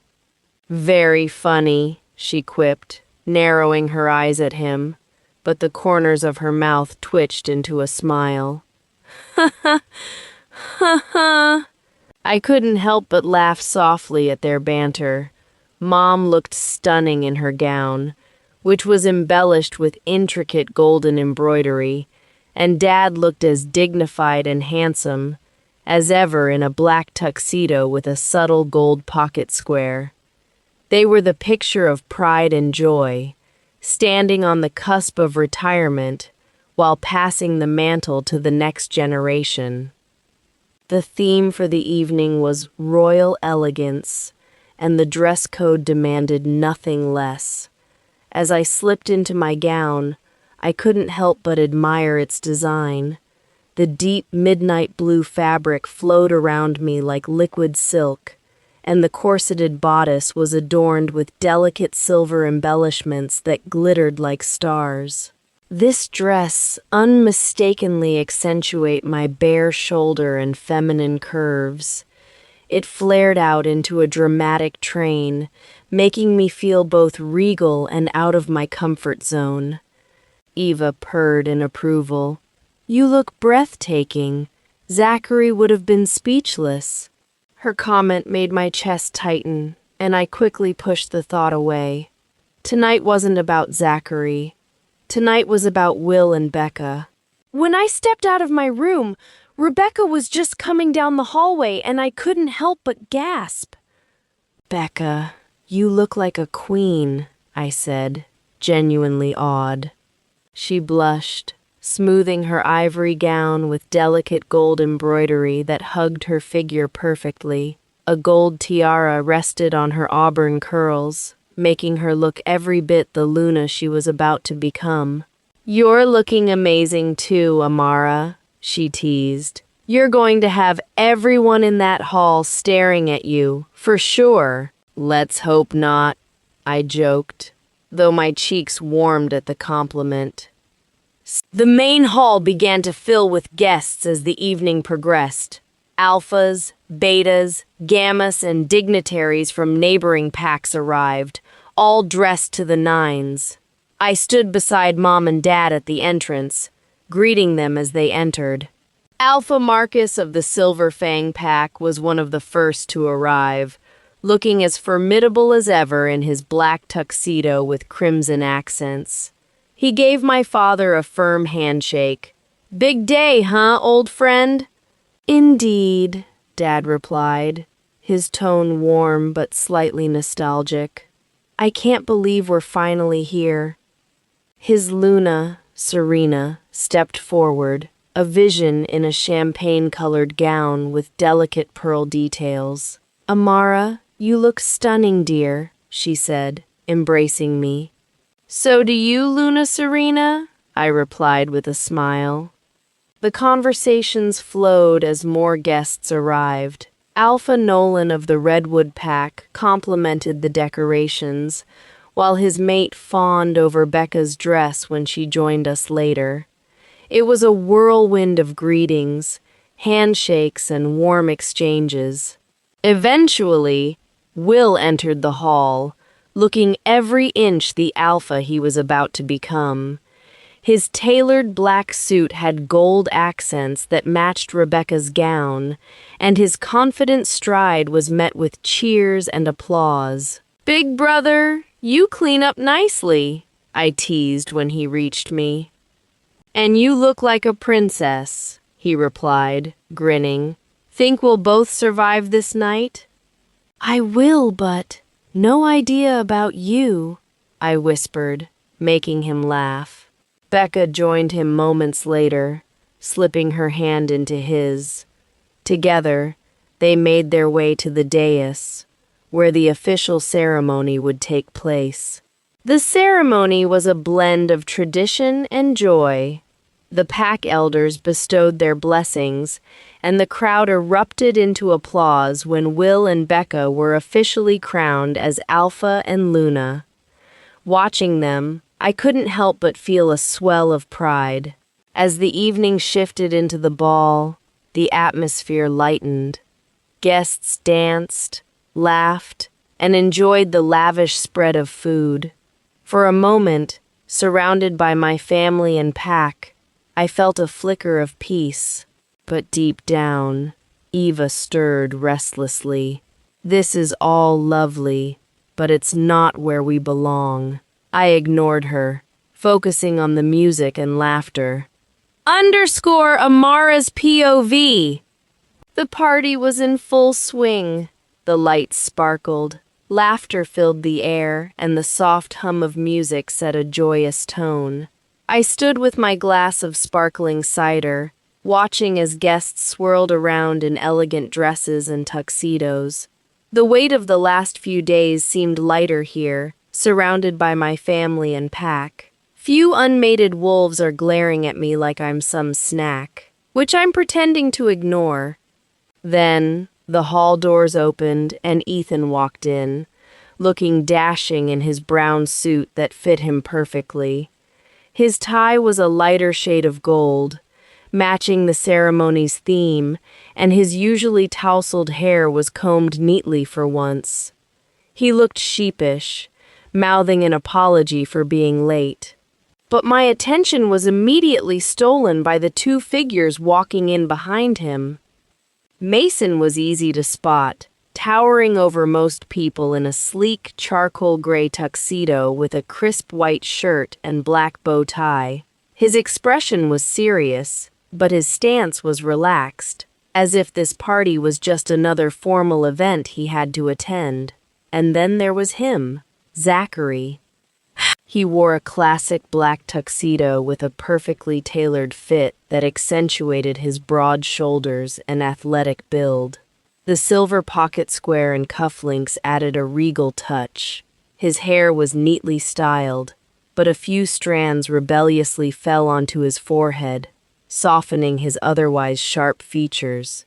He looked breathtaking, and for a moment, my heart betrayed me, skipping a beat. Our eyes met, just for a fleeting second, and the world seemed to blur around us. My heart fluttered, but I quickly looked away, gripping my glass tighter. Eva was ecstatic. Mate is here. See how he's looking at us. He loves us. I ignored her, taking a deep breath to steady myself. I was about to turn away when Ethan appeared by my side, tapping my shoulder. "Hey, Amara," he said, his tone apologetic. "I'm sorry I'm late. Got caught up with some things." I raised an eyebrow, trying to keep my composure. "And why didn't you warn me about him?" I tilted my head subtly in Zachary's direction. Ethan sighed, running a hand through his hair. "Because I knew you'd panic or find a way to avoid this. Look, I came here to explain." Explain what? I asked sharply, crossing my arms. He glanced around, lowering his voice. "The day Michelle arrived at Nightblood Pack. It's not what you think, Amara. Zachary didn't betray you." I froze, my mind racing as he continued. "He's been trying to explain everything to you, but you've been shutting him out. Michelle threw herself at him, and yeah, it looked bad, but he didn't choose her, Amara. He chose you. He's here to prove it to you. I wanted to argue, to tell him I was done with the mate bond and all the pain it brought. But Ethan's words struck something deep within me, a truth I didn't want to acknowledge. Before I could respond, Ethan's eyes shifted past me, and I knew without turning who was coming. "Good luck," Ethan murmured, stepping away. I glared at him for abandoning me, but he only gave me an apologetic shrug before disappearing into the crowd. Amara! Zachary's voice was soft but commanding. I turned slowly, my gaze locking with his. His piercing blue eyes were filled with something I couldn't quite place: regret, longing, desperation. My chest tightened, but I refused to let my guard down. "Alpha Gray," I said coolly, tilting my chin up. He hesitated for a moment, then took a small step closer. "I know I'm the last person you want to see right now, but I had to come. I need to explain." "There's nothing to explain," I interrupted, my voice sharp. "I saw enough, that day." His jaw clenched, and I could see the pain flash across his face. "You didn't see what you think you did. Michelle means nothing to me. She never did. That day, I told her I'm choosing you and not her. Then she just threw herself at me, and I was trying to push her away when you walked in." I crossed my arms, trying to mask the turmoil brewing inside me. "Why should I believe you?" "Because it's the truth," he said, his voice steady but filled with emotion. "Amara, I don't want Michelle. I never did. I want you. You're my mate, my everything." My heart ached at his words, but I couldn't let myself give in so easily. "If that's true, then why didn't you accept me from the start? Why did it take all of this rejection, pain, heartbreak, for you to finally realize it?" He looked down, guilt shadowing his features. "I was a fool. My mother's vulnerable state after my father's death made me believe mate bond is nothing but weakness. So I thought of rejecting my fated mate, even before I met you. I chose someone like Michelle as my Luna, who I don't have emotional attachment. In simple terms, an arranged marriage, only for an heir." I look at him baffled. He continues. "Then I met you at Club Hilton. You were 18 and very young. I let my fears and pride blind me, so I rejected you, which turned out to be the biggest mistake of my life. Last 4 years have passed, with only guilt and regret. Losing you, losing my own wolf's trust has made me realize what I'd done. Then I met you again after all those years of agony. It made me realize where I messed up. There's no meaning to my pathetic existence if you are not there in my life. I want you. I love you, Amara. I know that I don't deserve you, but I don't think I can survive living without you. I just can't. Sorry it took me time to heal, but nevertheless I'm here, and I'm begging for a chance to make things right." His eyes rimmed in red. His words hung in the air, and for a moment, the noise of the party faded away. Did he just say, "He loves me"? Eva whimpered in my mind, pleading. "He's being honest. He loves us. Please, let's accept him." I swallowed hard, torn between the mate bond tugging at my heart and the pain of betrayal still fresh in my mind. "Zachary," I said finally, my voice firm. "I can't do this right now. I need time." He nodded slowly, his expression filled with sorrow but understanding. "Take all the time you need. Just don't shut me out completely." Without waiting for my response, he stepped back, giving me space. My emotions swirled like a storm, and as he walked away, I couldn't help but feel the weight of his absence, even in the crowded room. Chapter 25. Zachary's POV. The sight of her, after so many days, knocked the air out of my lungs. Amara stood there, radiant and breathtaking in her midnight blue gown. The fabric hugged her in all the right places, flowing elegantly around her, as if the moon goddess herself had crafted it. The intricate silver work shimmered under the lights, making her glow like the queen she was born to be. Her hair cascaded in soft waves, framing her face perfectly, and her rosy lips were slightly parted as she spoke to a guest. My wolf purred in admiration. "Tell her," Aiden urged in my mind.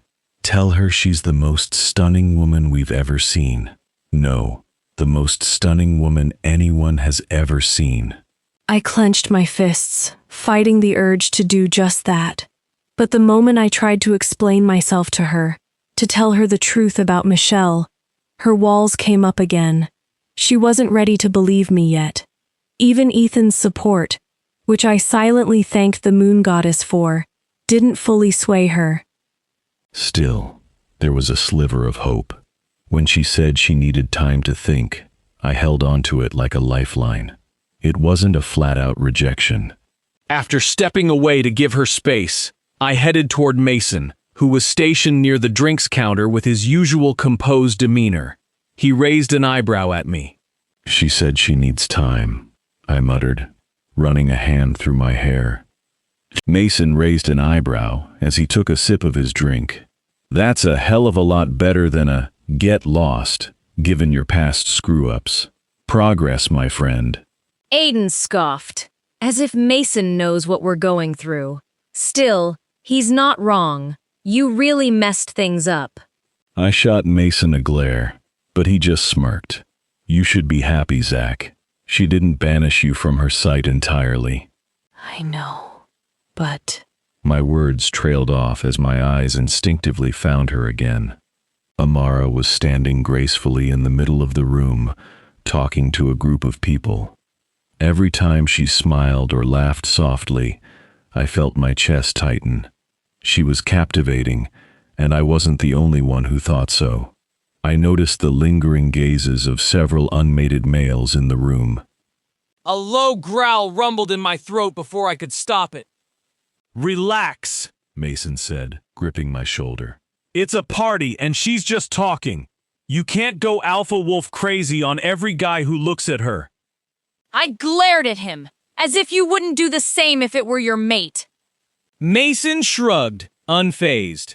"Fair point, brother, but it's a ball. She's allowed to talk to people. You don't own her, Zach. She is the host here."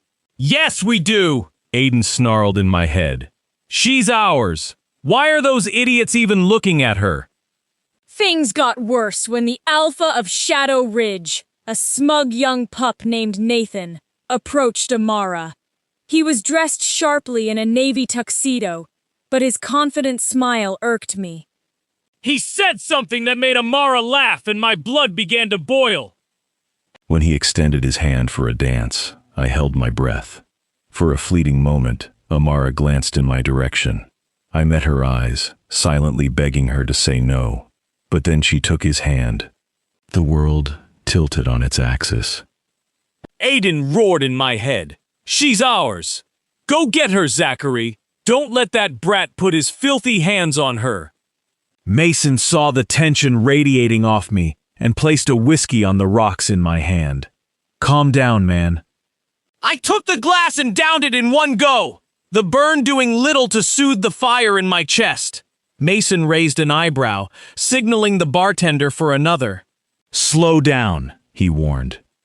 "Right!" I snapped, though I could feel my control slipping. My eyes remained glued to Amara and Nathan as they twirled across the dance floor. Nathan leaned in close, whispering something to her. She smiled, unaware of his hand sliding to her waist.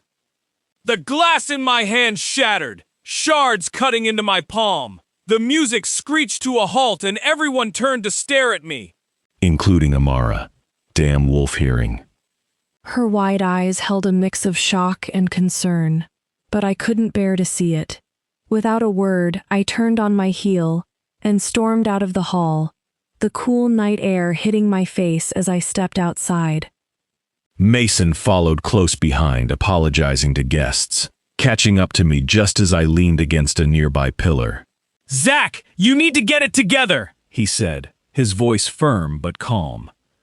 I turned to him, my jaw tight. That rat touched what's mine, Massey. What the hell was I supposed to do?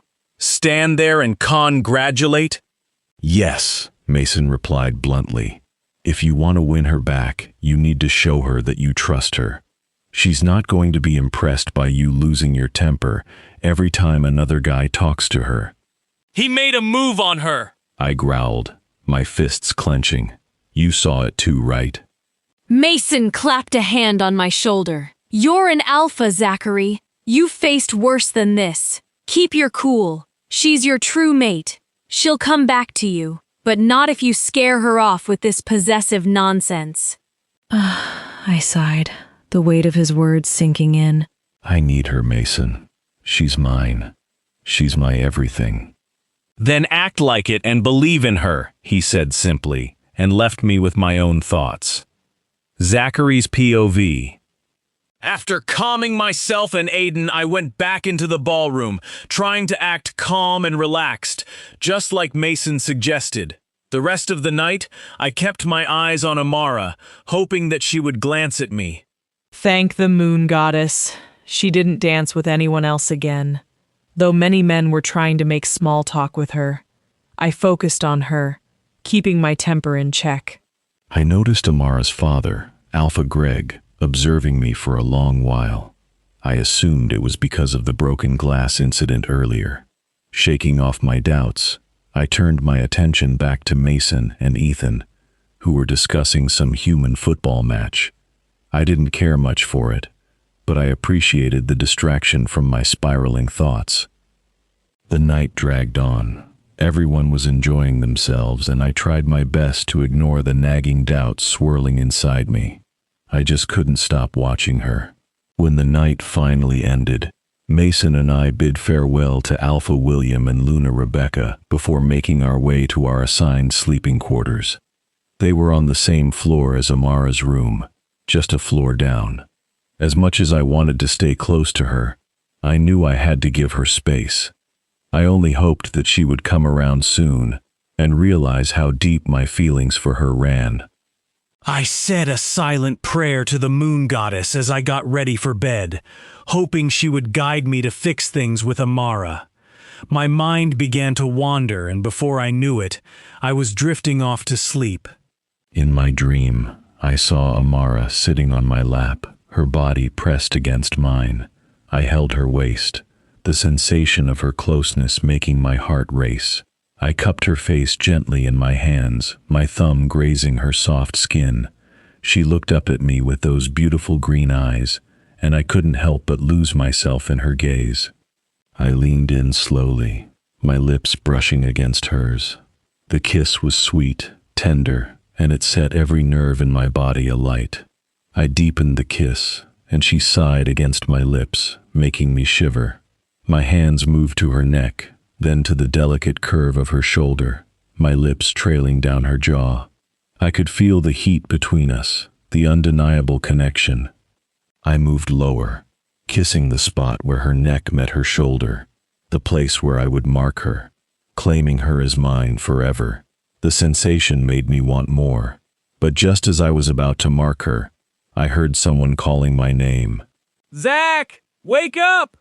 I groggily opened my eyes, only to be met with Mason standing beside my bed, grinning like an idiot. What is it, Mason? I groaned, my face hot with embarrassment. You were calling Amara's name, and, making some very interesting sounds, Mason said with a teasing smirk. It was pretty loud, and I thought I'd wake you up before someone else heard it here. They might think you are some kind of pervert. I buried my face in my hands, feeling the heat spread across my skin. Was the dream that good, Alpha? Mason teased. I growled, my embarrassment turning to frustration. Get out, Mason! I'll be out in 10 minutes, I muttered, before heading to the bathroom to freshen up. As I stood under the cold water, I could still feel the dream lingering, the sensation of Amara's lips on mine, her touch driving me wild. Aiden hummed in the back of my mind, wishing the dream would come true.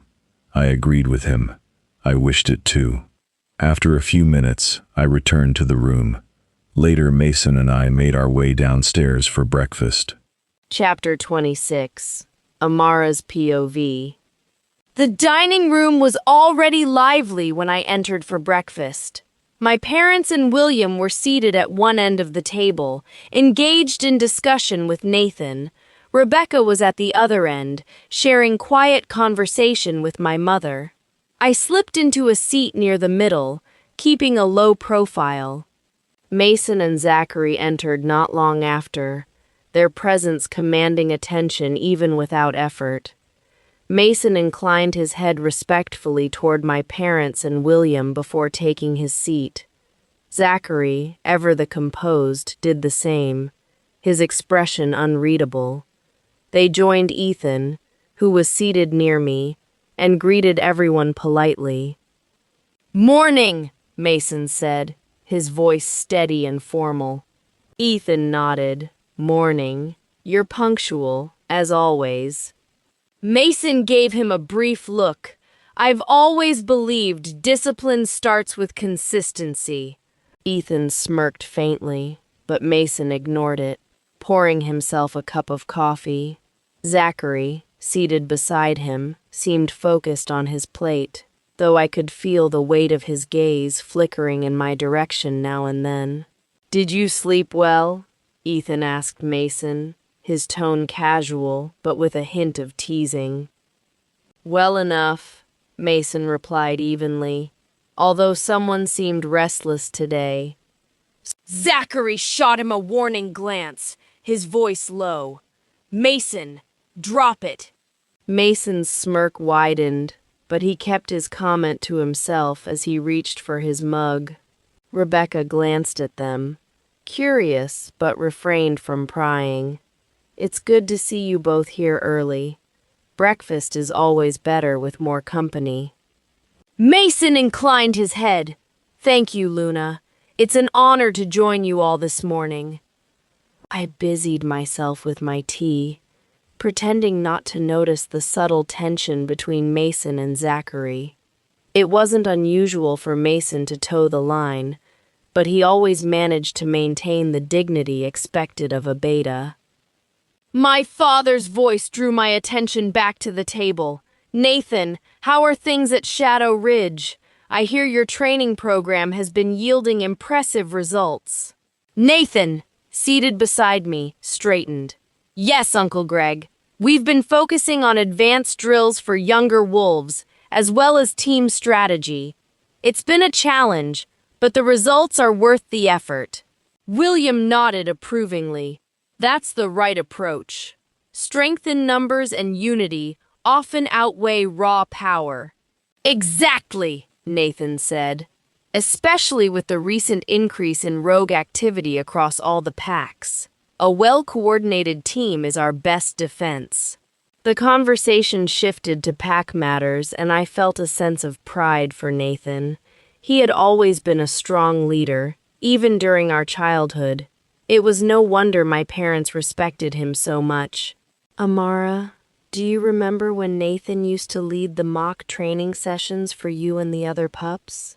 my mother asked, her voice warm with nostalgia. I smiled faintly. "Yes, he was always so serious about it. We were just kids, but he always made it feel like real mission." Nathan chuckled. "Someone had to prepare you for the real world. You were all so mischievous back then." "Not much has changed," William joked, earning a round of laughter from the table. Mason's subtle smile betrayed a hint of amusement, but he remained quiet, focused on his plate. Zachary, however, seemed distant, his expression darkening slightly as he observed Nathan sitting beside me. The mood shifted slightly when my father glanced between Nathan and me, a knowing look in his eyes. "It's good to see you both reconnecting. Childhood bonds are important, even as we grow older." I stiffened slightly at his words, but forced a polite smile. "Of course, Dad." Nathan seemed unbothered, nodding in agreement. "It's always good to catch up with old friends." From across the table, Zachary's jaw tightened, though he quickly masked it by lifting his coffee mug. Mason, always perceptive, leaned slightly toward him and said something in a low voice. Zachary gave a curt nod, his focus returning to his plate. As breakfast wound down, my mother stood to clear some dishes. "The festival planning committee is meeting later today. Amara, I'd like you to join us." "Of course, Mom," I replied, grateful for the distraction. My father, William, and Nathan rose to leave for a meeting, exchanging polite goodbyes with everyone.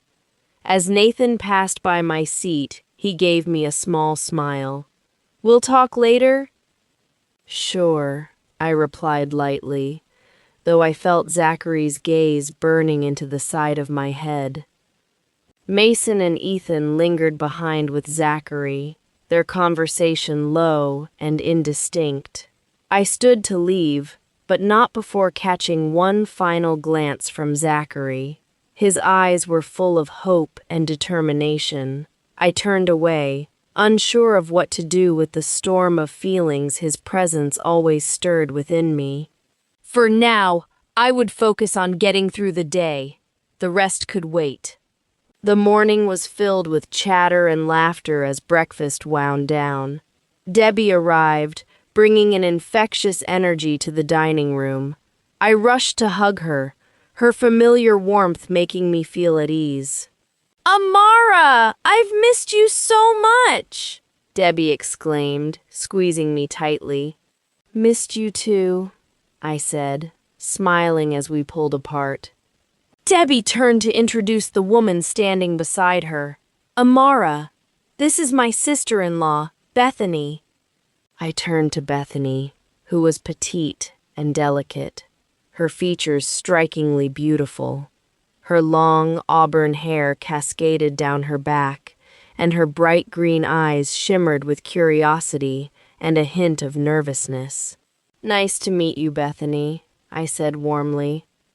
Bethany gave a shy smile, her voice soft but pleasant. "It's nice to meet you too, Amara." Before I could say more, Bethany suddenly stiffened, her head tilting slightly as she sniffed the air. Across the room, Ethan stood abruptly, mirroring her action. Their eyes locked instantly, and as if drawn by an invisible force, they both murmured the same word. "Mate!" The room fell silent for a heartbeat before Bethany blushed, her cheeks turning a lovely shade of pink. Ethan's expression softened as he walked toward her. He reached out and gently took her hand, pressing a soft kiss to her knuckles. "You're beautiful," Ethan said, his voice filled with awe. Bethany lowered her gaze shyly, her smile radiant. The room erupted into cheers and congratulations. I clapped excitedly, genuinely overjoyed for Ethan. "Oh my goddess, Ethan! I'm so happy for you!" "Finally, Ethan," William teased. "About time you found your other half." Ethan ignored all of us, his eyes fixed on Bethany. "Can we go somewhere private to talk, if that's okay with you?" he said, his voice playful but respectful. Bethany glanced at Debbie, who gave her a reassuring nod. "Go," Debbie said with a grin. Ethan stood, gently taking Bethany's hand. "Let's go for a walk. I'd like to know everything about you." Bethany smiled and nodded, allowing him to lead her outside. As they passed me, Ethan mind-linked me, his voice practically buzzing with excitement. Amara! I can't explain how happy I feel right now. She's perfect. I'm so happy for you, Ethan, I replied sincerely. Take your time and let me know how it goes. He gave me a subtle nod before disappearing with Bethany. The dining room gradually returned to normal, but a pang of jealousy settled in my chest. Everyone seemed to be finding their perfect match, their happily ever after. I glanced at Zachary, who sat across the room, looking pensive. For a brief moment, our eyes met, and I could tell he was feeling something similar. After breakfast, I turned to Debbie. Hey, come with me to the hospital? I need to check on a few things and we can catch up. Of course, she said, looping her arm through mine as we left. We walked through the quiet corridors of the PAC hospital, the sterile smell of antiseptic filling the air.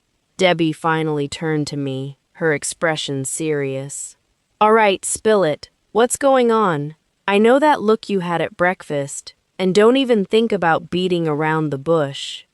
I sighed, realizing I couldn't keep it from her anymore.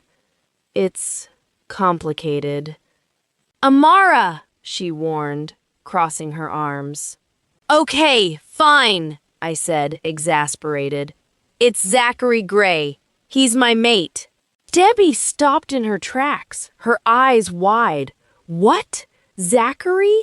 Alpha Zachary? The handsome man? You lucky she-wolf, pun intended. I explained her about how I met him and got rejected. What the hell? How dare he? She shouted. I winced at her outburst. Yes, but he's changed now. He's been trying relentless for my forgiveness. And you didn't tell me all this sooner because I didn't know how to, I admitted. It's been so overwhelming. I don't even know if I believe him or if I can ever trust him again. Debbie shook her head, looking both shocked and frustrated. Amara, this is huge. You can't just bottle this up. Why didn't you call me? I knew how you'd react, I said quietly. I've been trying to figure it out myself. She sighed, her expression softening. I get it, but Amara, you're my best friend. You don't have to go through this alone. If he's serious about making things right, maybe you should hear him out. But only if you want to. Don't let anyone pressure you. I nodded, grateful for her support. Thanks, Debbie. I don't know what to do. Part of me wants to give him a chance, but the other part, I'm so scared. She placed a comforting hand on my shoulder. Follow your heart, Amara. You'll know what to do when the time is right. And whatever you decide, I'll be here for you. Her words gave me a sense of relief I hadn't felt in a while. For the first time, I felt like I didn't have to carry this burden alone. And also, Ethan said, I began, Zachary and Mason are staying here for a while. Debbie raised an eyebrow. Staying? Why? They've brought warriors for training. Zachary wants them to improve their human form combat skills. Apparently, their pack excels in wolf form, but he's aiming for balance, I explained. And they picked Blue Moon for this? Debbie asked, clearly suspicious and smirking. I nodded. Dad and Will are known for their combat techniques. Zachary asked for their help, and Ethan says it's a good collaboration. Mason's overseeing the sessions. Debbie's smirk widened. Convenient. Think Zachary's got other motives? Ethan swears it's professional, but I'm not so sure, I admitted. Even Ethan seems to think Zachary is honest and deserves another chance. Either way, this training benefits the pack. Debbie tilted her head thoughtfully. And you? How are you handling the mate bond pull? By keeping my distance, I said, laughing dryly. Debbie looped her arm through mine. Well, if Zachary messes up again, I'll help you deal with him. Deal, I replied with a grin, though my mind lingered on Zachary's true intentions. Chapter 27, Amara's POV. The dining hall buzzed with energy as everyone gathered for dinner. Debbie had outdone herself, preparing a feast featuring dishes from her renowned restaurant. The room was filled with the sounds of clinking plates and casual chatter as everyone settled in. The men returned from their training and meetings, their laughter and conversation adding to the atmosphere. As Zachary walked in, his gaze locked onto mine, and he gave me a soft smile. My heart skipped a beat, but I quickly looked down, focusing on cutting my steak. Zachary moved toward the chair beside me, but Nathan stepped in. "Let me help you with that," Nathan said, taking the seat instead. He took my plate and began cutting my food. Out of the corner of my eye, I caught the flicker of disappointment in Zachary's face as he reluctantly took the seat directly across from me, next to Mason. Mason gave him an apologetic look but stayed quiet. Ethan and Bethany joined us a few moments later, and the room erupted in cheers for the new mates. Ethan looked radiant, his happiness contagious. Everyone raised their glasses to toast the pair. Ethan's mom and dad seemed so happy and proud of their son and their daughter-in-law. Just as the meal settled into comfortable conversation, Dad's deep voice cut through. "Everyone, may I have your attention?" The chatter stopped immediately. He looked at me, his tone softer now. "Amara, my love, I know this might seem sudden, but Nathan here has asked for my permission for your hand in marriage." The air in the room grew heavy and I froze. Dad continued, "Nathan's mate cheated and rejected him. Also, your mom and I are worried about your future. We think it's time for you to consider settling down. A chosen mate isn't unheard of. It's common in many packs nowadays." Silence engulfed the room. All eyes turned to me. My mind raced, but my gaze instinctively sought Zachary. He sat rigid, his jaw tight, his fists clenched on the table. His golden eyes burned with fury, though he said nothing. I couldn't stall this any longer. I determined to tell everyone about me and Zachary. I started, my voice trembling. "Dad, I want to—" "I'm sorry, Alpha Greg," Zachary interrupted, his voice firm yet laced with desperation. "I don't think it's possible for my mate to marry someone else while I'm still alive. I will not allow it. You might have to kill me before taking her away from me." The room erupted in gasps. "What did you just say?" William demanded, rising from his seat. "I am Amara's mate," Zachary declared, his gaze unwavering as it locked on my father. "Boo-hoo." Tears welled in my eyes as the room erupted into chaos. Zachary's voice rose above it all, explaining how we met 4 years ago. He confessed to rejecting me, believing at the time that a mate bond would weaken him and his pack. He detailed the years of regret and torment he endured, and how fate brought us together again when he sought medical aid for his pack. Dad sat back, his face unreadable but tense, like a storm barely contained. William, however, shot out of his chair and landed a solid punch on Zachary's face. "How dare you do this to my sister?" William bellowed, striking him again and again. Mason made a move to intervene, but Zachary raised a hand, stopping him. He stood firm, taking every blow without defending himself until Ethan finally stepped in, pulling William away. Enough! Dad's voice thundered, silencing everyone. Dad sighed heavily, his tone calmer but still sharp. I suspected something was off. The way Zachary watched you when he first arrived. The way he reacted at the ball when Nathan danced with you. I had my suspicions from the start, but I waited, hoping you'd come to me first, Amara. Boo-hoo. Tears streamed down my face. I'm so sorry, Dad. I should have told you sooner. Mom and Rebecca rushed over, pulling me into a hug. They sobbed quietly, their emotions spilling over as the room settled into an uneasy quiet. Zachary, bruised and bloody, stood tall, his gaze fixed on me. His vulnerability was clear, but so was his determination. This was far from over, but for now, I leaned into my mother's embrace, letting her comfort me as I braced myself for the storm ahead. Zachary's POV. I stood before Alpha Greg, my heart racing as he asked the question that had been looming over me since I arrived here. What's your take on your relationship with Amara, Alpha Zachary? Do you want to reject the bond officially? The words felt like a knife to my chest, but I answered with unwavering resolve. No, Alpha. I'd rather die than reject my mate. I want Amara. I understand now. Truly understand the importance of the moon goddess's blessing.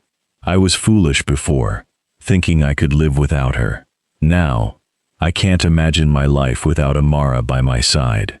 I will wait for her to forgive me, even if it takes my last breath. Amara was silent, her gaze locked on me, her eyes filled with a mixture of pain and confusion. I felt Aiden howl in my mind, the deep sorrow of our wolf echoing in my chest. We have hurt her so badly, Aiden mourned, and I couldn't agree more. Alpha Greg looked at Amara, his voice soft but firm. What is your decision, Amara? She stood, her gaze still unwavering. I need some time, Dad, she said, her voice trembling. But Nathan, he's just a friend. I don't want to hurt him, but I will not consider any chosen mate. Sorry, Nathan, she said, looking at Nathan. He nodded in response with slight smile. With that, she turned and fled the room, running to her chambers. I wanted to follow, to beg for her forgiveness, but I stayed rooted to the spot, my heart breaking. She still needs time.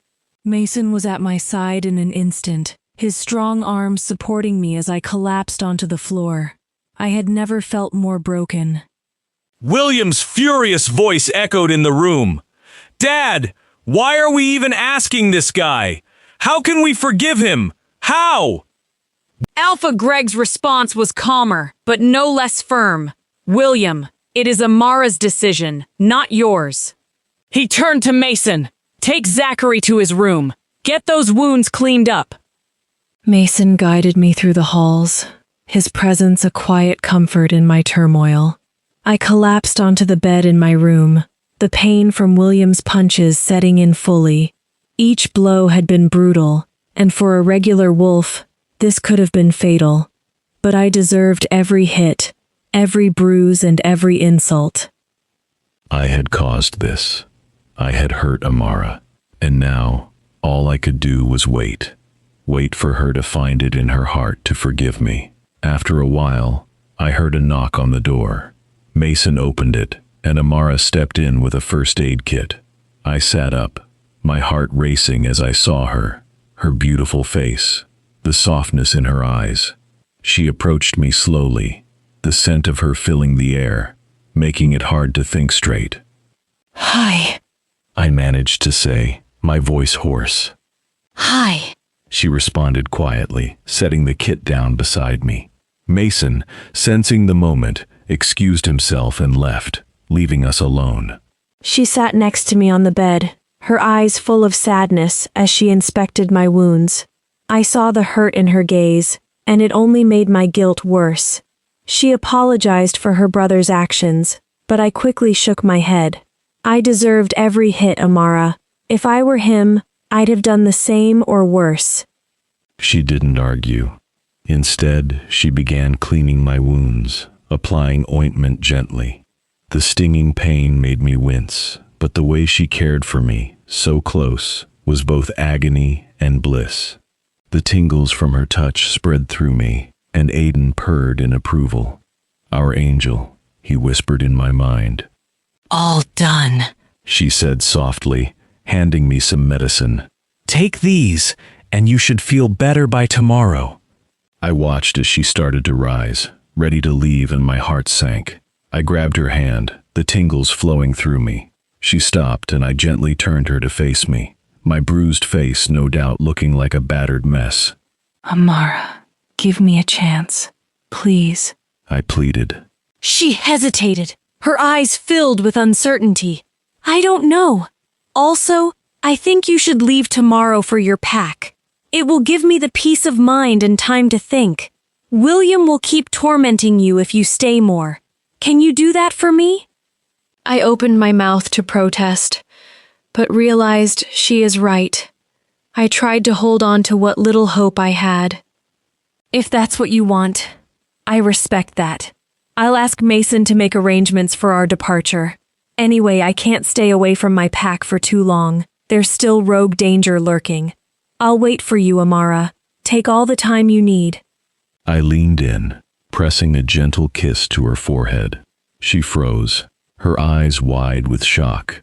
Then she quickly pulled away and left the room. My heart ached for her warmth with every step she took. Mason entered moments later, and I filled him in on everything. "What do we do now?" he asked with concern. "Make arrangements for our departure in the morning. We will inform Alpha, Greg, and William about this," I told him. "Also, we'll leave some of our warriors to finish their training here, but we both need to go. It's better for Amara." Yes, Alpha! Mason nodded. "You should rest now." With that, he left, and I lay back on the bed, feeling a small sense of peace from Amara's visit. But as sleep claimed me, I was determined about one thing. I would wait for her, and in a small corner of my heart I knew she will come to me. Chapter 28. Zachary's POV. The next morning, Mason and I stood in Alpha Greg's office. William glared at me, his eyes blazing with unspoken anger. His posture was stiff, every muscle in his body seemingly ready to pounce. I still don't understand why we're letting him leave without giving him more of what he deserves, William growled, his fists clenched. William! Alpha Greg said sternly, placing a hand on his shoulder. Amara asked for this. She wants space, and we have to respect her decision. This isn't about you or me. It's about her. I stepped forward. "Alpha William, I understand your frustration. I can only ask for your forgiveness at the moment. Please allow my warriors to stay and train as we discussed. This arrangement benefits both packs." William scoffed, but said nothing, his jaw tightening. Greg nodded. "Fine. Your warriors can stay. Amara made her wishes clear, and I believe in second chances, though you'll have to earn it, Zachary." I bowed my head in gratitude. Thank you, Alpha Greg. I promise not to interfere with her decision. And Alpha William, I will make amends, no matter how long it takes. William crossed his arms. You'd better, because if you hurt her again, you'll have me to deal with. As we left the office, I made my way to Luna Mary. She greeted me with a calm but distant look. "Luna Mary," I said softly, "I can never undo the pain I've caused Amara or your family, but I hope, one day, you can forgive me. Please tell her." I hesitated, my voice breaking slightly. "Tell her I'm sorry for leaving without a word, but I thought it was best." Mary nodded gently. "Please take care of yourself." I bowed, knowing I couldn't ask for more. Back at Night Blood Pack. Mason and I returned to our pack in the late evening. As we passed through the gates, I could see the expectation in my people's faces. My friends, pack members, and even a few elders glanced our way, their hopeful eyes searching for the one thing I couldn't give them yet. Amara, Fear Luna. Sam, my gamma, approached with a small frown. Welcome back, Alpha. Everyone's been waiting. I nodded curtly. Thank you, Sam. I see he wants to ask me something, but avoids it. I know what it is, but I don't know what to say. If anyone asks directly about Amara. I'm mind-linked, Mason. Did you ask them not to ask questions about Amara? Mason nodded. Yes, Zach. No one will bother you. Huh. I sighed, grateful for Mason's efficiency. Good. Let's focus on the rogue situation. I want updates immediately. Me, Mason, Sam and Matt gathered in my office. We spent an entire day there and come up with some changes which we need to practice in our pack, which will make us stronger and efficient in case of attack. After a month, in the training yard, Sam was running drills with the warriors. I observed from a distance, nodding in approval as they moved with precision and focus. Good work, Sam, I called as he approached me. Thanks, Alpha, he said, wiping sweat from his brow. The warriors are getting stronger every day. Even the females are holding their own in combat. We're ready. Not just ready, I said firmly. We're going to end this threat before it reaches us. We don't back down, not as Nightblood. Matt smiled. They're ready, because they believe in you, Alpha. You've made us stronger. I gave him a nod of appreciation but said nothing. My people deserve the best from me, and I would give them nothing less. As the day ended and the pack settled, I found myself staring at the empty space in my room. Amara's absence was a constant ache, one I couldn't escape. I whispered into the silence, Amara, I miss you. I wish you were here with me. Later that evening, Sam and Matt joined me in the war room. Zach, Sam began, spreading a map across the table. We've received intel that Maximum is gathering forces near the southern border packs. His movements suggest he might be planning an infiltration soon. Matt pointed to several marks on the map. We've doubled patrols here and part, but the southern border is vast. We'll need to redistribute warriors to cover blind spots. I nodded. Agreed. Increase the patrol frequency and have warriors on rotating shifts. No one should be out of range for backup. Sam, I want you to personally oversee drills tomorrow. Everyone needs to know their role during an attack. Yes, Zach, Sam replied, his tone sharp with focus. Massey, I continued. Let's recall our warriors from Blue Moon. I heard they have made a quiet progress in human combat skills, but make it clear, they are to leave discreetly. I don't want to cause Amara or her family any unnecessary worry. Mason nodded. Understood. As the night wore on, I buried myself in strategies and plans. But no matter how hard I tried, Amara's face lingered in my thoughts. Her voice, her scent, her touch, it haunted me. Amara's POV.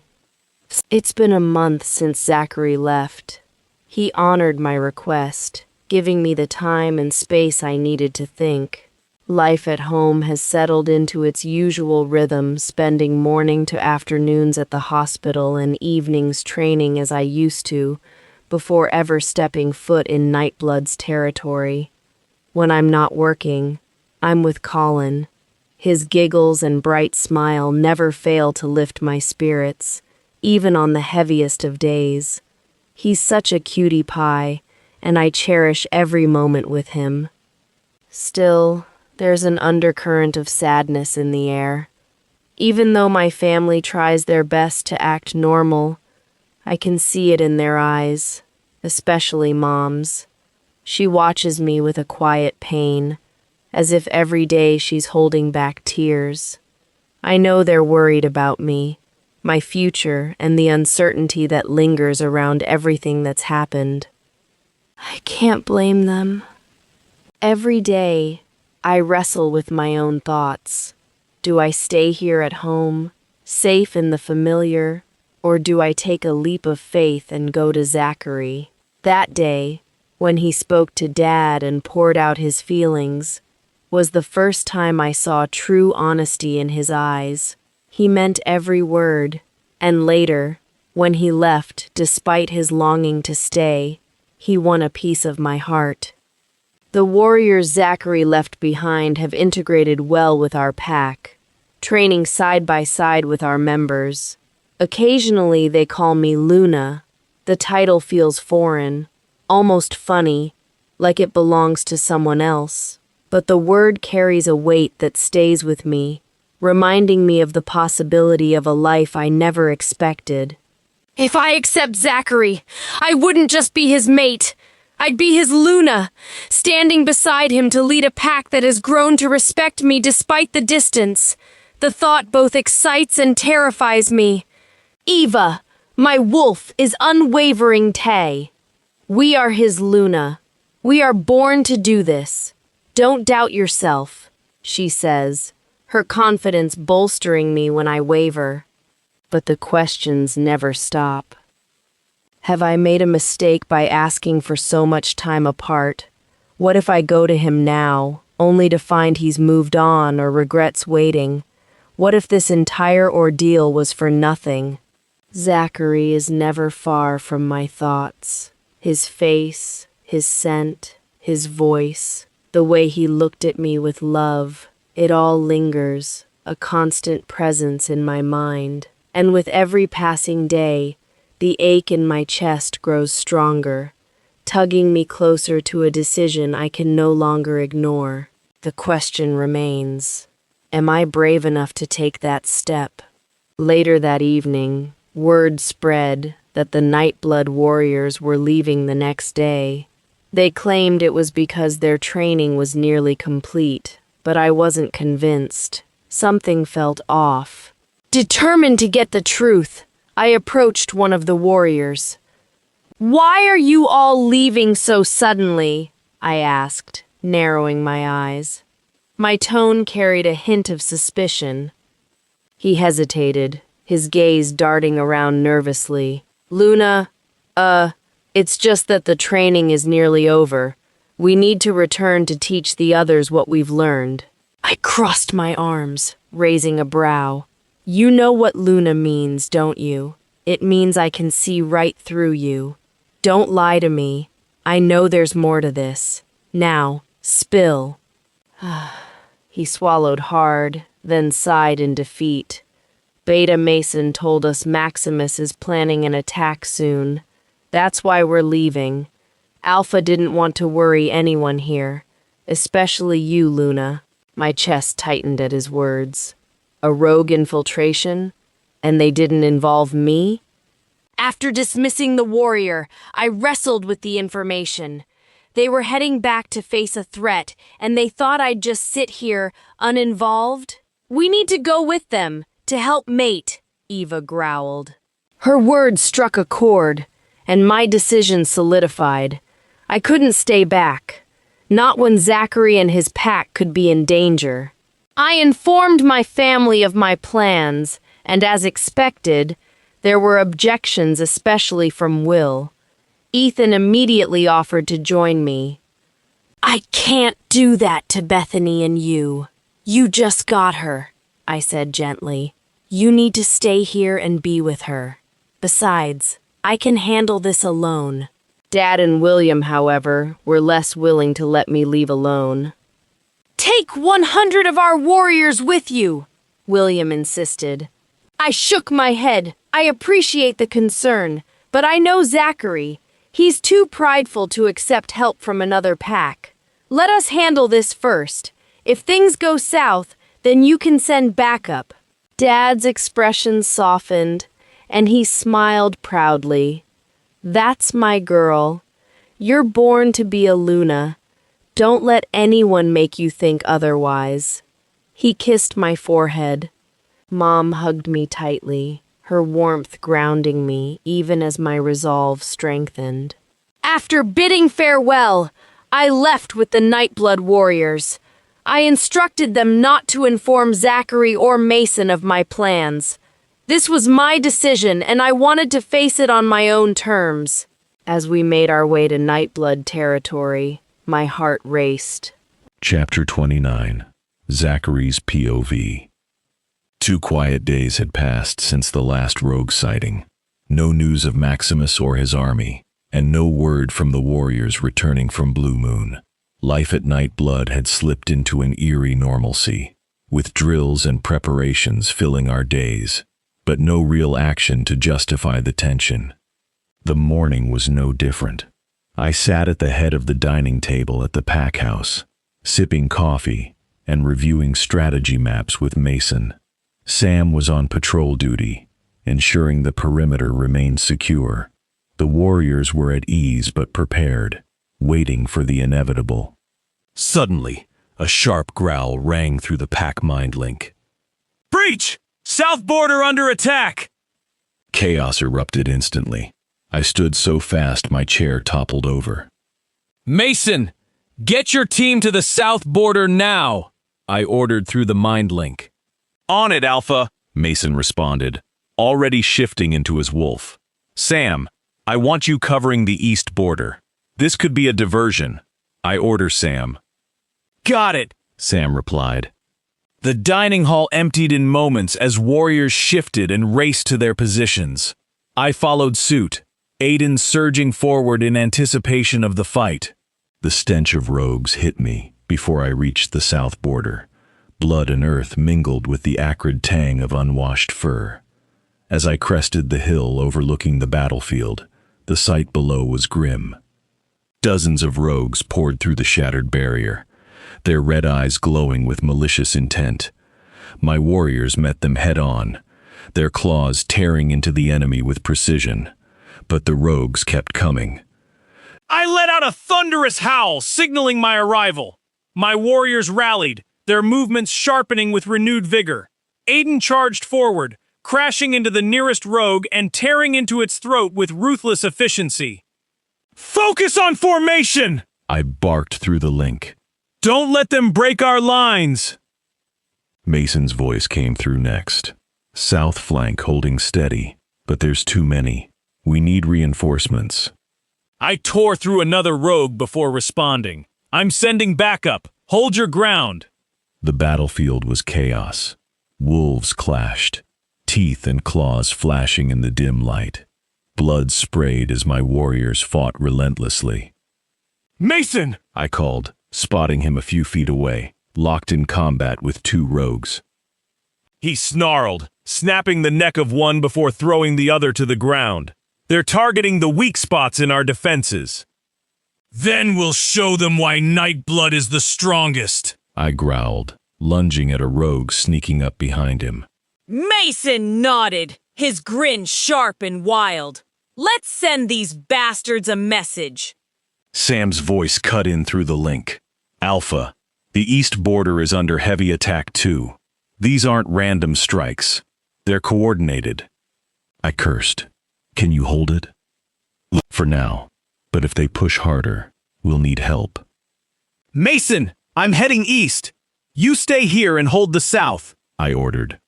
"Go," he said, his tone grim but determined. "We've got this."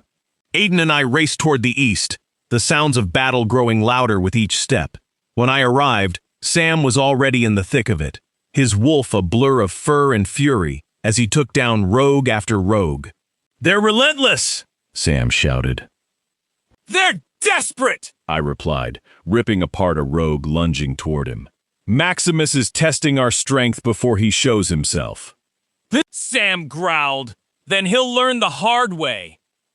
For hours we fought. The rogues kept coming, wave after wave, but we refused to give an inch. By the time the sun began to set, the battlefield was littered with rogue corpses. The attacks slowed, and finally, silence fell over the packlands. I shifted back to human form, breathing heavily. Blood and dirt covered me, and my muscles ached from the relentless battle. Mason joined me soon after, limping slightly but alive. We held them, he said, his voice rough. Barely. "Where's Sam?" I asked. Here, Sam called, emerging from the shadows with a few warriors in tow. East border is clear. I nodded. "Good. Everyone regroup at the pack house. We need to assess our losses and prepare for whatever's next." Mason frowned.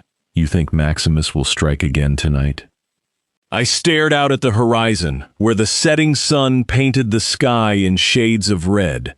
He's testing us, I said quietly. "The real attack hasn't started yet." And as we made our way back to the pack house, I couldn't shake the feeling that Maximus was watching, waiting for the perfect moment to make his move. The pack house was a frenzy of activity as we returned from the battlefield. Dr. Smith and his team worked tirelessly to treat the injured, while the women of the pack kept the children safe in the bunker below the main hall. I moved from room to room, ensuring order was maintained and lending a hand where needed. Mason sat on a makeshift bench, wincing as one of the healers wrapped his injured leg. "You should be resting," I told him. He gave me a dry look. "And you should be leading a pack through a rogue invasion. Not get worried about your friend. We're both ignoring good advice, Alpha." I shook my head, but couldn't help the small smirk tugging at my lips. Just as the chaos seemed to settle, a deafening howl pierced the air, followed by the rumble of distant growls. "Alpha, Maximus has been spotted near the north border. He's brought a massive wave of rogues with him this time." The mind link sent my heart pounding. I turned sharply to Mason. "Stay here. Your leg won't hold in another fight." He growled in frustration. "Zach, you can't go alone." "That's an order," I snapped. "The pack house and bunker need you more right now. Protect them." Reluctantly, Mason nodded, his expression grim. "Don't get yourself killed." I shifted into Aiden and sprinted toward the north border, the cold night air slicing through my fur. "All warriors regroup at the north border immediately," I commanded through the mind link. As I neared the battlefield, another voice broke through the link. "Alpha, the warriors from Blue Moon have arrived. They're fighting at the north border." A spark of hope lit inside me. Reinforcements were a relief, though the uneasy restlessness from Aiden persisted. Something felt off. Then came the next message that sent a jolt through me. "Alpha, Luna is here. She came with our warriors from Blue Moon." Aiden roared in my head, his fury and protectiveness surging. "Mate is here. It's not safe for her. Protect her." "What the hell is she doing here?" I growled through the link, pushing my legs faster. When I reached the north border, the scene before me was nothing short of chaos. Warriors clashed with rogues, their snarls and growls reverberating through the dense trees. And there, in the thick of it, was Amara in her wolf form. She was leading the charge, her movements precise and deadly. Eva is sleek and powerful. She tore through the rogues with an unmatched ferocity and speed. The warriors followed her lead, their attacks synchronized and efficient. Chapter 30. Amara's POV. When I reached Nightblood territory, it was a chaos. I quickly shifted. Eva moved like a shadow among the rogues, swift and deadly. She tore through them one by one, her claws slashing and her teeth sinking into flesh with precision. Blood matted her fur, but she didn't falter. Then I spotted him, Maximus's right-hand man, a massive rogue wolf with scars running down his face. He growled, baring his teeth, and lunged at me. But I am faster. With a feral snarl, I dodged his attack and went for his throat, clamping my jaws down with devastating force. The rogue let out a guttural scream before going limp, collapsing to the ground. Eva raised her head, letting out a victorious howl that sent chills through the remaining rogues. They hesitated, their morale wavering. It was then that Zachary arrived, Aiden tearing into the scene. He wasted no time joining the fray. his powerful presence boosting his warrior's spirits. In the chaos, our eyes met for a fleeting moment, a silent understanding passing between us. But the moment was shattered by a low, mocking laugh. From the shadows, Maximus emerged, his hulking form radiating menace. His dark, cruel eyes took in the scene, lingering on me and the fallen rogues before settling on Zachary. "You've done well," Maximus drawled, his voice carrying easily over the noise. But this ends now. I say you got a beautiful Luna there, Zachary. She is feisty. He licked his lips. Both Eva and Aiden growled at him. Zachary stepped forward with an air of authority. "Keep her out of this. Let's finish it. 1-on-1, Maximus, unless you're too much of a coward." Maximus sneered, but nodded. "Very well, Alpha. Let's see if you're as strong as they say." The rogues and warriors drew back, creating a wide circle around the two alphas. The battle began in an instant. The two wolves collided with brutal force, their snarls filling the air. They clawed and bit at each other, the ground beneath them shaking with the sheer power of their attacks. Zachary was fast, landing precise hits that left Maximus bleeding and stumbling. But Maximus was cunning, using underhanded moves to keep Zachary on his toes. "This ends with your death, Zachary. I will take over your pack and your Luna will be mine," he cackled. Maximus commented to distract Zachary. Eva is crowling to attack on the bastard, but she knows it's Zachary's move and she stays idle to let him have it. Aiden growled at him, baring his teeth. Zachary's POV. The battle was a blur of blood, claws, and fury. Aiden and I moved as one, our focus razor-sharp on Maximus. But then a sharp, fleeting sensation in the back of my mind made me pause. Chaos erupted in my pack's mind link. Alpha, behind you! The warning came too late. I turned just in time to see a rogue breaking from the circle, a silver knife in hand, its target unmistakably clear, me. Before I could react, a blur of motion crossed my vision. Eva leaped out of nowhere, crashing into the rogue with a snarl that tore through the battlefield. The force of her attack sent the knife skittering to the ground. Relief surged through me for a moment, but it was short-lived. The rogue, quick and desperate, pulled another blade from his belt. My world slowed to a crawl as the silver gleamed in the dim light, its cruel arc plunging straight into Amara's side. Her howl of pain shredded through me. Ah! Amara! My voice was raw, breaking as I saw her stagger. Blood poured from the wound, staining her white fur crimson. Eva collapsed, her body shifting back to Amara as Sam darted forward, catching her before she hit the ground. I turned to face the rogue who stabbed her, but he was lying in halves beneath Mason's wolf. He came to battlefield, even when I told him not to. Something inside me snapped.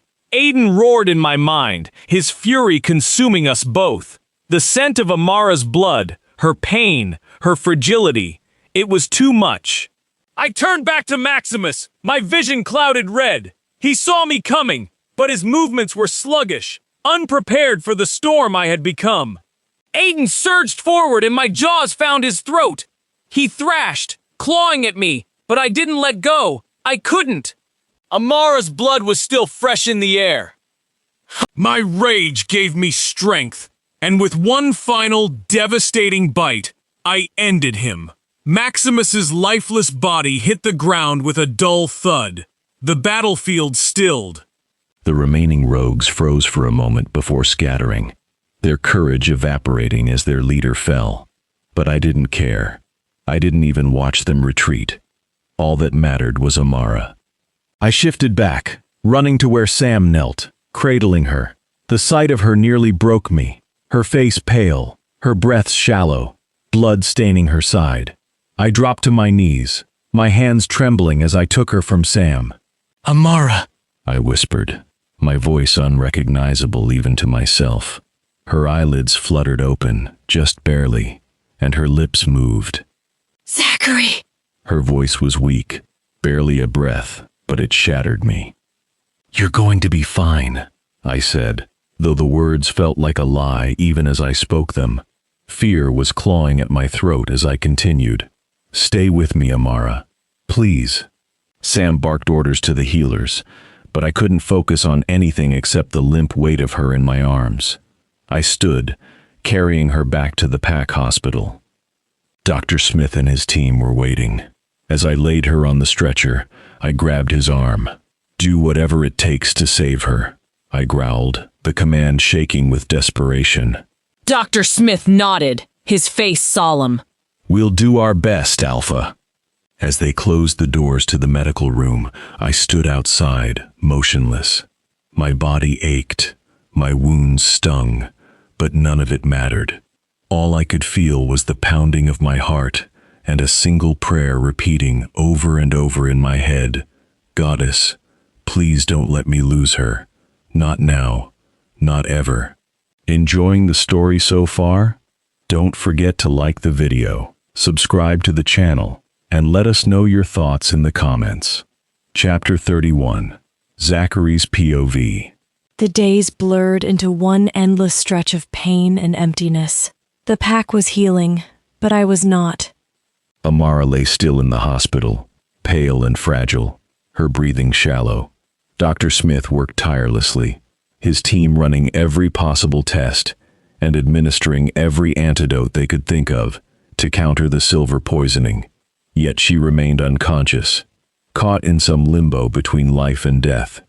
The rogue's knife had gone deeper than just her body. It had carved into my soul. Alpha Greg and Luna Mary had arrived at Nightblood the very next day. Their worry was palpable, their faces drawn with grief. Mary spent hours by Amara's bedside, her hands trembling as she brushed the hair from her daughter's face. Greg, always the strong alpha, was visibly shaken. Every time he looked at me, his eyes held a mix of sympathy and worry. Ethan and his mate Bethany had come too. His bond with Amara stronger than I had ever understood before. He kept everyone hopeful, reassuring us all that Amara would wake up. His faith was unshakable, even when the rest of us faltered. William and Rebecca stayed back at Blue Moon to look after the pack, but they called every day, asking for updates. Their voices carried the weight of their worry. I was a living corpse. I threw myself into pack duties, working from dawn until well past midnight, as if staying busy could drown out the pain. I didn't sleep. I couldn't.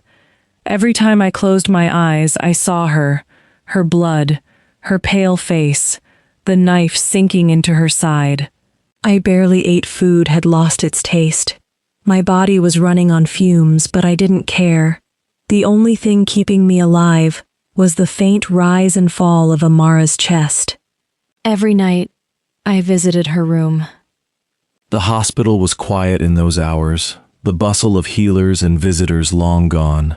I would sit beside her, holding her hand, feeling the slight warmth of her skin against mine. It was the only thing that reminded me she was still here, still fighting. I talked to her, pouring my heart out as if my words could reach her wherever she was. Amara, please wake up. I'm sorry for everything, every mistake I've made, every time I hurt you. I was a fool. I didn't deserve you then, but I swear, I will spend the rest of my life making it up to you. Just, please come back to me. Many times, Aiden tried to reach out to Eva, but it was of no help. Our bond is also very weak since we haven't marked each other. It's like she is there, but she can't hear his voice. He looks helpless too, so he surfaces less these days. Sometimes I begged. Other times, I just sat in silence, staring at her face, willing her eyes to open. Mary once found me there, slumped over the bed, whispering to Amara. She didn't say anything, just placed a hand on my shoulder. I could see her own pain mirrored in her eyes, but her touch was gentle, like she understood the storm inside me. My mother also visited me on hospital. She never hoped she would meet her daughter-in-law like this for the first time. She encouraged me not to lose hope. Then she left for her brother's pack. He just had an accident and she went to aid him. Dr. Smith told me it was a miracle she was even alive. The silver should have killed her instantly, but Amara was strong. Her will to live is unlike anything I've seen, he said. We just need to give her time. She's fighting, Alpha. She's not giving up. Ethan echoed the same sentiment. She's stubborn, Alpha Zachary. You know that better than anyone. She's not leaving us. You just have to hold on. But holding on was agony. Each day I watched her motionless body. I felt myself unraveling. The pack tried to pull me out of my misery, but I pushed them away. Mason forced me to eat once, practically shoving a plate of food in my face. You're no good to her like this, Zach! He snapped.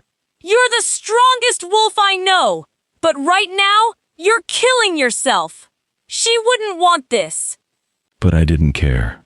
The world could crumble, and it wouldn't matter to me. Not without her. I stayed up at night, restless and haunted, replaying the battle in my mind. If only I had been faster, more alert. If only I hadn't let that rogue get so close. This was my fault. And yet, every time I looked at her, there was a flicker of hope. Amara was a fighter. If anyone could come back from this, it was her. So I waited. Each day was a war with my own demons. Each night, I sat by her side, praying to the moon goddess to bring her back to me. I didn't care what it took or what price I had to pay. I would wait for Amara forever if I had to. I sat in my office with Mason and Sam, going over the last details of relief efforts for the pack after the rogue attack. My mother had just called, checking in like she did every few days. She was still at her brother's pack, helping care for him after his accident. I had insisted she stay there longer, at least until things were calmer here. Sam had already updated her on everything. Though she wanted to return, we convinced her to stay a little while longer, promising to keep her updated. When the call ended, I leaned back in my chair, rubbing my temples. My mind kept drifting to Amara. Aiden's voice broke through the fog. Our mate is strong, Zachary. She'll come back to us. I can feel it. I wanted to believe him. I had to. Sam cleared his throat, drawing my attention back to the meeting. About the warriors, he said, looking serious. We were thinking we should allocate funds for the families of those who lost their lives in the attack. They fought bravely, and it's the least we can do. Mason nodded in agreement. It would show the pack we value their sacrifices. Maybe even set up a trust fund for their pups. I nodded slowly. Do it. They gave everything for us. We'll honor them properly. Just as Mason started discussing the logistics, a voice in my mind link interrupted. Alpha, good news. Luna is awake. I froze. It was Dr. Smith! I gripped the edge of the desk. What did you just say? Luna Amara is conscious, Alpha. She woke up a few minutes ago. Come to the hospital now. The words hit me like lightning. I shot to my feet, nearly knocking over my chair. She's awake! Sam and Mason looked up, alarmed. Amara's awake, I said, my voice trembling with disbelief and hope. I didn't wait for a response. I bolted from the office, my legs moving faster than they ever had before. Amara, I whispered to myself, my heart pounding. As I ran through the pack house, warriors and pack members stepped aside, sensing my urgency. My feet carried me straight to the hospital, where Dr. Smith was waiting near the entrance. He smiled at me, a rare look of relief on his face. She's still weak, Alpha, but she's conscious and stable. Go on. I didn't need to be told twice. I pushed past him and headed straight to her room. My breath caught as I entered. Amara was lying there, her eyes open, though she looked tired. Her gaze shifted to me as I approached, and the faintest smile appeared on her lips. Hi, She whispered, her voice barely audible, but enough to send my heart soaring. I knelt beside her bed, taking her hand in mine. Hi, you're awake. She gave a small nod, her fingers curling weakly around mine. You scared the hell out of me, I said, my voice thick with emotion. Don't you ever do that again, please. She just nods. Boo-hoo. My chest tightened. I couldn't hold back the tear that slipped down my cheek. You have no idea how much I missed you, I whispered, bringing her hand to my lips. Don't ever leave me again, Amara. I couldn't bear it. She blinked slowly, her strength still returning, but her eyes held a promise. I'm fine, and I'm staying for good this time, She murmured. Chapter 32, Amara's POV. I lay in my hospital bed, exhausted but surrounded by warmth as my parents, Ethan, his mate, and everyone from Nightblood filled the room. Zachary had stepped aside to give my family some space, though his watchful gaze never left me. Mason was the first to speak, his grin wide and filled with relief. Welcome back, Luna. You gave us quite the scare. I can't get used to that title, I smiled faintly. Thank you, Mason. He shook his head, his voice confident. You're the strongest she-wolf I've ever seen. We're lucky to have you as our Luna. Thank you for fighting for us. I glanced down, feeling a little overwhelmed. It's nothing much. I care about you all. You're my friends, that's all. The room went silent for a moment. Then I whispered, Don't call me Luna. I'm just Amara for you all. Besides, I have not accepted the title myself. The tension was instant. I knew they'd all heard it. I wasn't bonded to Zachary, not officially. The words hung in the air, and when I glanced at Zachary, the hurt in his eyes pierced through me. Sam broke the silence by clapping Zachary's shoulder. Well, we'll leave her to rest. Right, Mason? Mason nodded, giving me a small wink before walking out. Take care, Amara. You've got the entire pack rooting for you. The others began filing out as well, leaving only my parents, Ethan, Dr. Smith, and Zachary. Boo-hoo. Mom hugged me tightly, her voice trembling. I missed you, sweetheart. Don't scare your poor mother like this again. Dad stepped closer, his expression soft but firm. You scared me, princess. Come back home with us, Amara. It's safer there. Your mom and I will take care of you. Before I could answer, a low growl echoed through the room. All eyes turned to Zachary, who was stiff with tension. Dr. Smith quickly stepped in. I think it's better if she stays here, Alpha Greg. Amara needs regular care. She is in no position to travel, and it's best she remains where we can monitor her closely. Ethan nodded in agreement. I'll stay with her, here. You don't need to worry. She'll be fine. Dad looked hesitant, his concern evident. He turned to me. Are you sure about this, Amara? I reached out and squeezed his hand. I'm okay, Dad. I want to stay here. I'll be fine, I promise. Out of the corner of my eye, I saw Zachary release a breath he seemed to have been holding. His shoulders relaxed, and I caught a glimmer of hope in his eyes. Alpha Zachary, we will staying at your pack house till Amara gets better and discharged. If that's okay with you, Dad asks Zachary. Of course, Alpha Greg, Zachary says with confidence. Mom was still reluctant, but Dad wrapped his arm around her. "All right, let's go, honey," he said, giving Zachary a meaningful look. "Take care of her." "Always," Zachary replied, his voice steady and resolute. As my parents left, Ethan gave me a reassuring smile before following them. Dr. Smith excused himself shortly after, leaving me alone with Zachary. He stepped closer to my bed, his hands stuffed into his pockets as he looked at me. "Thank you for choosing to stay." I tilted my head at him. "I hope that's okay with you, Alpha. I made the decision to stay in your pack without asking for your permission." A growl escaped his lips, and he leaned down slightly. "This is your pack too, Amara. You don't need my permission for anything. After everything we have been through, and for the sake of Goddess, stop calling me Alpha." He closed his eyes for a second to compose himself. He opened them. His voice softened as he added, "Please, get better and come home, with me." Before I could respond, he leaned down and pressed a soft kiss to my forehead.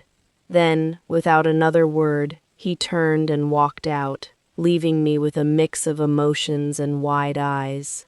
Over the next 4 days, the hospital room became a revolving door of visitors. Bethany and Rose would burst in, their laughter lighting up the room. Rose teased me endlessly. "If you didn't want to be called Luna, you should have thought twice before leading warriors into battle. It's pretty much what a Luna would do, if you ask me." I laughed.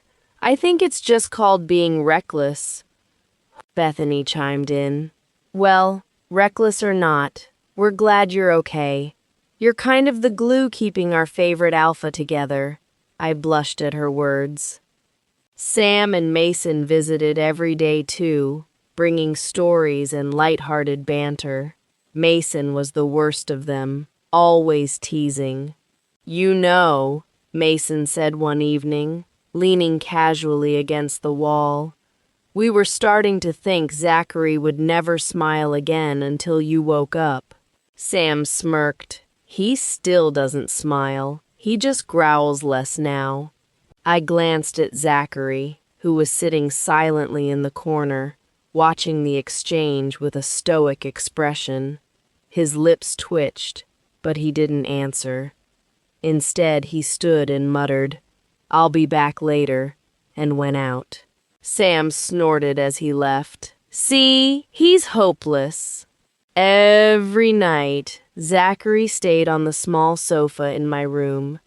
Despite his tall, well-built figure, he somehow managed to curl up there, looking impossibly uncomfortable.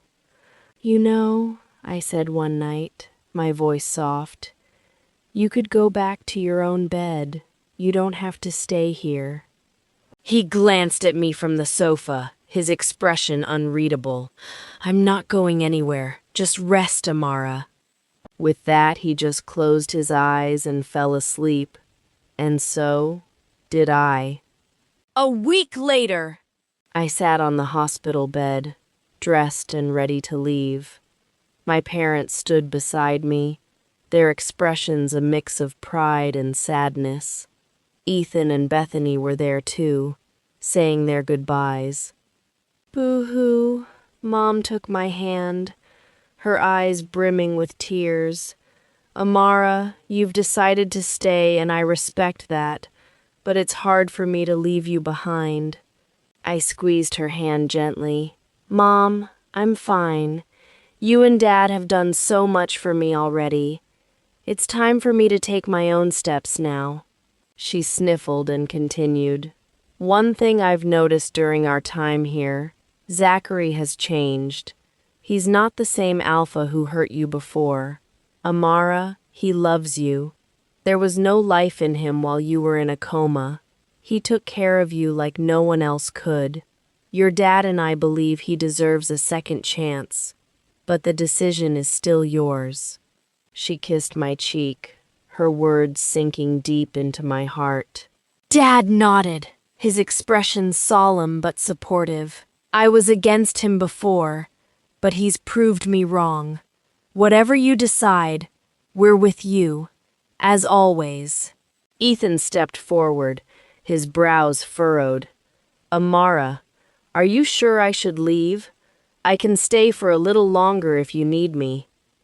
I smiled at him, shaking my head. Ethan, you've already spent so much time here taking care of me.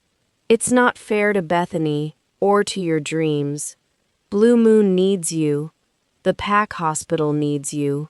You're meant to be there. Bethany, standing beside him, nodded with a grateful smile. Thank you, Amara. Don't worry. I'll make sure he doesn't overwork himself. Just then, Zachary and Mason walked in. Zachary's sharp eyes scanned the room, his tone casual but curious. What did I miss? Ethan replied in a low voice. Nothing. We were just saying our goodbyes. Zachary greeted everyone with a soft smile. Mason, ever the helpful one, gestured to the door. I'll drop them off at the pack border. One by one, my family hugged me.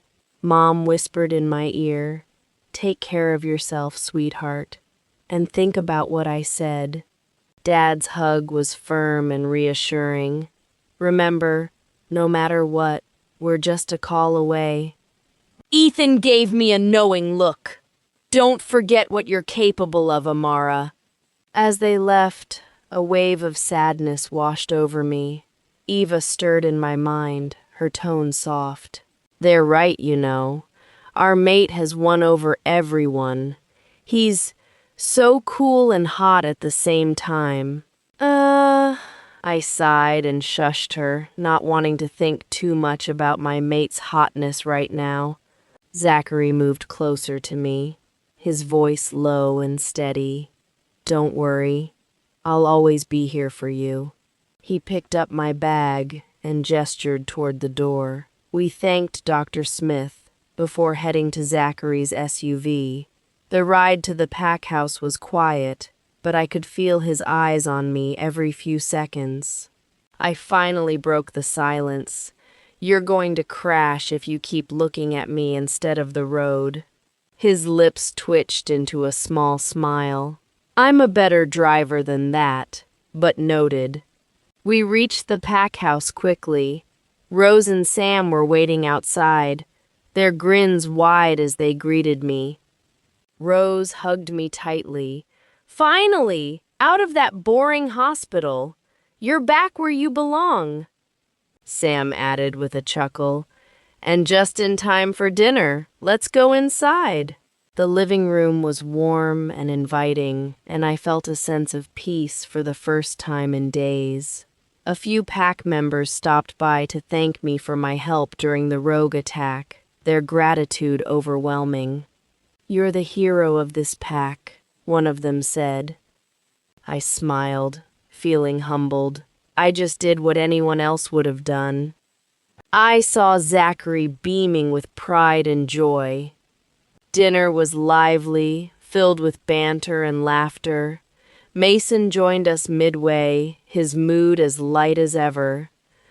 Rose, of course, couldn't help herself. So, Amara, where do you want to sleep? Ha! I nearly choked on my food, coughing as Zachary froze, his eyes wide.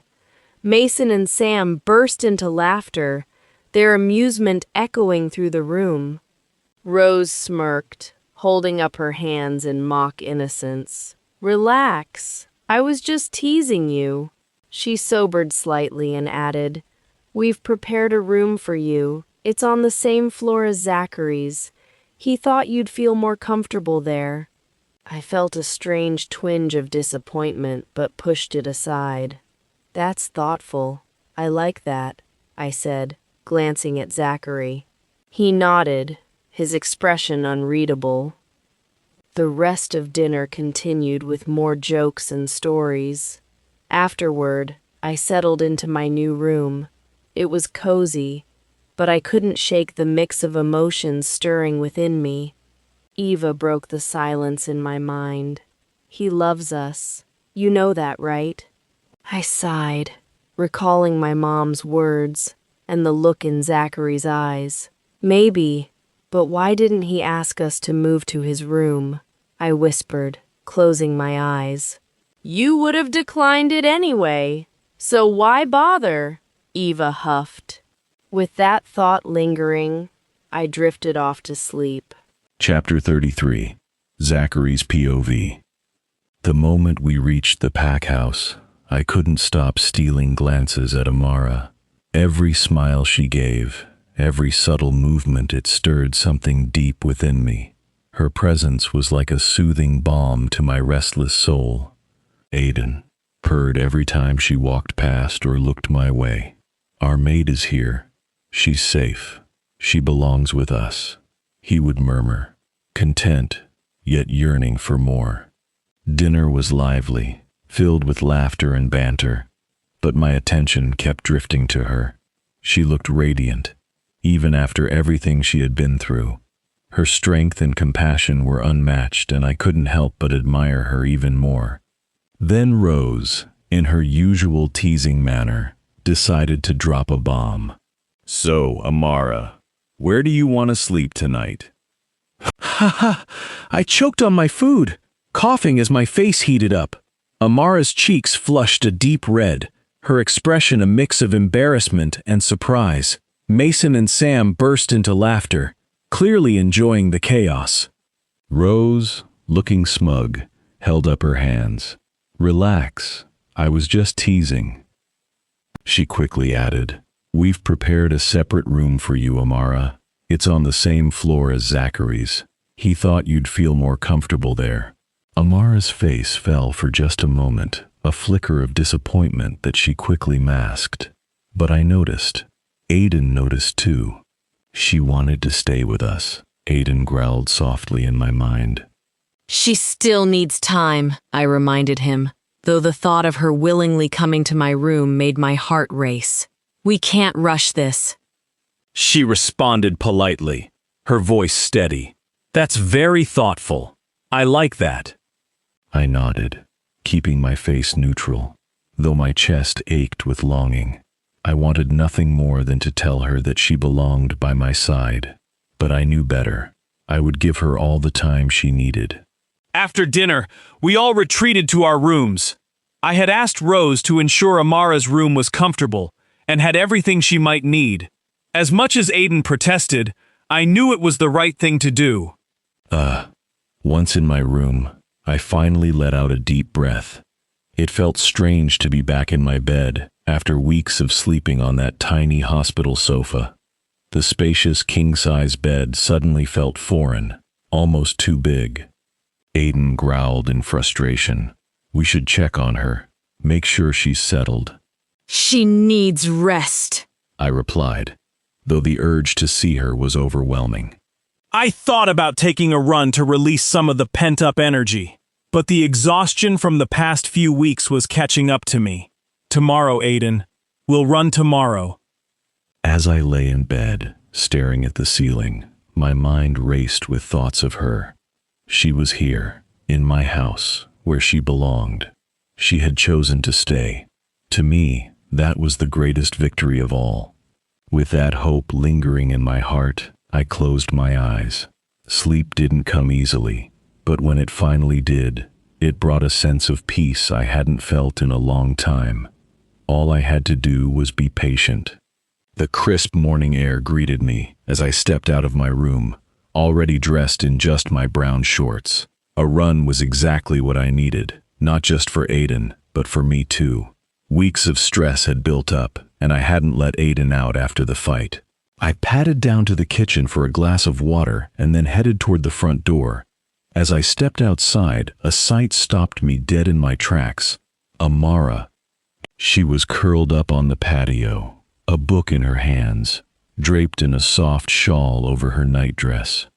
The early sunlight kissed her features, making her look serene and peaceful. For a moment, I stood frozen, taking her in. She looked so cozy, so utterly perfect.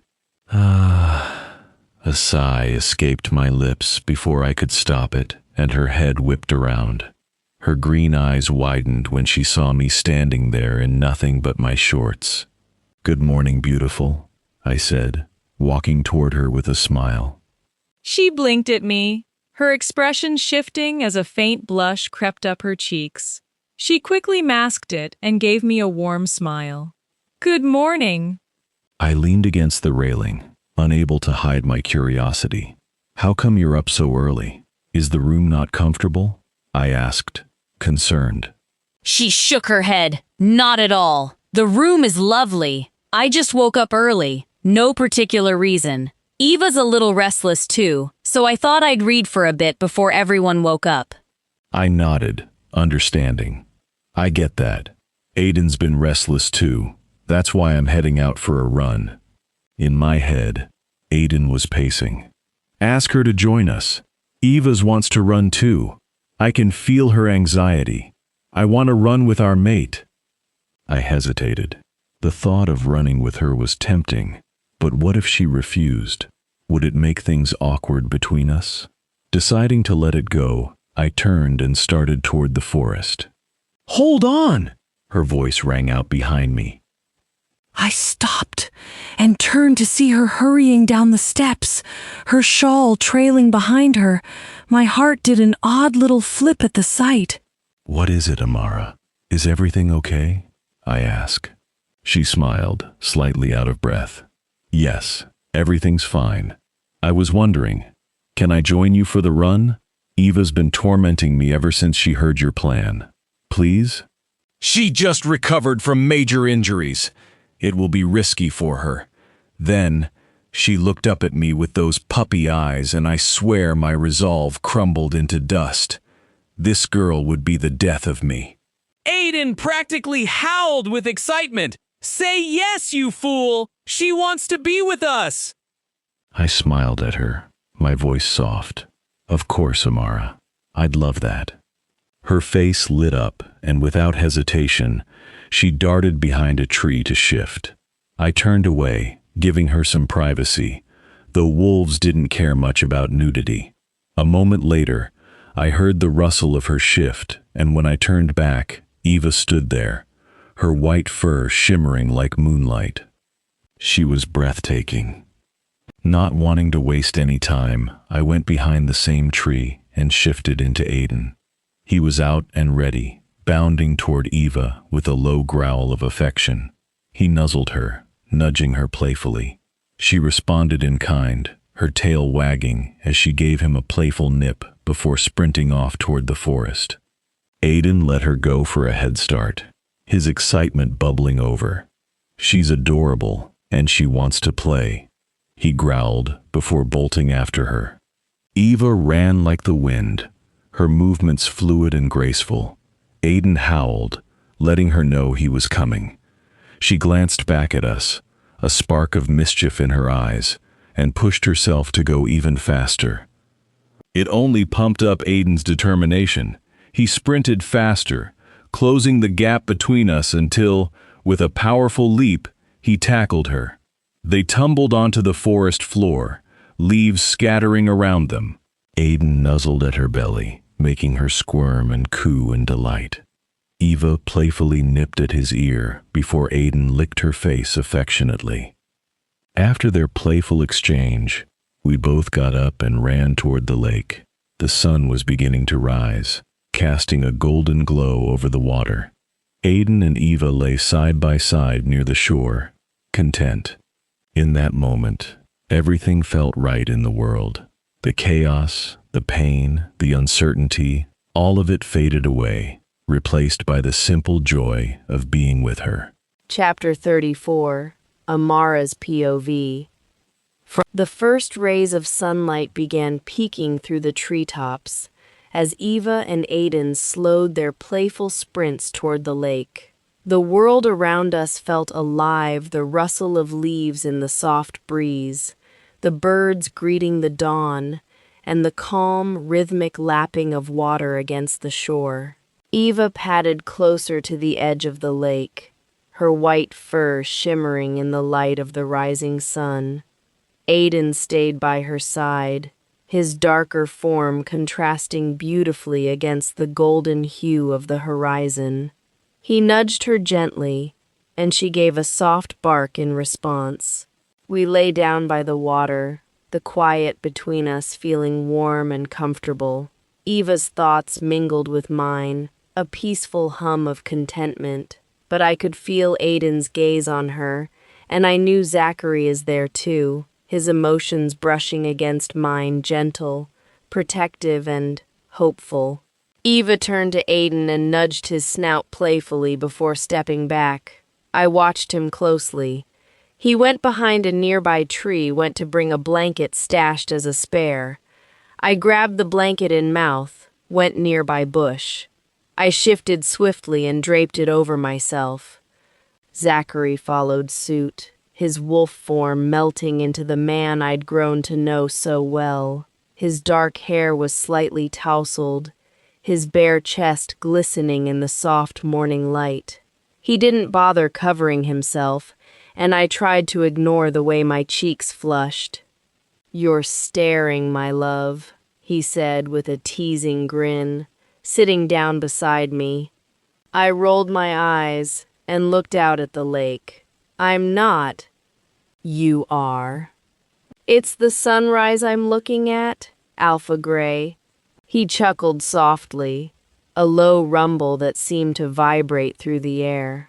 "When will you stop calling me with my title?" "I don't plan on changing soon," I snort. He continued, "By the way, the sunrise isn't half as stunning as you."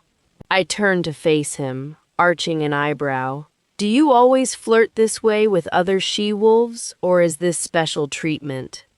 "It's special," he admitted, his grin fading into something softer. "It's only for you, and it's always special."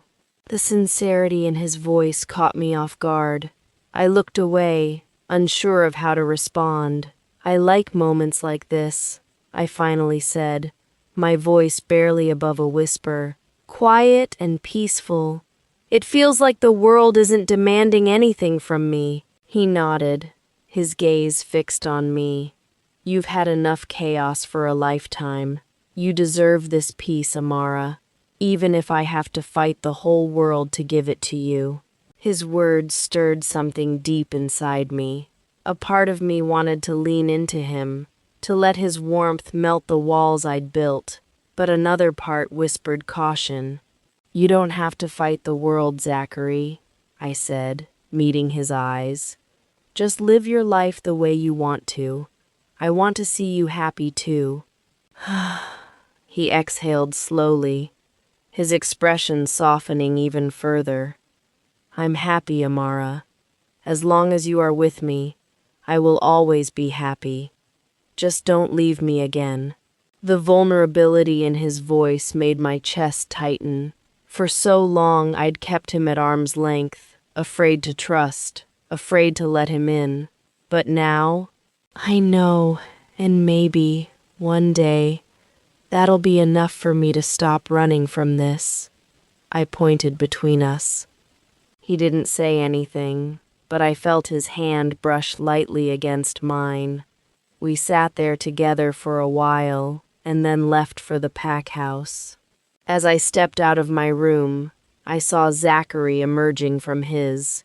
He looked effortlessly attractive in a brown button-up shirt and blue jeans. Eva purred in my head. "He looks hot in anything," she cooed. "Even more when he isn't wearing anything." I mentally slapped her. "Eva, enough!" Zachary's gaze landed on me, and a faint smile tugged at his lips. "I see you're heading to the hospital today," he said, noticing my blue scrubs. "Yes," I nodded. "I miss working, and I want to meet everyone and help Dr. Smith." "Of course," he said warmly. "Anything you like." We made our way downstairs together, where the dining area buzzed with activity. As soon as we entered, the room fell silent, and everyone greeted us. "Good morning, Alpha and Luna." Zachary nodded, but I greeted them back. Good morning, everyone. You guys please call me just Amara. Zachary moved to his seat at the head of the table. I started toward an empty chair between Mason and Rose when Zachary suddenly stood, walked over, and gently took my hand. "Sit with me today," he said, pulling out the chair to his left. The room erupted in cheers and teasing remarks. "You go, man!" Sam called out. I blushed furiously as I sat down, my cheeks burning. Zachary's actions were unexpected, but there was something sweet about them that made my heart flutter. Breakfast resumed. Zachary, Sam, and Mason began discussing the day's agenda. I quietly ate while Rose leaned closer to me. "So," she whispered, grinning, "how was your run with Alpha this morning?" For a second I wondered how did she know. Then I smiled, recalling the peaceful moments by the lake. It was good, peaceful. Zachary's sharp hearing picked up on the conversation, and I caught him glancing at me, a small smile playing on his lips. "I'll be heading to the border today," he announced, looking directly at me. "I'll likely be back late, in the evening." Before I could respond, Mason interjected with a teasing smirk. "Amara, make sure you heard him the first time. Otherwise, he'll repeat it again just to be sure." Laughter broke out around the table as Zachary growled low at Mason. "Watch it," Zachary warned, though his tone held no real anger. The playful banter made the breakfast feel lighter, more like a family gathering than a formal pack meal. Afterward, everyone dispersed to start their day. As I stood to leave for the hospital, Zachary caught my gaze and smiled softly. "Don't overwork yourself," he said, his voice low but full of concern. "I won't," I promised, before heading out, feeling his watchful gaze on me until I was gone. Chapter 35. Zachary's POV. The day at the east border had been long but productive. Mason, Sam, and I went to resolve the issues troubling our patrol team, ensuring the border's security. As we met with the Eastern Patrol Team, I addressed them with a commanding tone. "How have things been here?" One of the patrol leaders, Liam, stepped forward.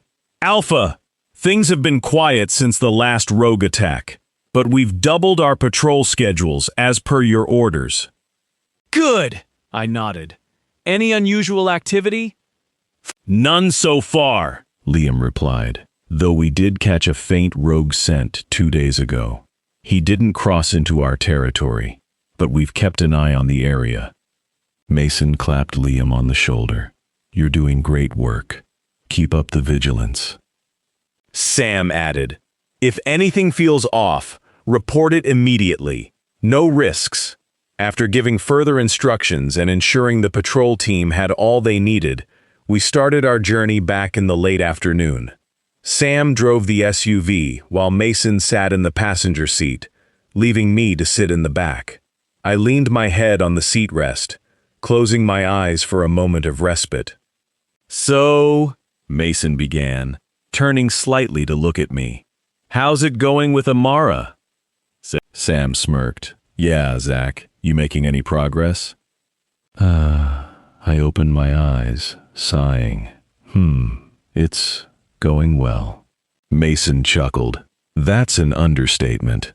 You two are spending more time together. She seems happy, but still doesn't let anyone call her Luna." I frowned, staring out the window. I've noticed that too, but I can't blame her. We haven't mated or marked yet. I don't want to rush her into anything. Sam whistled. "Man, you're too patient. Aiden must be losing his mind around her." I rubbed the back of my neck, thinking of my wolf. He is. Every time we're near her, he's restless. He wants to be close to her. You know what I mean, right? But I know it's too soon. Mason glanced at Sam, then back at me. You're doing the right thing, Zach. She needs time to trust you again. But don't wait too long, or Aiden might take matters into his own paws. Sam laughed. Imagine that Aiden showing up at her door uninvited. Hi, mate. Let's complete marking. I couldn't help but chuckle, though the thought made me uneasy. He'd never do that. Amara means too much to him, to us. Mason's voice softened. She's a good one, Zach. Graceful, compassionate, a skilled doctor, and a fierce fighter. You're lucky she's your mate. Sam nodded in agreement. I mean, you really screwed up before, but she's still here. That says a lot about her character. Don't mess it up again. Their words hit harder than they probably intended. I looked down, feeling the weight of my past mistakes. I won't, I said firmly. I'll spend more time with her and earn her trust back. Mason grinned. Good. Just don't forget to remind her that she is our Luna too. Whether she accepts it or not, the pack already sees her as one. Sam added. And don't let her think too much. Women like to overanalyze. Keep it simple. Show her you care. I smiled faintly. Yup, that's the plan. As we drove back, Mason grew quiet for a moment, staring out the window. Sam noticed and smirked. What's with the grim look, Massey? Thinking about your mate? Mason sighed, running a hand through his hair. Yeah, it's just, I'm 28 now, and she's still out there somewhere. Every time we go to allied packs or meet outsiders, I hope I'll find her, but nothing. I glanced at him from the back seat. She's out there, Massey. The bond will find a way, even if it takes time. You just have to trust it. He gave a small, sad smile. Easy for you to say. You found yours. Sure, it's complicated, but at least you know who she is. Sam chimed in, grinning.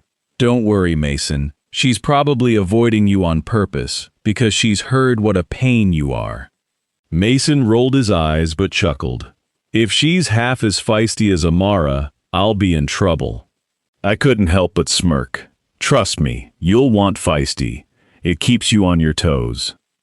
Mason's expression softened as he stared out at the horizon.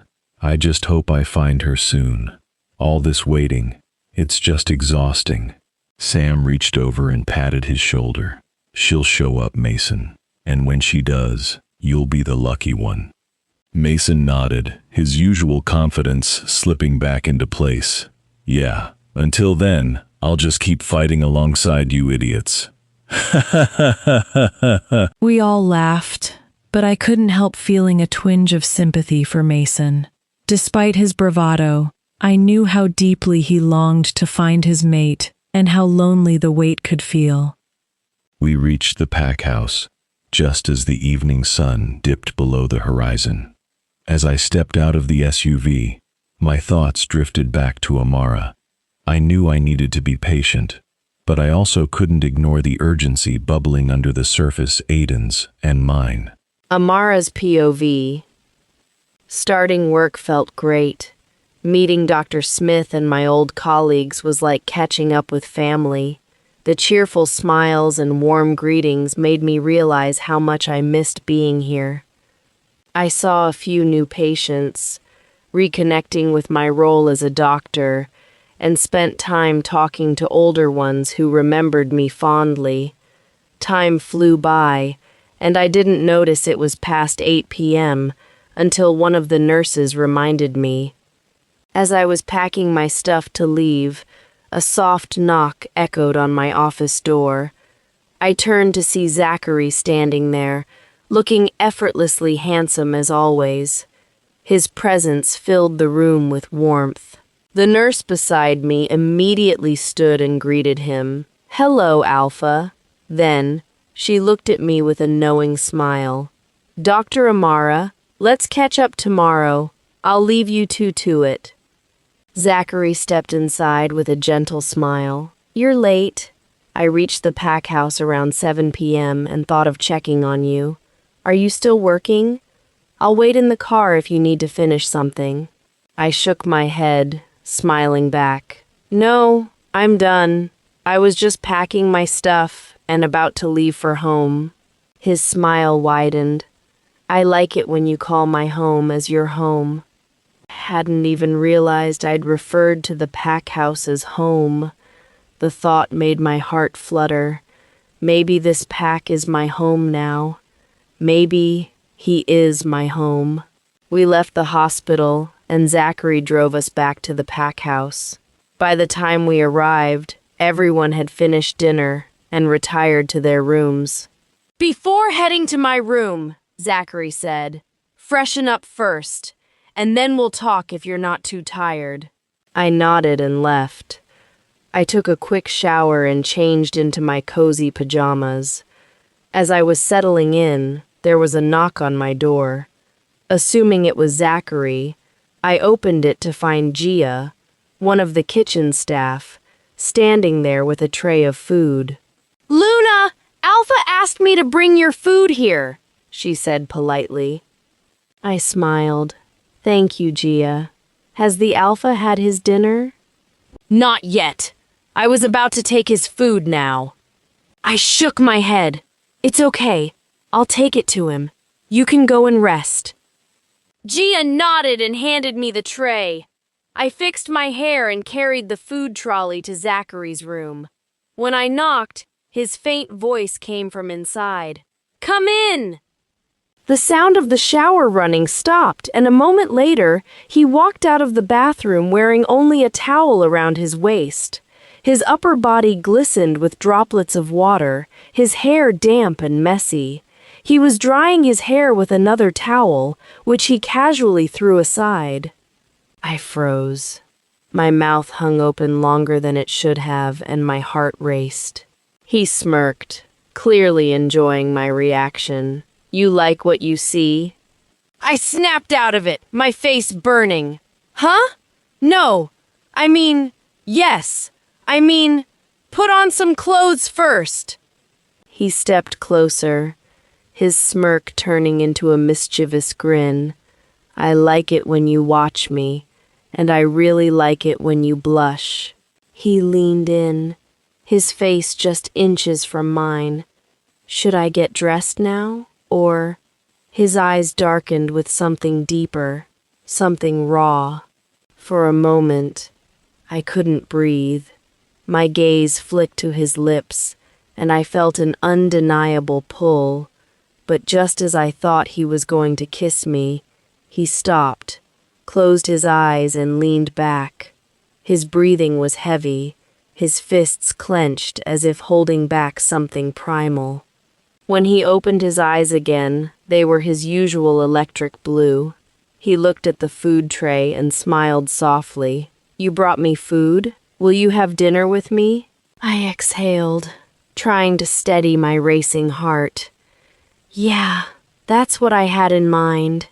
He went to his closest and grabbed a casual t-shirt and joggers from his closet. After slipping them on, he sat beside me on the couch. We ate together, chatting about his day at the border and my time at the hospital. His company was calming, his occasional teasing making me laugh. When we were done, he mind-linked in Omega to collect the dishes. I thanked him for picking me up from the hospital, saying it was thoughtful of him. He smiled, wished me good night, and I left for my room. But once I was back, my thoughts raced. I couldn't stop replaying what had happened. For a moment, it felt like we were so close to crossing a line. Why didn't he kiss me? Had I done something wrong? Was he holding back because of me? I lay in bed, staring at the ceiling. My heart and Eva both ached with the same thought. I wanted him to kiss me.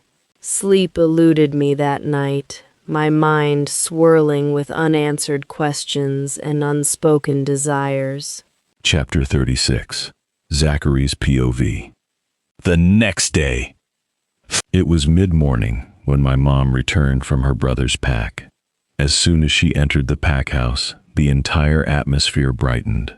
Mom had a way of making everyone feel at ease, her presence bringing comfort wherever she went. The pack members gathered to greet her, and she hugged each of them like they were her own. When her eyes landed on Amara, they lit up with excitement. "You must be Amara," she said, pulling her into a gentle hug. "I've heard so much about you. You're even more beautiful in person." Amara smiled warmly, though I could see the faint blush on her cheeks. "It's lovely to meet you, 𝑷𝒍𝒂𝒚𝒍𝒊𝒔𝒕 Just call me Mom, dear, she corrected with a playful wink. "You're family now." Amara gave a small, grateful smile, and I couldn't help but admire how effortlessly she fit in with everyone. Later, as the pack dispersed, Mom asked to speak to me privately. We made our way to my office, where she closed the door behind us. She studied me for a moment, her sharp eyes taking in every detail. "How come you and Amara are still in separate rooms?" I sighed, leaning against my desk. It's complicated, Mom. I hurt her deeply in the past. She's only just starting to trust me again. I don't want to rush her or pressure her into anything she's not ready for. Mom crossed her arms and gave me a look that only she could. "Zachary, I raised you better than to hold on to fear. You've taken the first step by bringing her back. Now, you need to show her that she's your everything." "I'm trying," I said, running a hand through my hair. "But every time I get close, I feel like I'm walking on eggshells. What if I push too hard and lose her again?" She placed a comforting hand on my shoulder. "You won't. Amara is your mate, Zachary. She feels the bond just as strongly as you do. She's here, isn't she? That means she wants this to work. Give her time, but don't hold back your feelings. Show her that you're ready to build a life with her." Her words struck a chord. I nodded, taking a deep breath. "Thanks, Mom. I'll keep that in mind." She smiled softly. "Good. And don't forget, I'm here if you ever need advice. After all, I've been where you are, and trust me, it's all worth it in the end." That evening, the pack gathered for a small dinner to welcome Mom back. As we were all settling down, Sam and Rose stood up, their hands clasped together. Sam cleared his throat, a grin spreading across his face. "Everyone, we have an announcement to make." Rose's cheeks turned a deep shade of red as she glanced around nervously. I'm pregnant," she said softly. The room erupted in cheers and applause. Everyone rushed to congratulate them. Mason clapped Sam on the back, teasing him about sleepless nights ahead. Mom hugged Rose tightly, her joy evident. I stood, smiling warmly. "Congratulations, Sam, Rose. This is wonderful news. You both gonna make amazing parents." Rose blushed even deeper, and Sam beamed with pride. As I watched them, I felt a pang deep in my chest. I tried to mask it, but Mom's sharp eyes caught it. She knew me too well. Amara, standing across the room, also seemed to notice. Her gaze lingered on me for a moment, and I quickly looked away, forcing a smile. Mom's hand found my arm, squeezing gently. I turned to her, and she gave me a knowing look. Later, as the celebration subsided, she leaned in and whispered, "I know you crave for a family. Your time will come, sweetheart. Trust the bond and trust yourself. You'll have your own family with Amara someday." I nodded, though the ache in my heart remained. Watching Sam and Rose made me long for what they had: a bond, a pup, and soon a perfect family. I glanced across the room at Amara, who was laughing at something Mason said. She caught my eye, her smile faltering for a split second before she turned away. It wasn't just my longing anymore. It was our longing. I could feel it. And I promised myself that no matter how long it took, I would give her the family and the happiness she deserved. Amara's POV.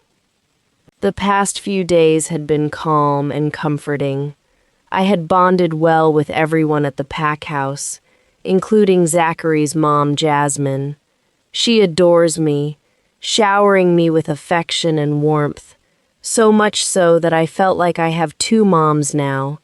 Her constant encouragement and kindness made me feel at home in this pack. Today, we were all gathered in the living room for a special treat. Jasmine had baked pastries for Rose, who was having sweet cravings lately due to her pregnancy. The smell of the pastries was divine, and soon enough, all of us were indulging in them. The laughter, light-hearted jokes, and sense of family filled the air. But just as the moment reached its peak, the front door opened, and an unfamiliar tension followed. Michelle entered, her father Alpha Baron, and another young woman trailing behind her. I had heard of Alpha Baron before. He had been Zachary's mentor and treated him like a son, so much so that he once sought to make Zachary his son-in-law, even if it meant going against the moon goddess's law. As soon as they entered, the joyful atmosphere turned cold. Alpha Baron's sharp gaze landed on me, his expression unreadable but laced with tension. Michelle's face was a mask of fury as she stormed toward me, but Zachary quickly stepped in front of me, a low growl escaping his lips. His protective stance and the raw power in his growl made Michelle halt in her tracks, fear flickering across her face. Alpha Baron's voice broke the silence, laced with disgust. So, this is the girl you chose over my daughter? I didn't think you would stoop this low, Zachary. Zachary's expression remained calm, but his tone was icy. Alpha Baron, watch your words. She is my blessing, given by the moon goddess herself. I cannot deny that. Alpha Baron narrowed his eyes. Oh, cut the nonsense. You expect me to believe that you picked this random girl and are now hiding behind the moon goddess's name? What a joke. I could feel the misunderstanding brewing. Zachary's anger flared, his voice sharp as a blade. She is not a random girl. She is my fated mate. The moon goddess herself destined us to be together. The room fell silent as Alpha Baron processed his words. His gaze shifted between me and Zachary before finally resting on me. You have a mate? I didn't know that. His voice trailed off as he turned toward Michelle, suspicion clear in his eyes. I thought you brought home a random she-wolf and rejected Michelle, he muttered, his tone tinged with confusion and regret. Jasmine stepped forward, her voice firm but gentle. No, Alpha Baron. Amara is my son's true mate. They met years ago, but due to Zachary's foolishness, they were separated. He has since realized the grave mistake he made, and they are together now. Michelle, still defiant, grunted. I don't care who she is. She's in my place. You are mine, Zachary. She moved toward him, reaching out as if to touch him. The moment her hand extended, Eva surged forward, her growl echoing through the room. My body moved instinctively, my aura exploding outward with such power that it shocked even me. Touch him and you won't leave this place alive. He is mine, I growled, my voice a mix of fury and determination. Michelle stumbled back, fear flashing in her eyes. Everyone else seemed stunned by my reaction, the sheer force of my aura leaving the room in silence. Zachary quickly stepped behind me, wrapping his arms around my shoulders and pulling me into a calming hug. His voice was soft, soothing. It's okay, love. Calm down. I'm only yours. Alpha Baron's expression had shifted from anger to something akin to surprise and curiosity. Slowly he stepped closer to me, his eyes narrowing as he studied my face. You resemble someone I know, he said thoughtfully. Who are your parents, child? I held his gaze and replied, I am from the Blue Moon Pack. My parents are Alpha Greg and Luna Mary. Alpha Baron's face lit up with recognition. That's why you seemed familiar. Your father was an old friend, and you look so much like your mother. You carry her grace and your father's fire. What a small world." His tone softened as he addressed me again. "I owe you an apology for my daughter's actions. I didn't know Zachary had a mate. If you are his destined other half and he finally accepted you, then that is the greatest blessing he could ever have."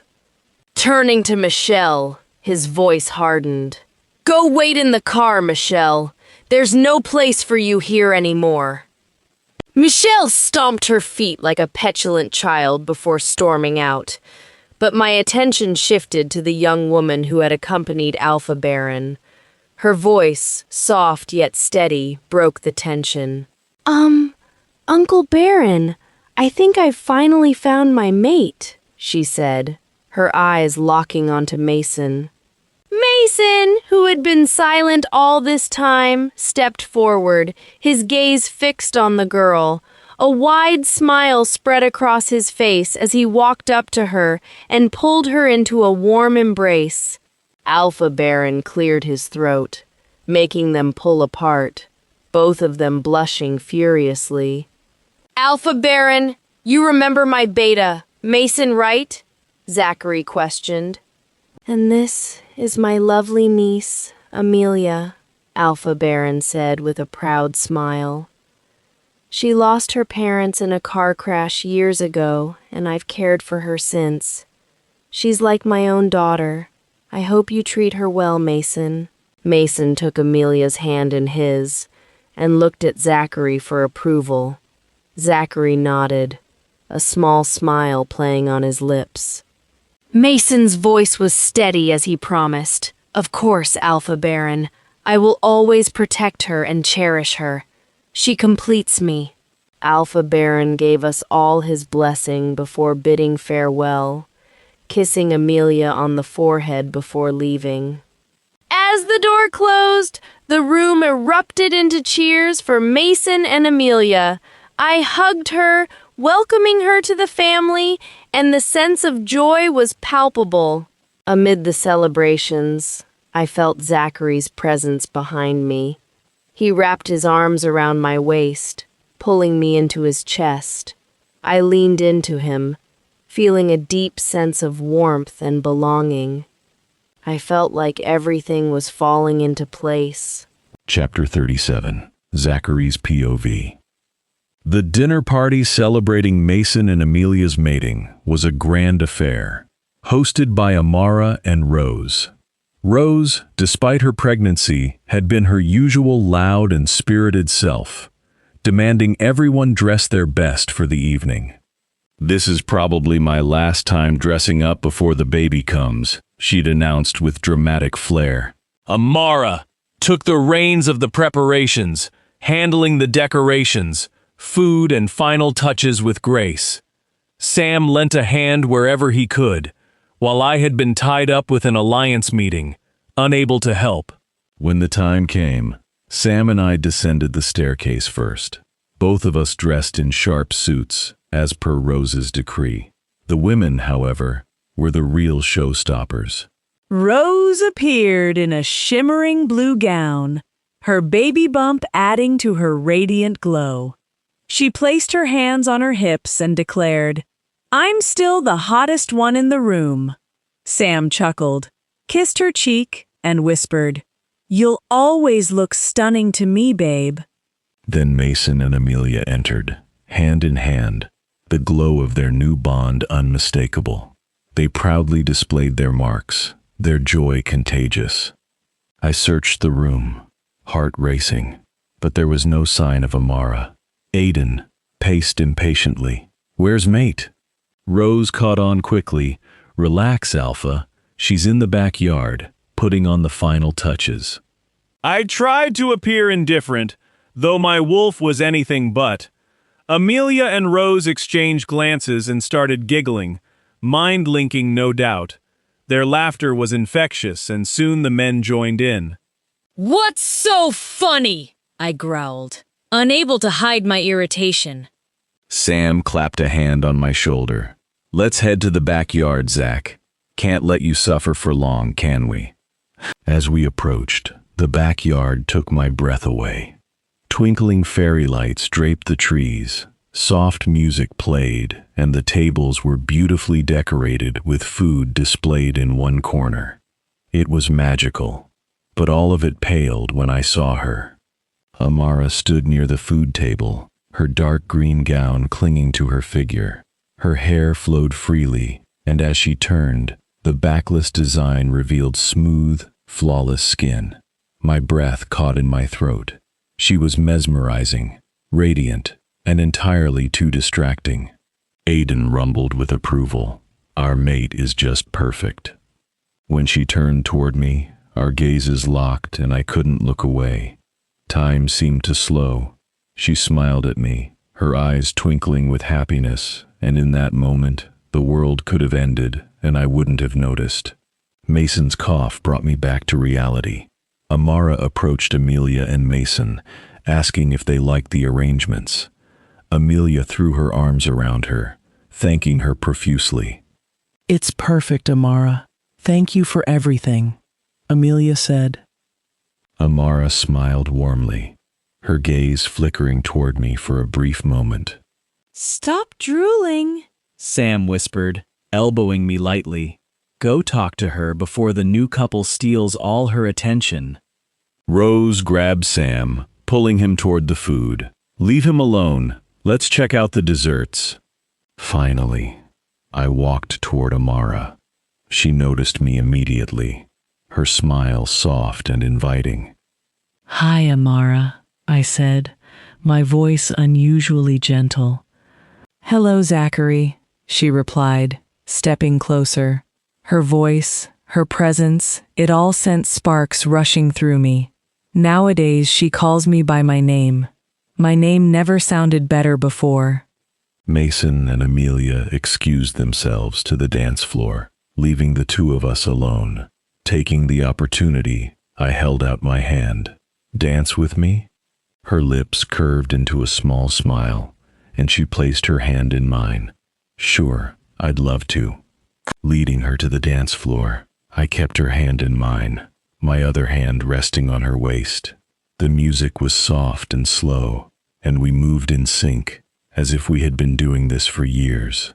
My hand trailed down her back, brushing her bare skin, sending tingles on their path. She looked up at me, her cheeks flushed. You look amazing tonight, I whispered, my lips near her ear. I can't see anything or anyone else. Her soft laugh sent a thrill through me. Keep talking. I like this version of you, she teased. I smirked. It should be a crime to be this beautiful. You're distracting me. Aiden was restless, clawing at the edges to take control. He wanted her, now, and honestly, so did I. She was too tempting, too perfect. I just can't stop looking at my beautiful mate. We swayed to the cozy music, then tried all yummy food. We sat with every one at the table, talking and laughing.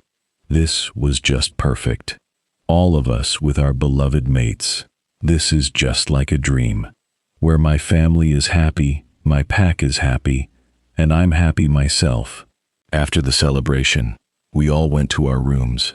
I was walking Amara to her room, my heart racing rapidly.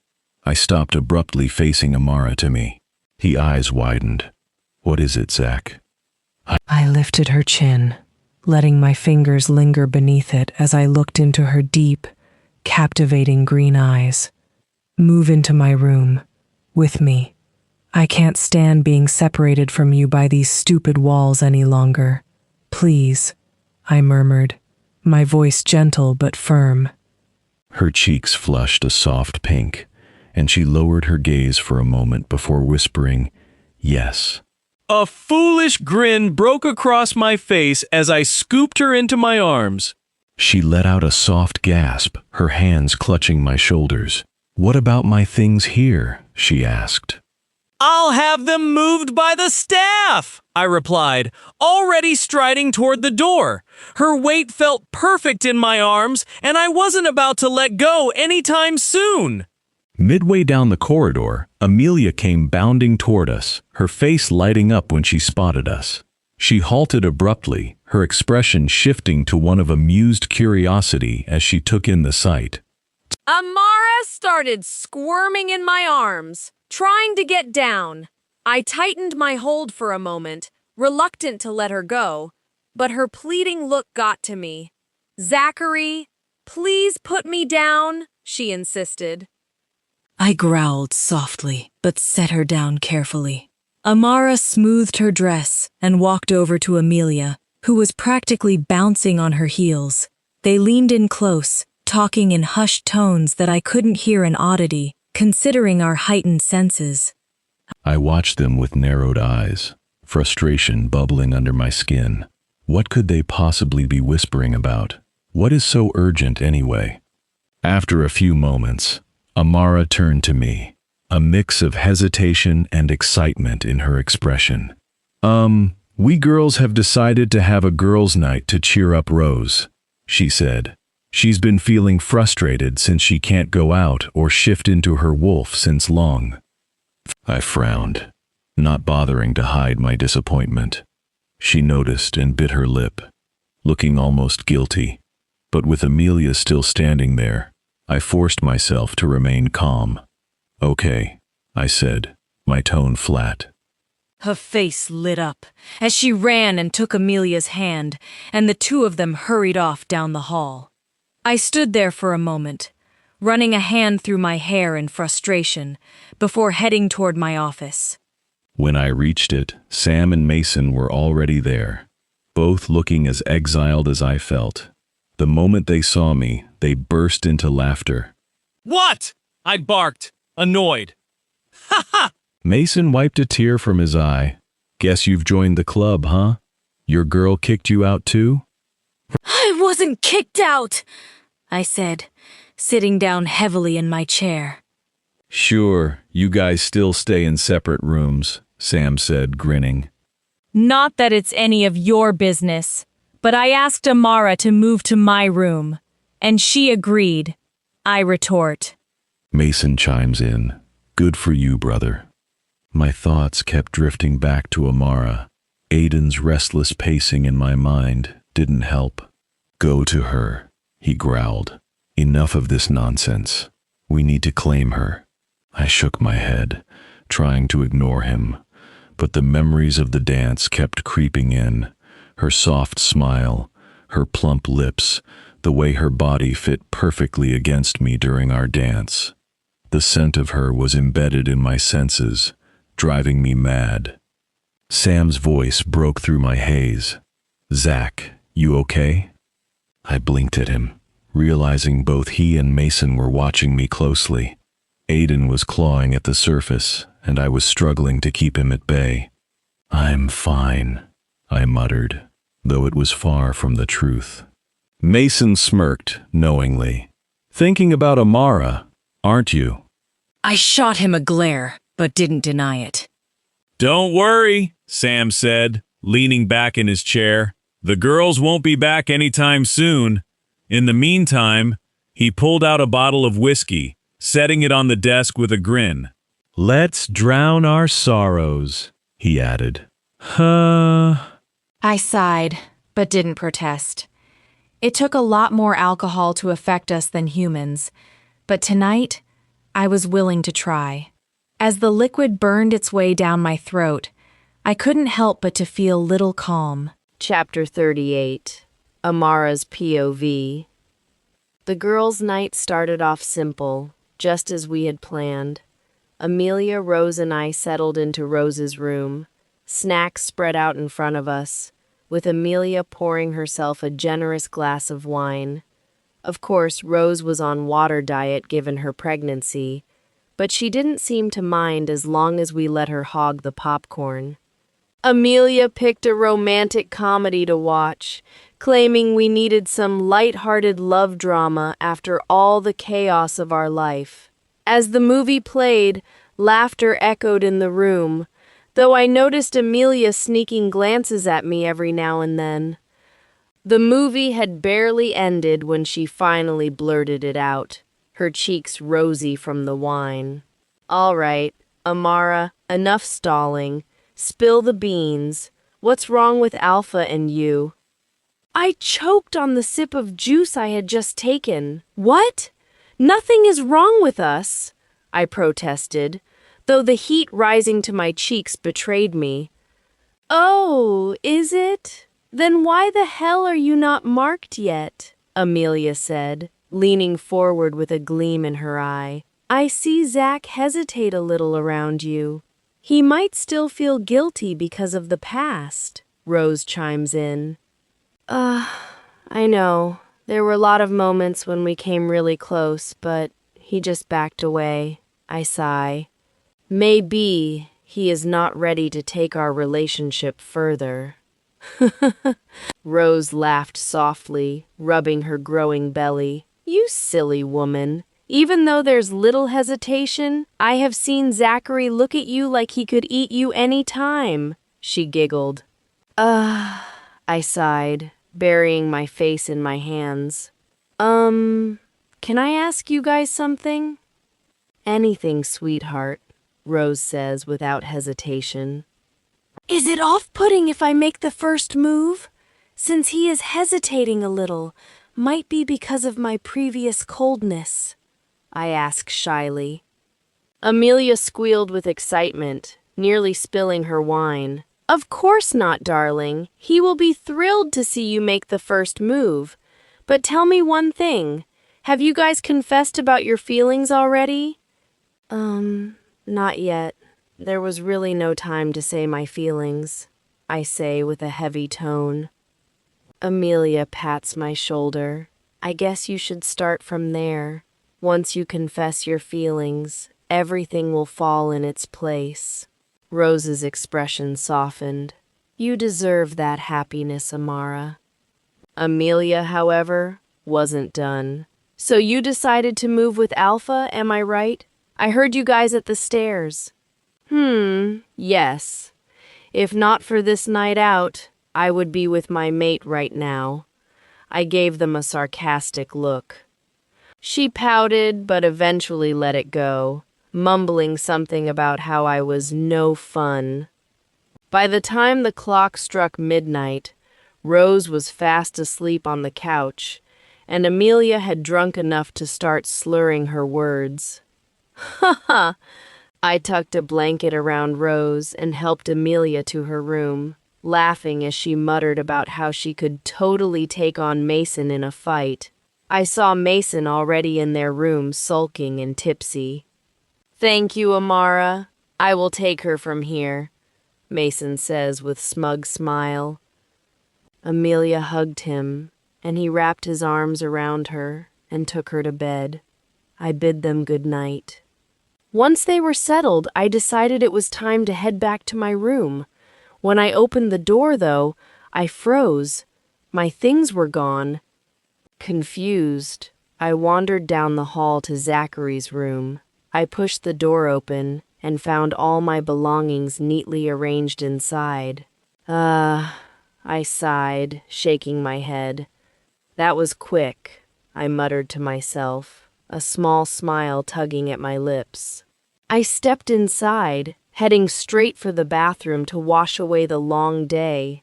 After a warm shower, I wrapped myself in a towel and stepped out, only to find Zachary standing by the bed, his shirt half unbuttoned and his hair slightly messy. I can sense a faint smell of the whiskey. His piercing gaze locked onto me instantly, darkening with an unmistakable heat. I can feel his wolf surfacing. "You're back," he said, his voice low and gravelly. I clutched the towel tighter around me, suddenly hyper-aware of how exposed I was. I saw you moved my things." His lips curved into a smirk. "Of course. You were ready to move in with me, right? So why waste another day?" He started toward me, his movements slow and deliberate. I could feel my heartbeat quicken as he stopped just inches away. Amara, can I tell you something? Yeah, sure. I'm so happy today that you agreed to move in. I love you so much, Amara. Every waking hour I think about you. When I sleep, I dream about you. There's nothing in this world that could even measure how much I love you. You mean everything to me, my love. He voiced soft but with full of honesty. For a moment, I just see his eyes. There's nothing but love in them, and I know it's for only me. There's nothing or no one in between us anymore. Can I tell you something too? I ask hesitantly. Yes, anything, my love, he says with hope in his eyes. Years ago when we first met, I have just hated your guts. You were nothing but an obnoxious, selfish, and rude person I had ever met. I didn't know you are even capable of loving anyone. His face fell with my words. I continued, but I thank the moon goddess for giving us another chance at this. I now know the reason you rejected me before. Even though it hurt like hell, I understand your point of view now. Even though I hated you before, with time you have just proved me wrong. You love everyone around you, your friends, your family, and your pack. You are a great alpha and wonderful person, Zachary. I couldn't have asked for a better mate than you. Recently, I have also started loving you again. I want to be a part of your life, your family, and this pack. I want to be with you. His face is unreadable for a second. I could see a lot of emotions going on in his mind. What did you say? He took my hand in his. I gave him a soft smile and said, I love you too, Zachary Gray. With that, he pulled me into his arms for a hug. His warmth is comforting and inviting. After what felt like an eternity, he pulled back and kissed me on my lips. It was a soft kiss. I was surprised, but didn't stop him. Then he looked into my eyes. Can I tell you one more thing?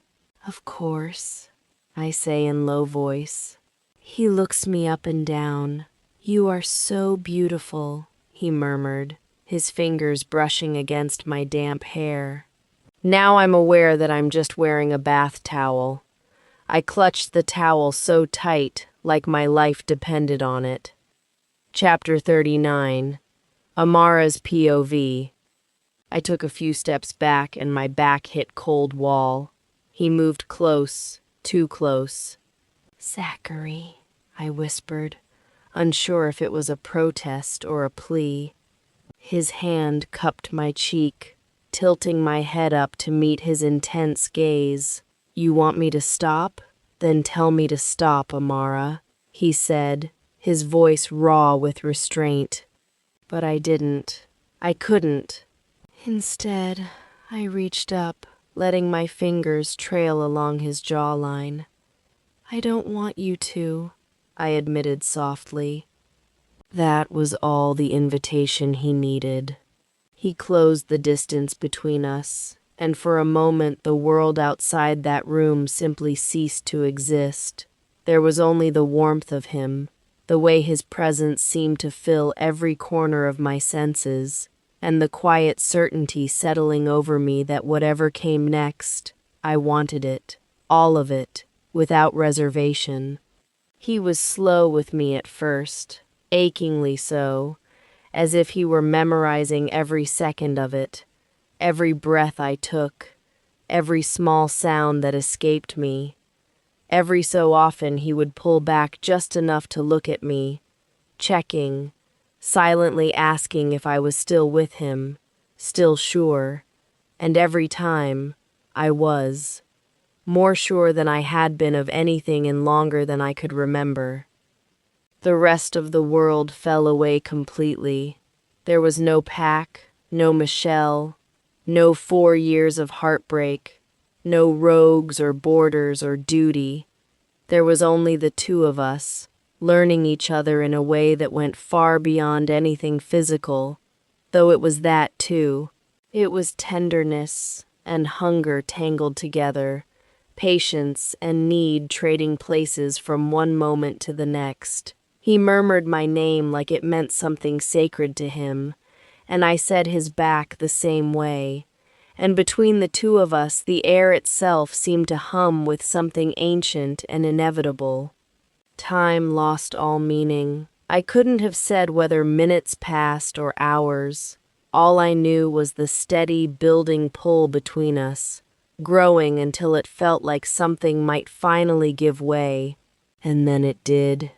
When the moment came for him to mark me, I felt no fear, only certainty. His teeth found the curve where my neck met my shoulder, and the pain gave way instantly to something deeper, something that felt like coming home, like a door long closed finally swinging open.